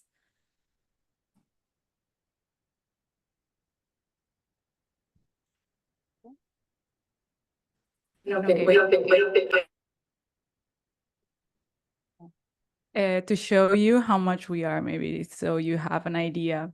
So actually we can keep going, like each one have this is every. Yes. Hello. Hello, everyone. So you're my new followers on my Twitter account and my Facebook and Instagram and LinkedIn. Yes, we'll follow you. Yeah. Daripada. Okay, so. Thank you. Okay, itu harus Dika, tolong bantuin. Okay. Are you ready? Okay, everyone's ready. Okay, and I will take a picture of a screenshot. 1, 2, and 3. Tunggu. Udah, oke. Oh ya udah. Tapi yang di kanan tolong deketan. Oh, okay. We're gonna do a group photo, like a bit, because it's kind of complicated, but we'll try so that everyone can fit in. Di sana ya.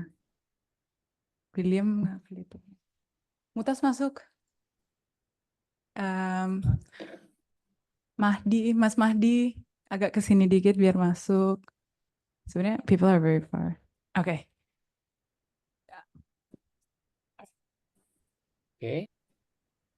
Shall we start it? Okay, I think so. Okay, say cheers for 1, 2, and 3. Oh no, not yet. Okay.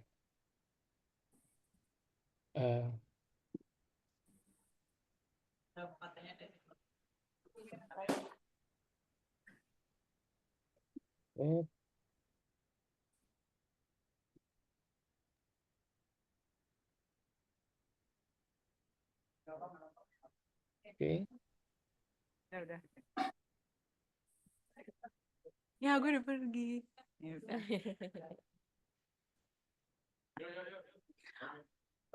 Udah yuk apaan nih? Ayo, gue balik lagi dong. Udah Dika. Yes. Okay, once more. Okay, 1, 2, and 3. Set up. Okay. Thank you. Thank you so much. Terima kasih. Sama-sama. Merci beaucoup. Merci. Have a great day. You too. Bye. Bye.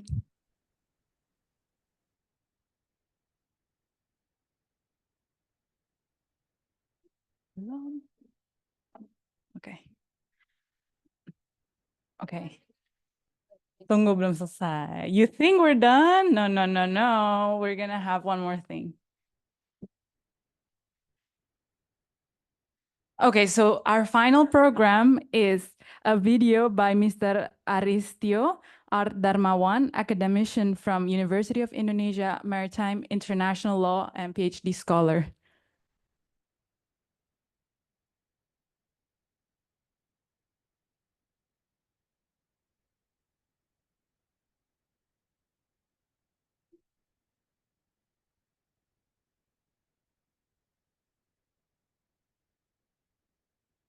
Oh no.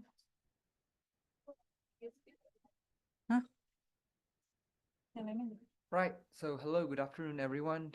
First of all, I want to say thank to Mas Iman and colleague from the Patients OSIAA Symposium on ASEAN security and its implications on maritime security.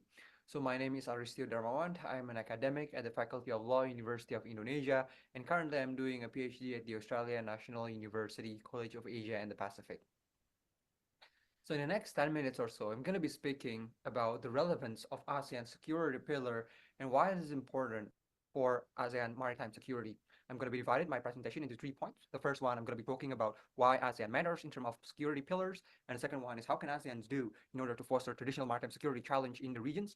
And the third, I'm going to be talking about why ASEAN matters in tackling the non-traditional security challenge and evolving maritime challenge in the Indo-Pacific. So let me start by talking just a few words about why ASEAN security pillars matters, and particularly for Indonesia. Indonesia has always been a strong supporter for the ASEAN as an organization. In fact, the ASEAN was established in a period of a Cold War, where there are very strong contentions between the communist and the non-communist countries led by the United States and Soviet Unions. Indonesia was, of course, at the time led by President Sukarno, after the rise of a new order, was really want to make a security in the Indonesian interest, but throughout the regions as well. And therefore, Indonesia has been always a strong supporter for ASEAN in order to maintain its own internal security. Throughout the years, Indonesia has been a strong supporter of ASEAN cooperations and collaborations throughout many pillars, and particularly throughout the ASEAN integrations. Throughout the years, ASEAN has become more and more important for the region's security and shared prosperity. And if we see in the past decades or so, with increasing significance of Asia and Southeast Asia, ASEAN has played a very important and crucial role in the formations of Indo-Pacific relevance.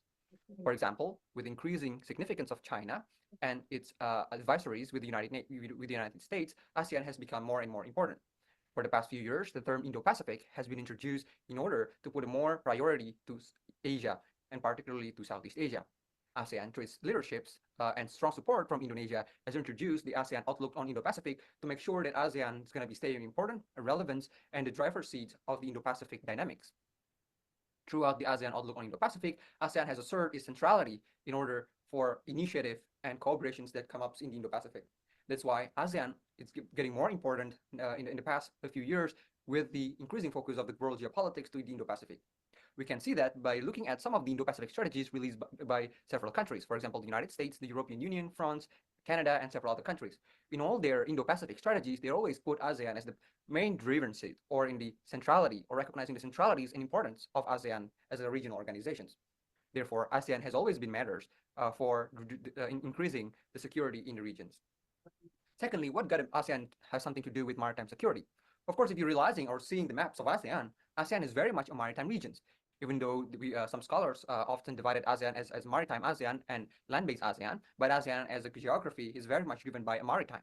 If we see the South China Seas as the centered part of the ASEAN geography, I think it's one of the primary challenge of ASEAN as well. Currently, most of Southeast Asian countries, including Malaysia, Vietnam, Philippines, and Brunei, is a claimant in the South China Sea disputes, along with Taiwan and China. And this become one of the center attentions of ASEAN security, traditional security in the regions. For many years, ASEAN has been working on with China in managing the dispute peaceful settlement. However, of course, there has been a lot of challenge. There has been a lot of initiative on maintaining peace and security in the South China Sea, and that is supposed to become a challenge for ASEAN countries, how to ensure freedom of navigations, for example, or the utilizations of resource in the South China Sea. The South China Sea was traditionally recognized as a legal problem, which pose legal questions which owns the maritime entitlement in the South China Seas. Not only the maritime futures, but also the maritime zones surrounding those futures. In 2016, the Philippines brought a case before the international arbitrations asking questions on the status of the futures in the South China Sea.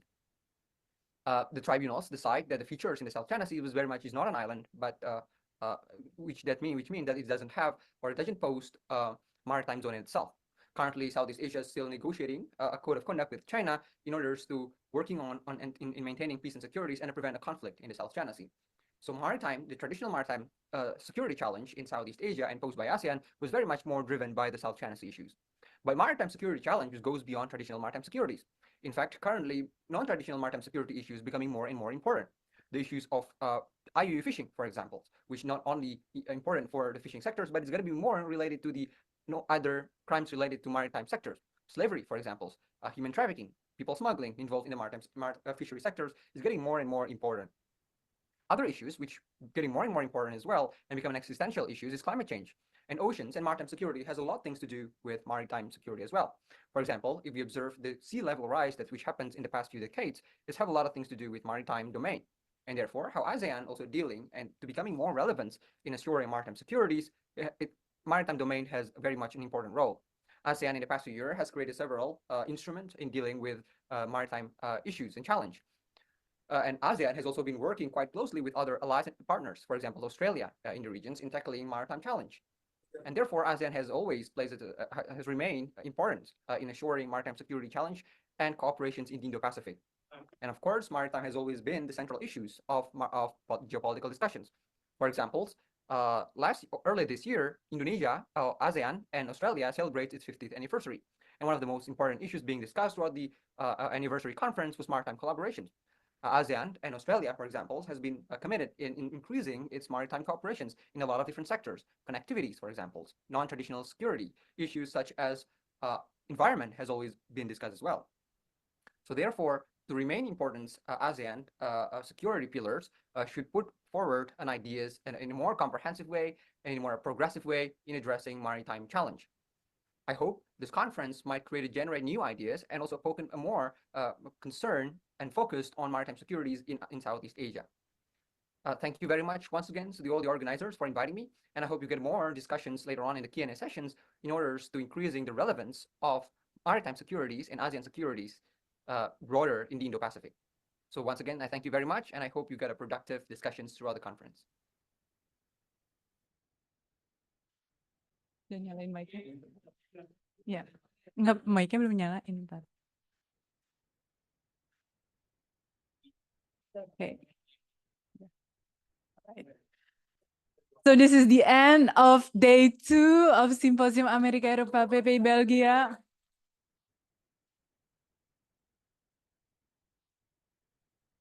Thank you guys for keeping your spirits the whole day.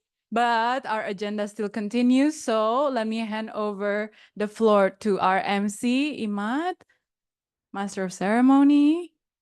Yay. Thank you, Myrna. Once again, please give an applause to ourselves and all of the esteemed speakers. Thank you all of us. Sama Dika juga. Dika too. Dika. Yeah, Dika also. Thank you so much. The open cam. Please open cam, Dika. Please spotlight him. Wow, splendid. Nenek, itu. Tepuk tangan lagi. Koms, videonya siap. Thank you. Yeah. Okay, after this, I wanna read the script for the sponsors. Okay, the Amerika European Symposium of 2024 or SAE could not have been held well without the support of various parties and participating sponsors. Many thanks to Perhimpunan Pelajar Indonesia atau PPI Dunia, PPI Dunia Kawasan Amerika Eropa or PPIDK Amerop Kabinet Arunika, PPI Belgia, Master Bagasi, Kedutaan Besar Republik Indonesia atau KBRI in Brussels, and also KFH Corporation.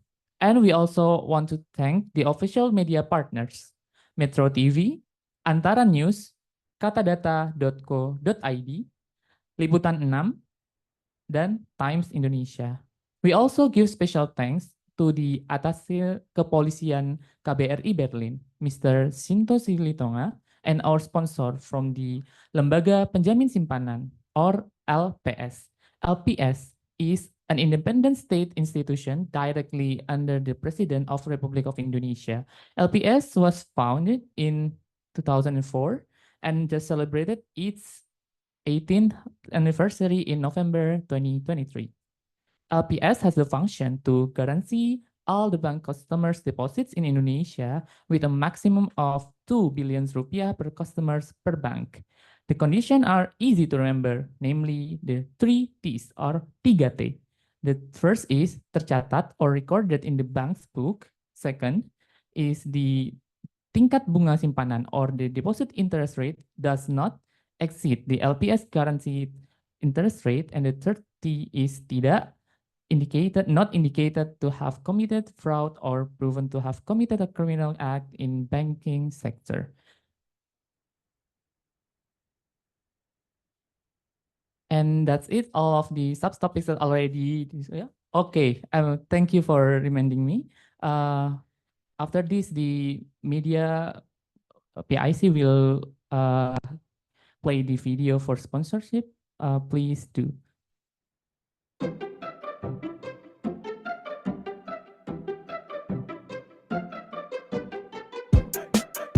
Yo, let's go. LPS, let's go.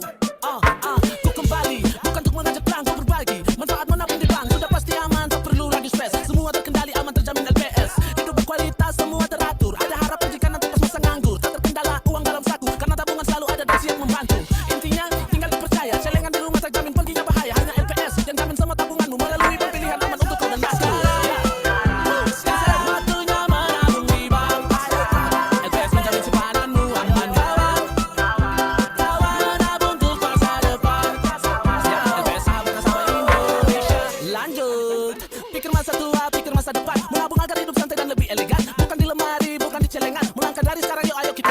Bangun budaya menabung, finansial sehat, belanja keperluan, yang lainnya rehat. Kalau bukan sekarang, kapan lagi? Kalau bukan kita, terus siapa lagi? Aku ingatkan kamu, kamu ingatkan dia. LPS lembaga penjamin yang paling setia, aman dan selalu siap sedia. LPS sahabat nasabah Indonesia.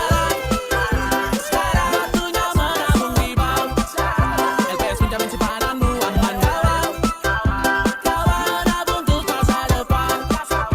LPS sahabat nasabah Indonesia.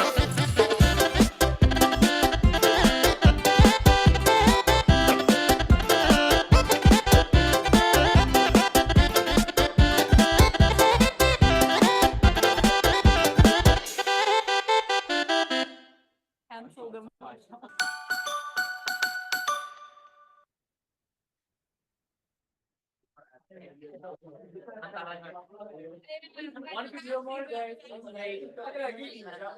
Just 1 minute. 1 minute here.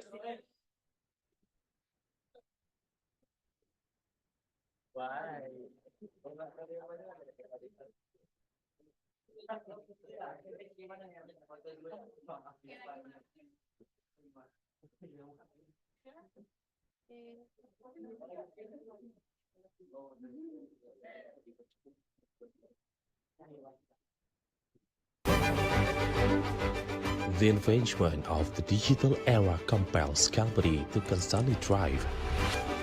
Perumda Antara takes the forefront in engaging the public through distribution and publication networks with the aim of generating reliable information for the community, the business sphere, and decision makers. The business model of LKBN Antara now encompasses media and communication services along with data services. LKBN Antara lebih dari sekedar kantor berita. Kami telah menjelma sebagai korporasi multimedia modern, mitra bisnis terpercaya, serta menjadi pelita di berbagai daerah dan barometer informasi Indonesia. Selalu ada untuk Indonesia, Antara menyentuh Nusantara.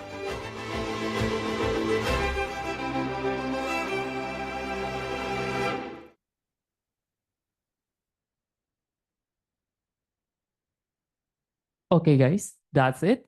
All the 3 subtopics that already discussed well. To conclude, let me represent the rest of the committee to express our gratitude. Thank you to all speakers who already present the remarkable materials to us. And also thank you to the moderator, Melina Mauro. She's not here yet.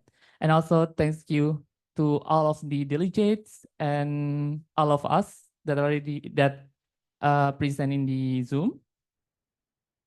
And that's it. I am Iman, and this is the SAE 2024 Triumph, Indonesia Triumph at 100. That's it. Please give an applause. Thank you so much. After this, ada penjelasan